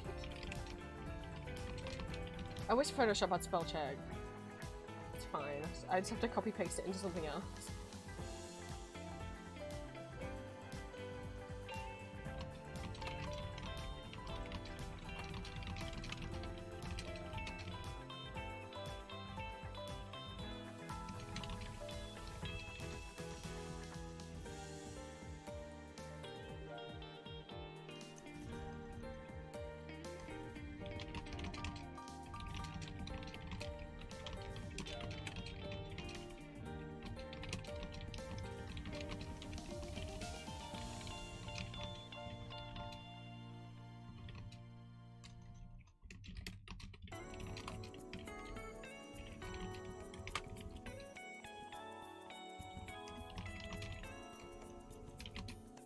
See if I end up writing too much text.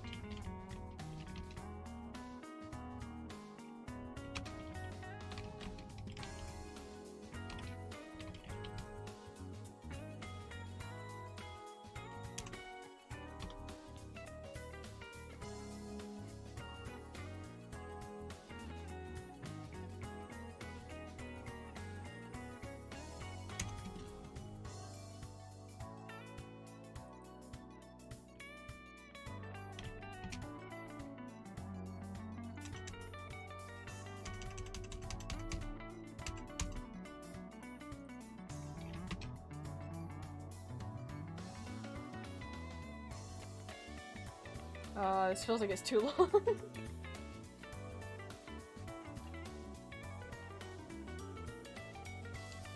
That got long.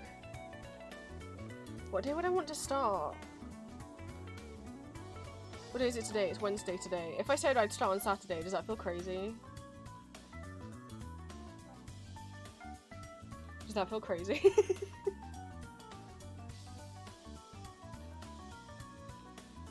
I know that's not a lot of time for other people to like prepare, but I'm like, what would you guys have to prepare? You can just show up on Saturday if you want. Like, I'm not expecting people to like clear a schedule for this. Maybe starting on the weekend would be a good start.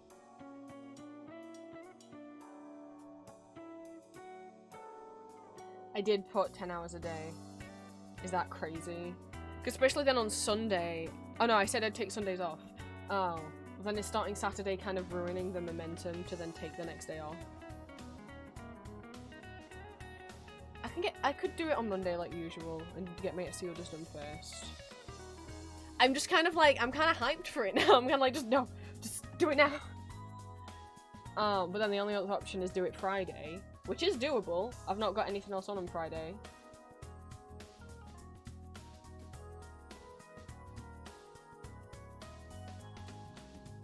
I don't think I wouldn't be able to set a strict schedule for it because I don't know when I'm gonna have to leave to do apartment viewings.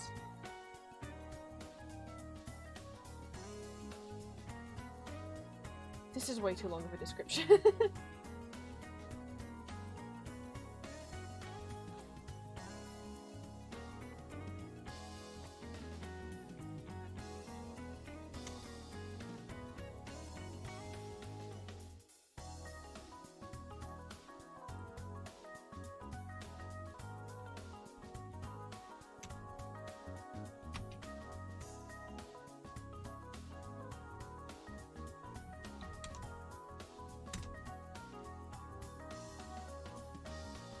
Sorry, look, books I've already read, so I can contribute with also.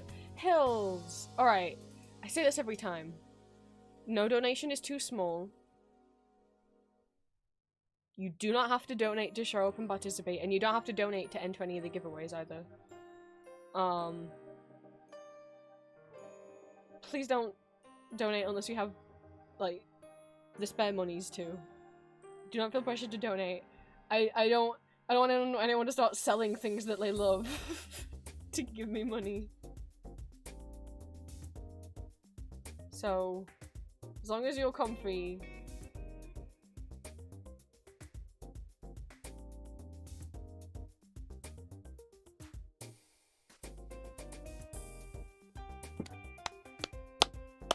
Let me see. I'm not trying to lecture you, Hills. That's for everyone in chat.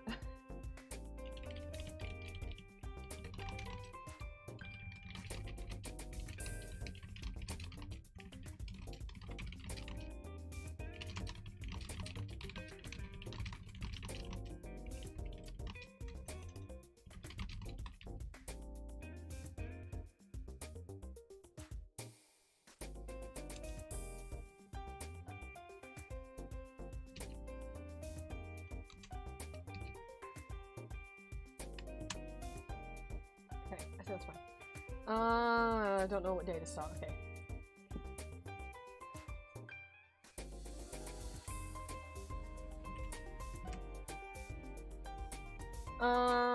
In terms of info and rules, I'm gonna count any donation that comes in my Ko-fi from when I start the donathon to when I end. Commissions will not count. I don't think they should count. But commissions will count. I mean, no! Fuck! Donations will count. Even if I'm not live, I think I'm gonna count them as long as they come in between when the timer starts and the timer ends.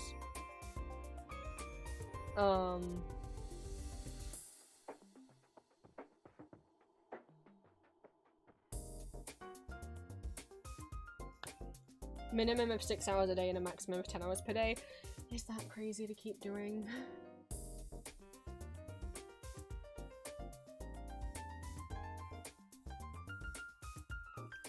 I mean, it just means you guys get to sit, you know, I'll be BRBing while I make lunch and make dinner. What I used to order takeout more during, doing, like, subathon donathons, but here's the thing. One, I'm trying to save money, and two, because I took a break from having takeout for so long, most of it, and also I've been having, like, stomach issues. I have not. But last few times I've had any kind of takeout, unless it's Greg's. If I order Greg's, I'm fine. But anything else, my stomach gets upset. Which is weird, because I can go out and eat places and my stomach doesn't get upset. But when I order takeout, it does. The only difference between that is usually if I go out to eat, it's for lunch, and if I order takeout, it's for dinner. So does my stomach just not like having, like, greasy food or fast food before bed? The stomachache happens pretty instantly. I just order Greg's like every day. No, maybe as a treat, maybe day one and I was gonna say the final day, but I won't know when that is. I can order something that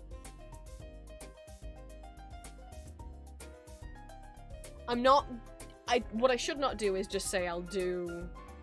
I mean, all what makes sense is have dinner after stream and have dinner on my own or with my girlfriend. But I've been eating dinner too late recently. I really don't want to keep eating at 8 PM.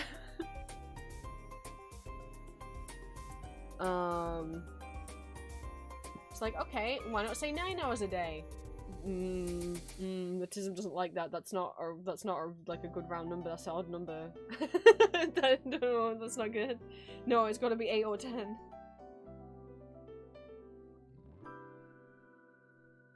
It's like, okay, well, god damn it, brain.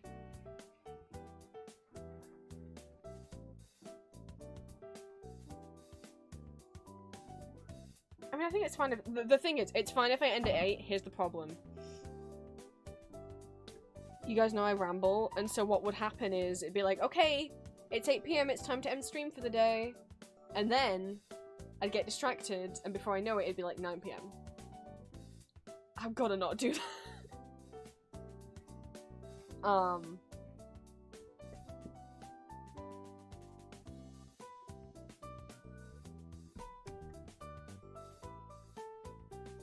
Even number slap. I don't think I'll get burnt out. I haven't been burnt out before, and the last one was like 21 days. That was 21 days on my stream. That's not including the days that I was collaborating with Julia on her stream. So, because I was, I think, almost every stream doing Julia's stream as well. Separate days are the same thing as it is. Yes, oh my goodness. If people don't know what a donathon or a subathon is, there will be a timer. It will be counting down from 6 hours. Every time you donate money, it will add to the timer. On a subathon, every time you sub, it will add money to the timer. Add money. Jesus, add time to the timer. For me specifically, every £3 donated on Ko-fi is going to add 5 minutes. Every sub or gift sub is going to add 5 minutes. And every 500 bits is going to add 5 minutes.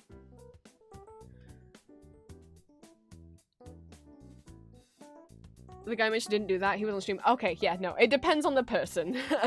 I would say most people... I don't know. Not everyone does it all the way through. No. I would be doing 10 AM while 8 PM and then stopping stream for the day and chilling. I also might not do every day in a row. I might give myself every Sunday off, and obviously if I have an apartment viewing, then that day will be off as well. Ideally, yes, you're supposed to do it every day, that's what makes it part of the challenge. But no. No. Because that's the other. Also, to be clear, when people do donathons that are like, or subathons that are like 50 days and they stream overnight, they are sleeping. They are sleeping. What they'll do is while they go to sleep, they'll just leave the stream on and they'll leave music playing or YouTube playing. I've seen people's donathons where they just had like Kitchen Nightmares playing while they were sleeping.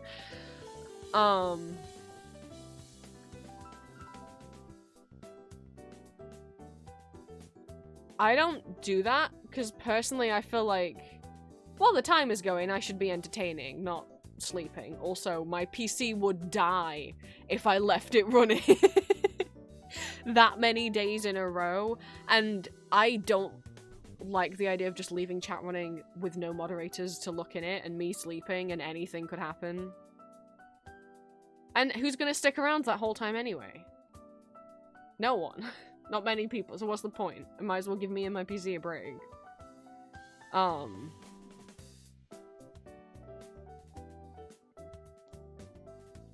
think... Ow! Ow! Oh no, I was messing with my cane. It got stuck. Oh,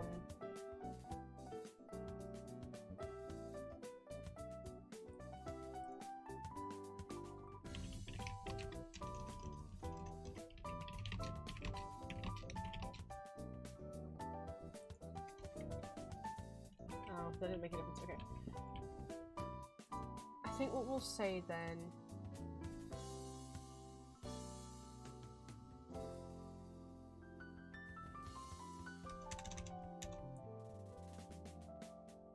a minimum of 6 hours a day and a maximum of 10 hours a day.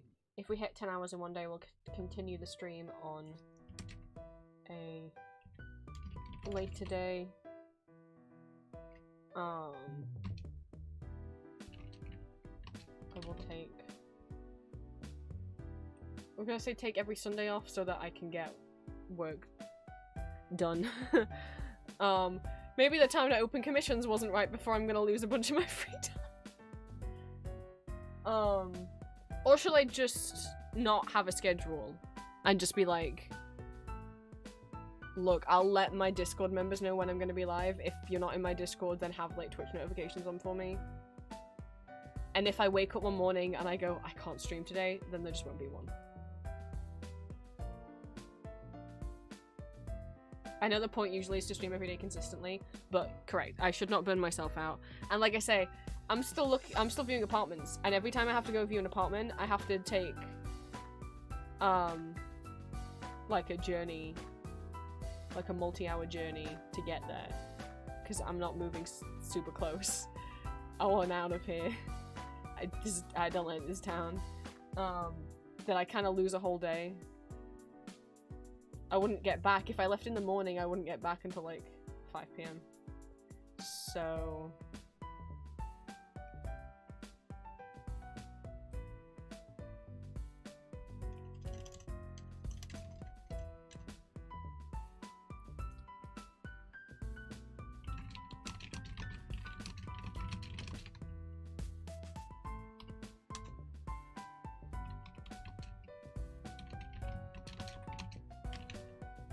I will not be streaming. I'll not be streaming every day in a row.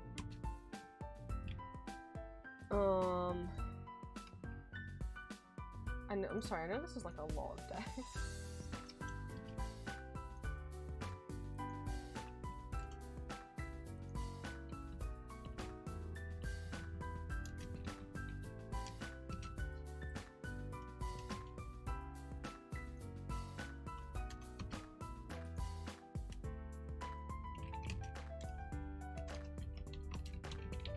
I'll announce, God, how should I phrase this? I'll announce when I'm streaming the morning of on Discord.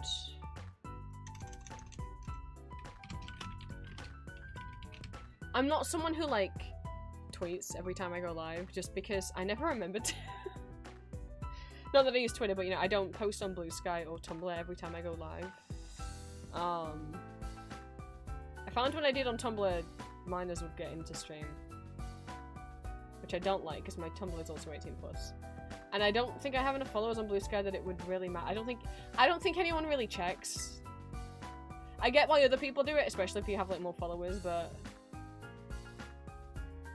I don't think anyone has notifications on for me on Blue Sky or would notice when I post that I'm live over there.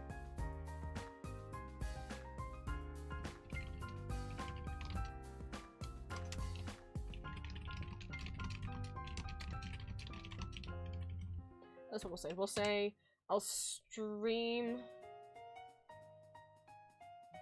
minimum of 6 hours a day, maximum of 10 hours. If we hit 10 hours in one day, I will continue the stream on a later day. I'll not be streaming every day in a row. I'll announce when I'm streaming the morning of on my Discord. Otherwise, have Twitch notifications on for me if you want to be alerted.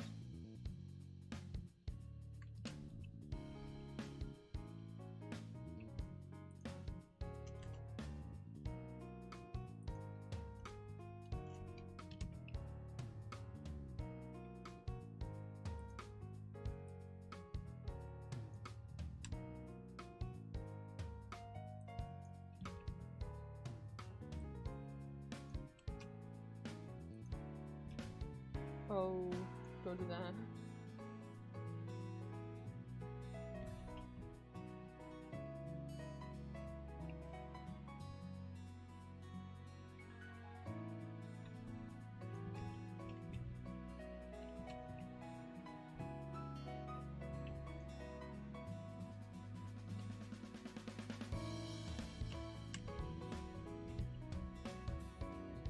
I'm thinking it either makes sense. I don't think it makes sense. I don't know if it makes sense to do Saturday and then not stream Sunday.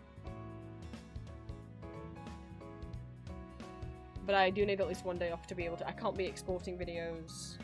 I mean, I don't know. Do I think I could get everything I need to do on Sunday done before and after stream? What I do on Sunday is I'll export 3 videos for the week.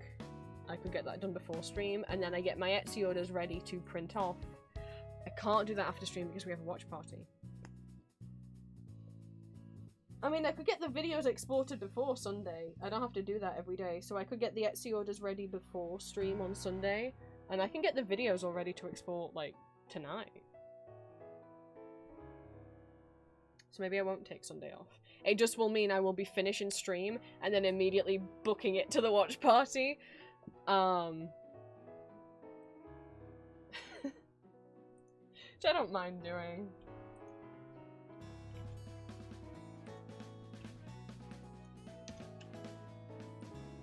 It'll be a nice. Oh fuck! That'll be a nice way to a nice way to wind down. That's what I wanted to say. Oh, but does it mean I'll have enough time to make food? Because normally I would make food before the watch party. Wait, it might just mean on Sunday I end like an hour early, so I can make food before the watch. But that would be smarter. Is if we do Sundays, I just end at 7.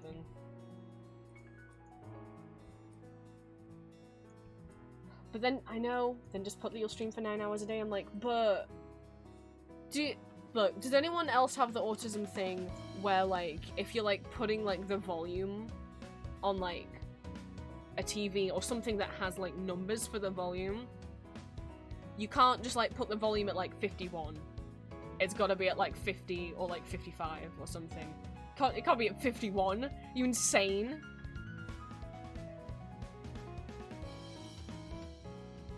An even number or number ending in 5 and 0. Exactly, Drowsy. Exactly. Sometimes on my computer monitor brightness, because that has numbers from 0 to 100, I can now also. I'm fine with leaving it at 64 and 96. I guess because they're even. Normally it would be multiples of 5, but for some reason I'm like, no, it can be 96, 75, 64, 50, or 42. Is where my... I don't know why. That's where that's what my monitor brightness can be. So we might secretly know that I'm probably gonna end at 7 p.m. We might secretly know I'm actually more likely to stream for 9 hours. Not 9 hours. How many did I say? Did I say 10 hours a day? Yeah. we might secretly know I'm actually going to stream for 9 hours, but the poster can't say 9 hours. It can't. No. So, I mean, and some days I might go on for 10, and some days I might just end at 9. Like, I don't think anyone's going to be mad if I have to end a little early. I'm sorry if anyone specifically wanted to come in for that 10th hour. But, sometimes I might just be really drained. Well, to be fair, I said minimum of 6 a day and maximum of 10. So... that's in between. Maybe some days I will go up to 8. Probably not on Sunday, though. I probably won't go up to 8 PM on Sunday, because that's when the watch party starts. I don't want to be late for the devil from the Bible. Okay.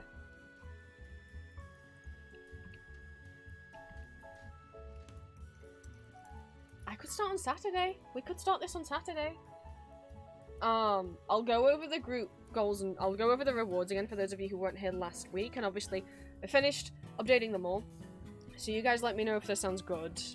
Again, for those who don't know how a donathon works, like, for example, the 800 goal, has someone got to donate £800? No. It's collective, it's everyone's donations added together. Your individual donation goes towards the total, and also adds time to the timer. So every £3 will add 5 minutes, so if you add £6 it will add 10 minutes. If you do £30 it will add 50 minutes, etc. Don't worry about the conversion, Kofi should just handle that for you. You know, if you're in dollars or something else. And then I will do the math to divide the donation number by 3 and times it by 5, and then we'll get how many minutes to add to the timer. With subs and bits, they will not count towards the group goals because this is a donathon. However, I'll still let them count towards the timer. Why not? We want to keep that timer up. So, whilst subscribing or giving a gift sub or giving bits won't count towards the group goals, they'll still add 5 minutes to the timer. So, your group goals that you will all be working for together, and I'll have something on screen that's like tracking, not tracking, I'll just probably be writing on screen where we're at.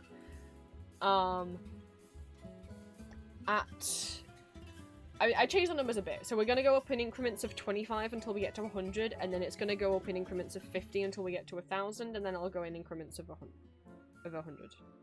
Yeah. So at £25 we'll have a group magma drawing canvas, and that will stay open in the background throughout the whole stream. You guys can be going and drawing on it. I will be drawing on it with you on and off. Magma is a website where you give people a link and they can come and draw on the same canvas as you. I'll put multiple pages on it. We can only do a max of 4 without paying, so if all 4 get filled up I'll just make a second one. I don't know if I see all 4. I don't think all 4 got filled up last time and during the last donathon. So if you guys want to do silly doodles, and with Magma my only rules are like no gore, no not safe for work, no vent art, but if you want to doodle stickmen, if you want to draw flowers, if you want to draw your own OCs, fan art, my OCs, me, anything you want is fair game. And you don't have to be an artist, a professional artist, not a student or anything like that, to join in. But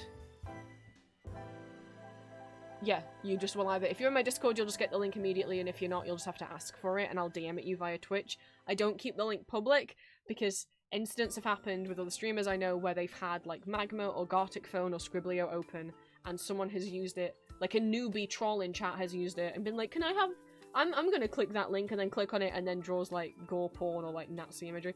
Not doing that. I'm not posting the link publicly so that like random people can get in, but you can just ask for it. At £50 I'll do an hour of karaoke singing. At 75 we'll do Sporkle quizzes together. I have made a couple more since last time. At £100 you will unlock Prince Plays Piano. That's me, I'm Prince. I can say Prince Plays Piano, that's a fucking tongue twister. What that means is I will have a Google Doc list to every piece that I'm willing to play or try and play on the piano. Don't expect them to be perfect. And unlike karaoke, which is free, when I do karaoke, it's absolutely free to request a song. With the piano, it's gonna cost you £3 to request one song. Hopefully this is a way of keeping donations up and not overwhelming me too much with piano requests, because I'm really scared. I have stage fright when it comes to playing the piano. I mean, I have stage fright when it comes to singing, and if I can get over that every stream, it like... I mean, I still have it every single stream. It's never gone away, but after I get 1 or 2 songs out, I feel a bit better. I don't know if that'll happen with the piano. I'm like, I feel a little sick about it, but I think it'll be a reward that'll get money donated, and I would like money donated to put towards moving out. So, every £3 donation you can request a song, and so you would just put the name of the song you want in the message that goes with your Ko-fi donation. Just put like piano request and then the name of the song. If you donate £30 all at once, yeah, that means you can ask for 10 songs all at once. I'm not going to stop you. You've unlocked the ability to request 10 songs. I wanted to keep them pretty low. It's 3 because that's like the default amount that Ko-fi autofills for you. So I just figure, sure, we'll just leave it at 3. So yeah, £3 donation would equal 1 song, a £10 donation would equal 3 songs. Okay, Drowsy. Sure, I'll be no brain while I try and explain. No, that's the wrong thing. While I try and explain important stuff. I hope that makes sense.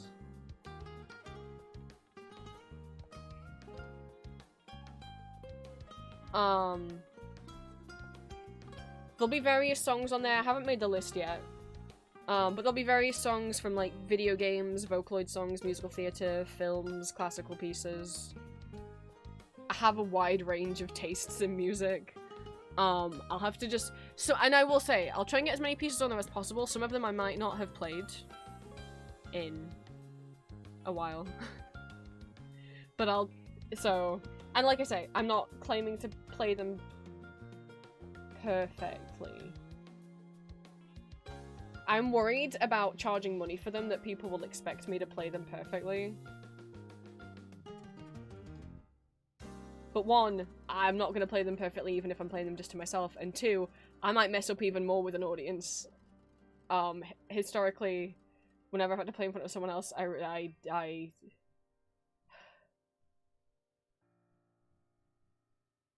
the nerves make me play worse. When it changed, I burst out laughing.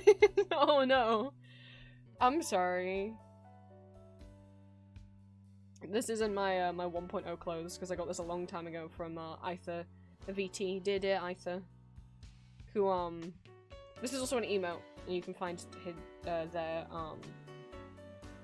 Twitch credited there, and also obviously in my panels below. They had, I don't think they offer these as commissions anymore, but it was like 2 years ago. They were offering like your character here commissions for these, and I was like, well, other streamers I know, like friends of mine were getting one, so I was like, I feel like I need to get one.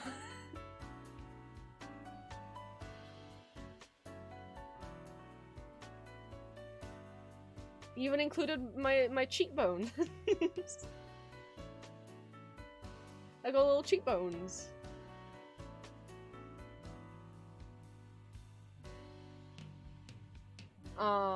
Where were we? At 150 we'll do tier lists, which is something you guys suggested, so you'll have to recommend me some.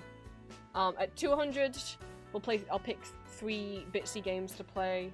250 blindfolded drawing requests. 300 a Goober emote giveaway, so it'll be a drawing giveaway. Digital art giveaway. 350 I'll play Ghost Party. 400 I will add my OC Pixel Chibi stickers as customizable badges on my Etsy shop. In the same style that I have, you know, the other badges that you can customize the backgrounds of. At 450, I'll play 3 more Bitsy games, and at 500 is Prince Place's Vocaloid Piano Medley, because, yeah, something that I started working on for fun and then kept working on because I thought I could do it on stream is my own Vocaloid medley. I know I've played a lot of them on stream. I find them really satisfying.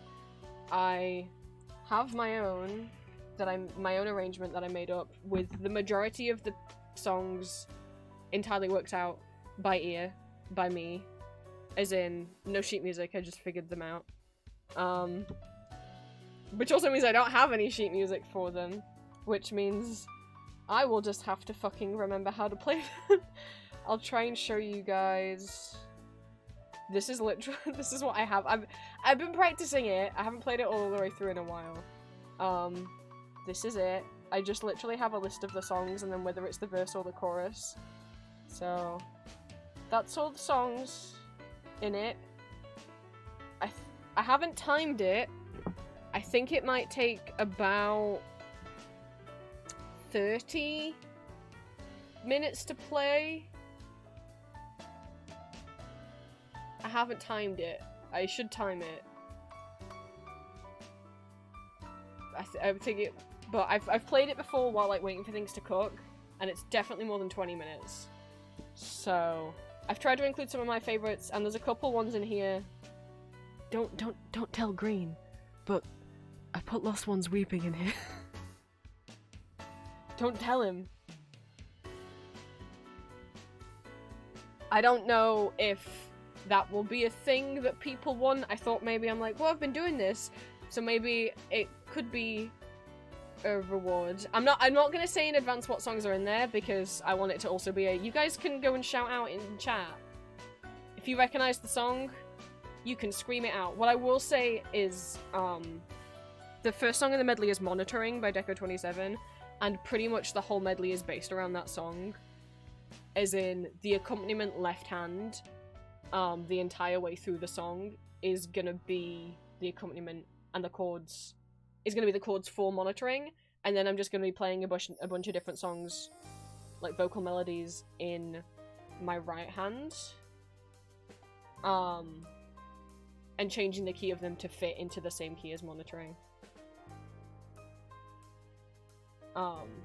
Hopefully that might be a nice one. I know we've had fun listening to Vocaloid medleys before and trying to shout out the names of the songs, so it can, bonus, it can be a little quiz that you won't get any points for other than imaginary points in your head for feeling proud that you recognize the songs.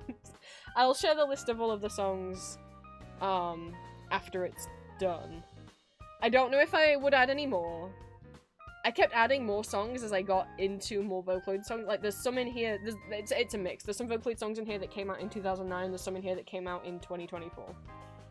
I don't think there's anything in here that came out in 2025.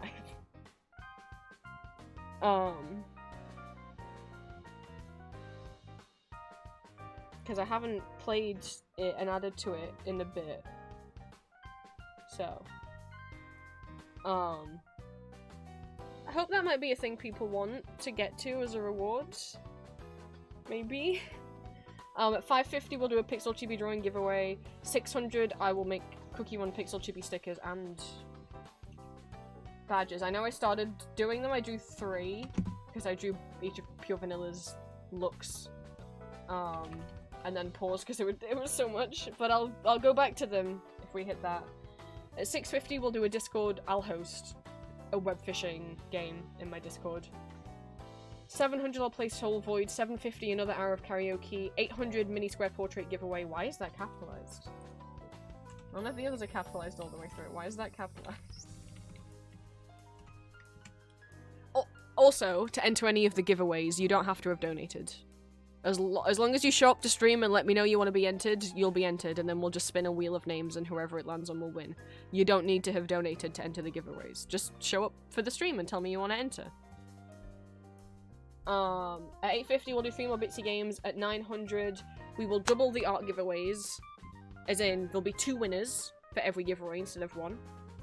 At 950 we'll do an hour of kazoo karaoke, which is like regular karaoke, but instead of singing I play the kazoo.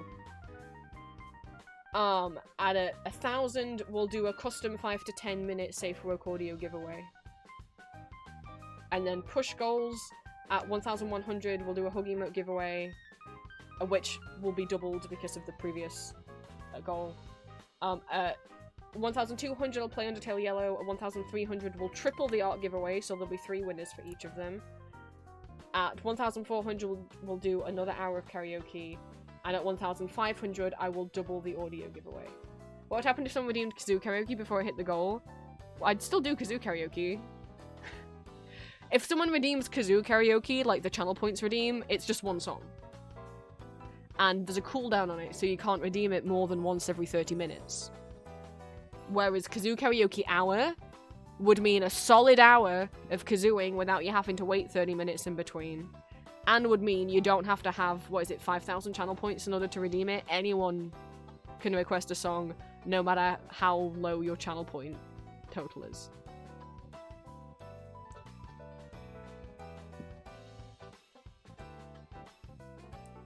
But hopefully, I felt bad about putting so many redeems on there that are just play this game, but chat said there were chat's ideas, and I guess it will help because if the timer does go on for a long time, it'll give me things to fill the airspace with. We just gotta make this look pretty now and get some pictures on here. Oh my god, I think I'm- oh my god! Okay. I reckon I could start Friday.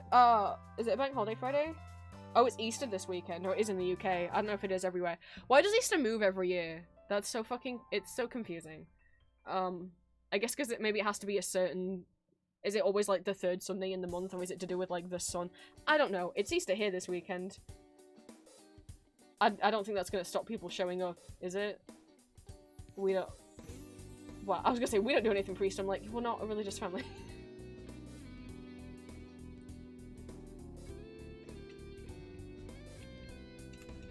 Oh, it is, yeah. I didn't know if it was just the UK that, like, changes around when it is. But I guess that makes sense if it's just the Christian church that picks when it is.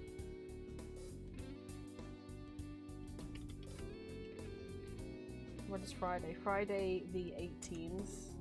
Sorry if people wanted to, like, if people did want to save up to donate anything, and now I'm saying, it's happening on Friday! To be fair, I've been saying it's gonna happen soon for, like, months. So... oh my god, it says 2024! I didn't notice it said 2024. It's a good job I checked these. It's a good job I checked these things. No, I'm so embarrassed, oh my god. So there's an infamous clip, Julia's first ever Twitch clip. I wonder if I could find it. Oh, but Twitch deletes clips after a certain amount of time. Where, she's streaming and,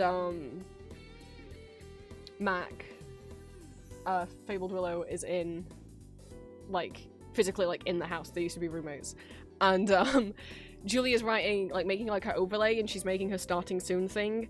And she accidentally put stratting soon, and Matt comes in and points it out, and she just goes, and no one told me, and then you can hear Matt cackling in the background. I copied and pasted the text from this from the previous donathon, and I realized I'd put stratting on, like, Friday the 18th of April or whatever, and I'm like, no, I never, and I only noticed when copy and pasting the text over here. I'm so embarrassed. It was on one of the old ones and I never noticed until, like, oh no, I can't remember which one it was on. I'm so embarrassed. Maybe that proves that we were meant to be. Oh no, I didn't put stratting, it's this one. I put starring. It's the most viewed clip. Oh. I put starring on Thursday the 11th of April instead of starting. I missed out the second T. Oh, it would have been perfect if I'd put stratting. I'm gonna go get it. I thought some of her old clips, had disappeared because, oh, hello DM from Green. The Discord channel with her clips in wasn't showing all of them anymore. I'm gonna find it, chat.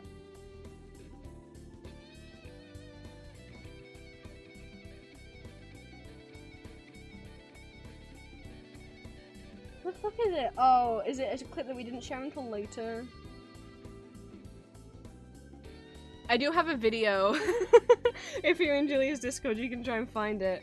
It's on my YouTube, but it's unlisted. I made her like a video, like a clip compilation, like a silly video. I found it that I edited together. She's just a silly guy.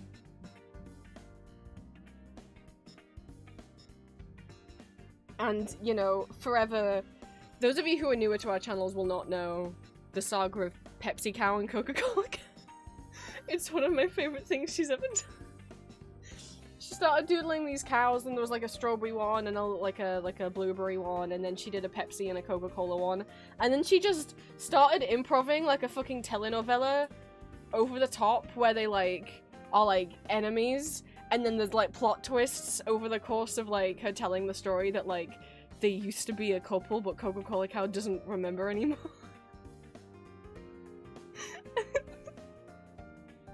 That's my favorite thing. Wait, his... Does it still work? It's exclamation mark watch, right? Oh, it don't work. Shit. Well, there's a clip anyway. Was it not watch? Was it a different... Or did it, like, disconnect? Was it not watch? I swore it was exclamation mark watch. Not exclamation mark clip. Maybe it, like, all got disconnected, because the thing that I used to play clips like that is,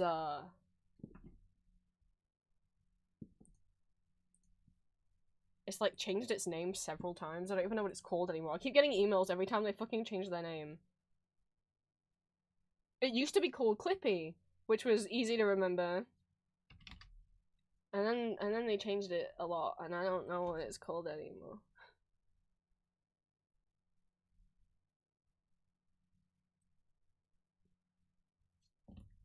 I'm gonna go find the video I made.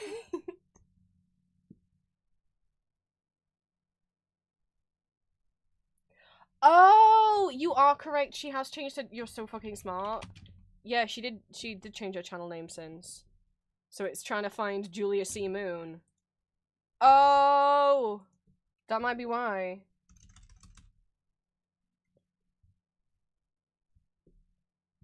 Alexa, you're so smart. Unless this doesn't work, in which case you're still smart, but...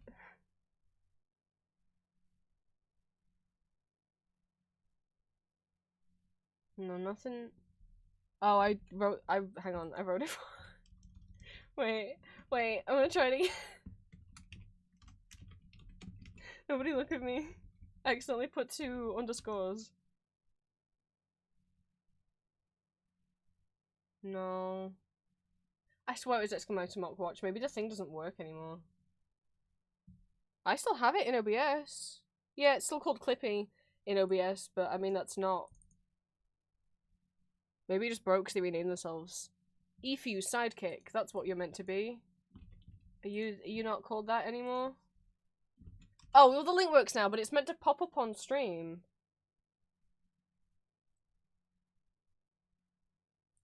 Oh, now they're called Hey Sidekick? Is this gonna fix it? Is this gonna fix it?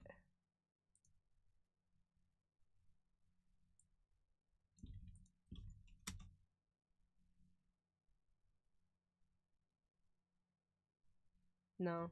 Okay, well. I'll just go find the video.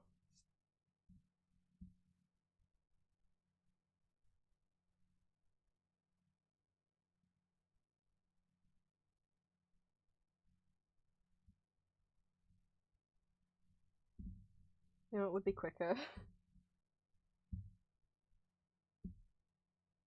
No, Twitch. Don't do that.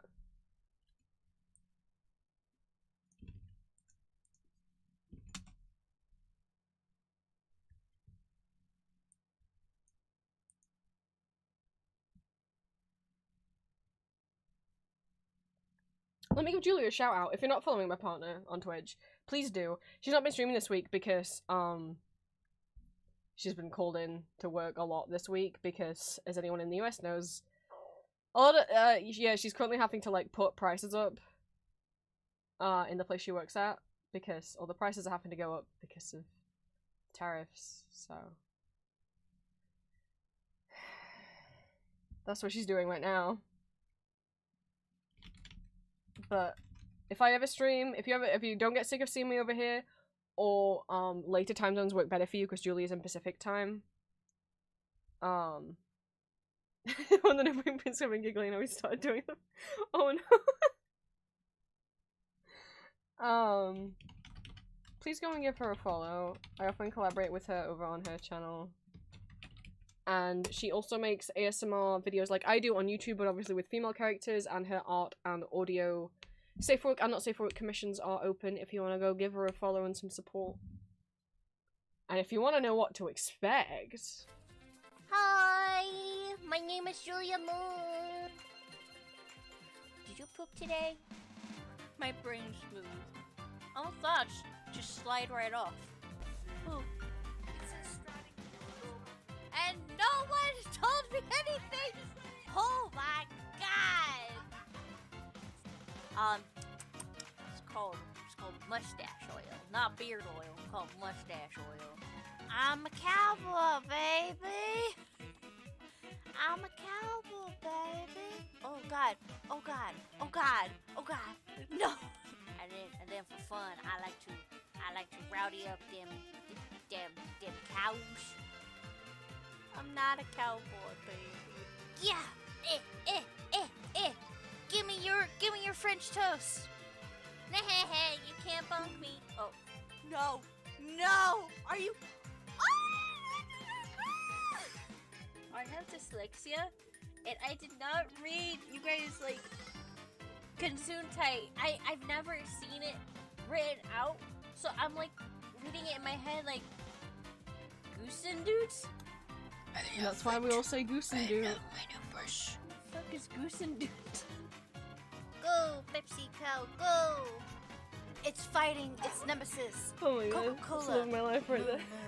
No, Coca-Cola Cow, please let me help you. It still gets me so we can much. go back to making advertisements for sportsmanship. We can go back to hanging out with Dr. Nothing. He was no actual doctor, and you are no real soda. You guys. Oh.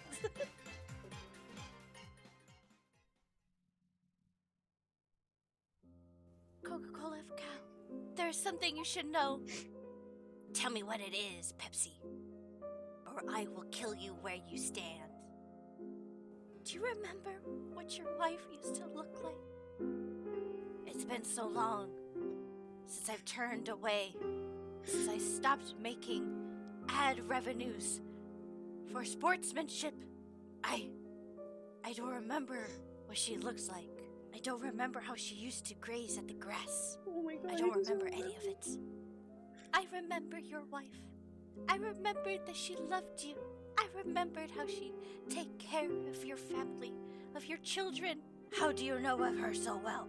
Who are you, Pepsi Cow? I am your wife.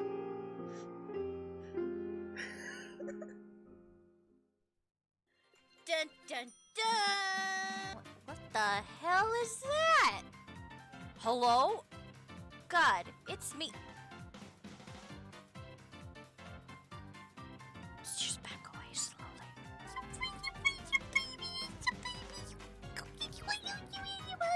He's got a knife. He's going to use it on you. You hear the coyotes at night too. I heard them the other night. They went, ow, ow, ow, ow, ow, ow, ow, ow, ow, ow, ow, ow. So in theory, if someone would have made a compilation for me, please keep in the question where I asked, did you poop today? Sure I thing, pooped. Julie. Don't worry about it, you guys. I love that woman so much. She's a lot more chaotic than I am on stream because I get more nervous. Oh my god. You'd think I wouldn't cry at Pepsi cow and Coca-Cola cow anymore, but is after like what, a year and a half, 2 years, I'm still, oh my god.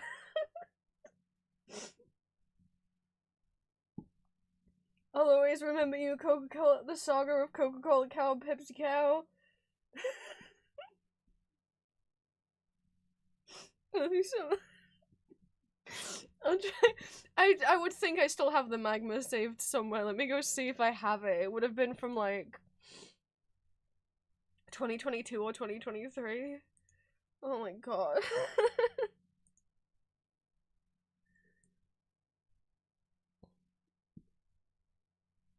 I remember so distinctly when she was drawing them because I was like, I couldn't join in on the magma canvas because I was meeting a friend. I had a friend who was coming over from America and was staying in London for a few days, so I went down to meet him, so I couldn't draw on the Pepsi cow canvas. Oh my god. This belongs in a museum.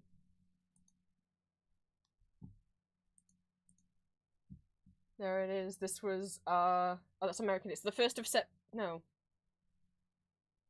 American dates. The 9th of January 2023. Oh no, I did try and draw. I tried to draw on my phone, or if anyone's tried to use Magma on your phone.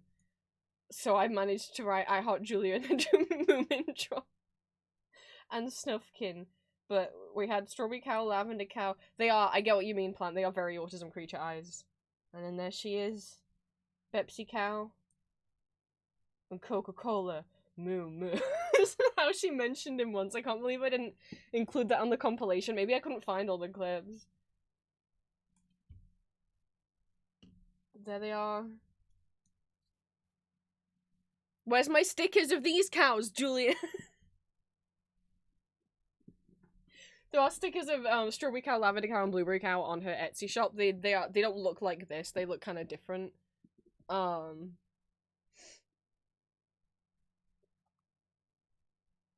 But she has a bunch. She has like a birthday cow sticker.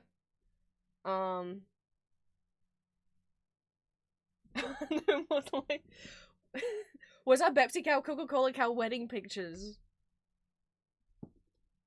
Let me get the link for Julie's Etsy shop. She does have a lot of cow stickers.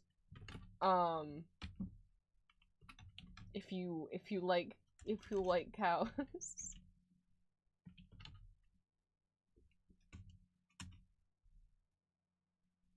Literally on Etsy right now. Just she. Sadly, there's no Pepsi or Coca-Cola cow. Julia also does have freebie stickers, and she changes up what freebie stickers she gives away every month. So as you can see, if you order from her shop this April, you'll get either the Eat, Sleep, or you get. I don't know if you get one or if you get all three. Don't quote me. You will either get Eat, Sleep, or Shit Bunny, or you'll get all three of them.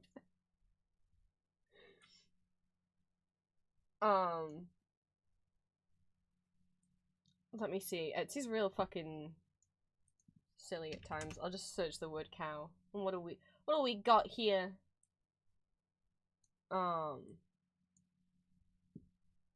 Pride cows, fruit cows, garden cows, and bakery cows. Let's just see if I can zoom in. That'll be easier. So we got, there's more on the pride cows. There's more than just these 6 options that are on this thumbnail. I think there's like, oh, I believe I got the freebies in my last order. Well, there you go. You can have all 3 of the Eat, Sleep, and Shit bunnies. Shit bunny looks constipated. It is letting out a little toot. So I think in all in the pride stickers, I think there's 10 different versions. And then fruit cows, we've got lemon, peach, blueberry, strawberry. We've got black rose, cherry blossom, sunflower, and lavender. And then cherry pie, donut, birthday cake, and chocolate cake.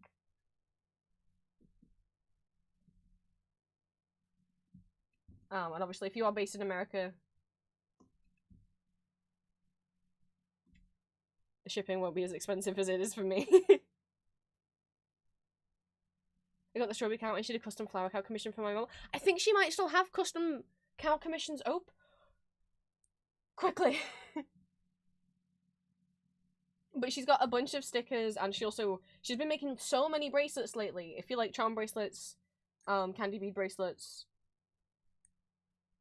sad clown stickers, sweet clown stickers, outlaw ghosts, these little crocheted bear coasters, Fantasy Opera themed bracelets, dragon stickers, these kitty arcane stickers. I'm so upset they weren't more popular. Jujutsu Kaisen kitty stickers. Some Animal Crossing stuff. Like, oh, the alien cat stickers are cute. Ah! No, no, no. No, Etsy. No, no, no, no, no. No, no, no, no, no. What are you doing? I tried to click on the picture, and it didn't like that. Does she have... She do not have Kopi linked. It's just I'm trying to remember because Julie used to have a different username.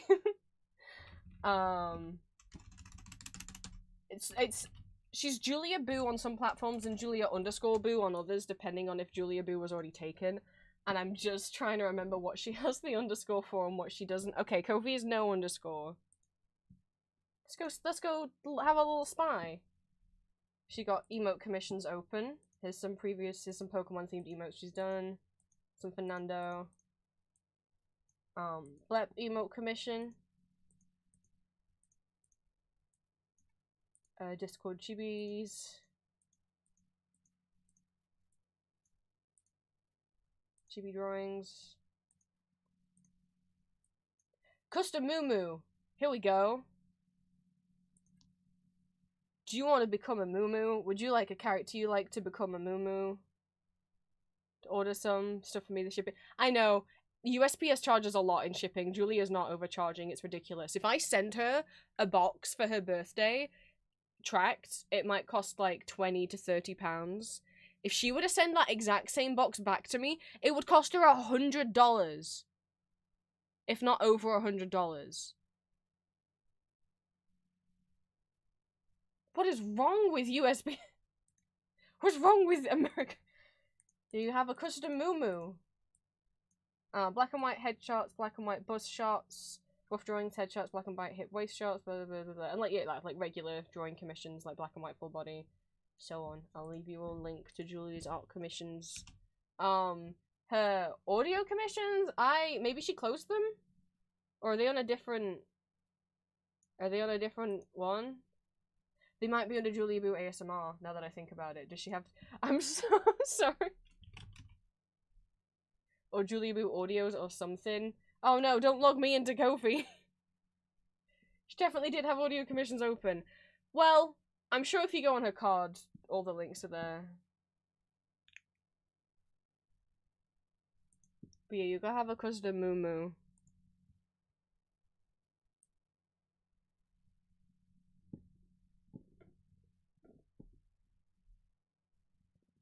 I'm so sad the Arcane Kitty stickers didn't sell more. Etsy just didn't put them behind the search results, so I don't think many people saw them.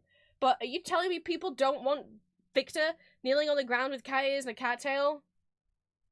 I don't believe you.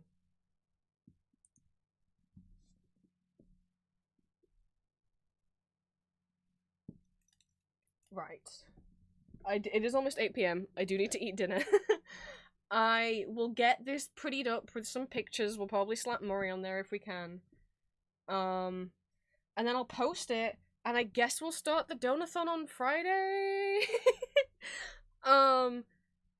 Thank you guys for giving me the confidence to do that. Maybe tomorrow I'll try and do a test stream with the keyboard, just to make sure everything's fine. And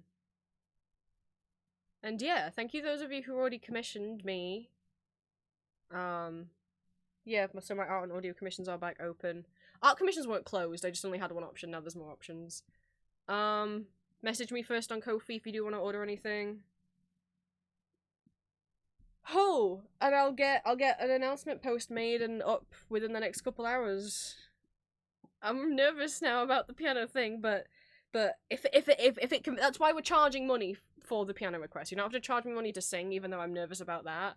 The piano is more nerve-wracking, because I'm like, I don't know, for some reason, I feel like I'm more nervous if I make a mistake playing the piano, since you guys know I can play. You've heard me play in some of my ASMRs before, and I've said, like, I've known how to play, I was taught when I was, like, 3 years old, so I feel like that kind of maybe makes people, like, overestimate my ability. I don't know. It's not that I'm bad. I don't think I'm bad at playing. It's just it's rare that I'll play a piece all the way through without at least one tiny mistake. Maybe that's normal. I don't know.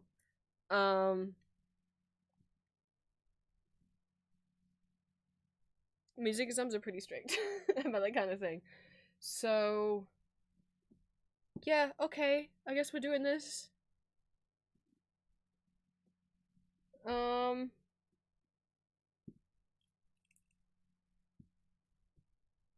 see you guys tomorrow for a test stream, and I'll see you guys on Friday for the donut. That's crazy.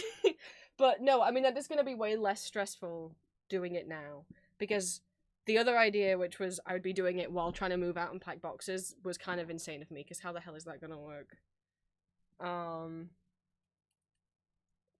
So yeah, I guess I'll work on getting all that sorted. I don't have time to make anything new for the overlay in time.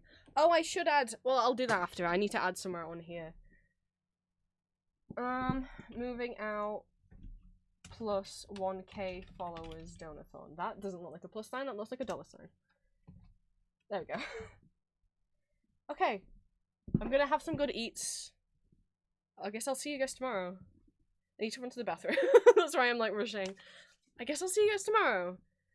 Thank you for helping me finalize this. I hope it's enjoyable. Bye-bye.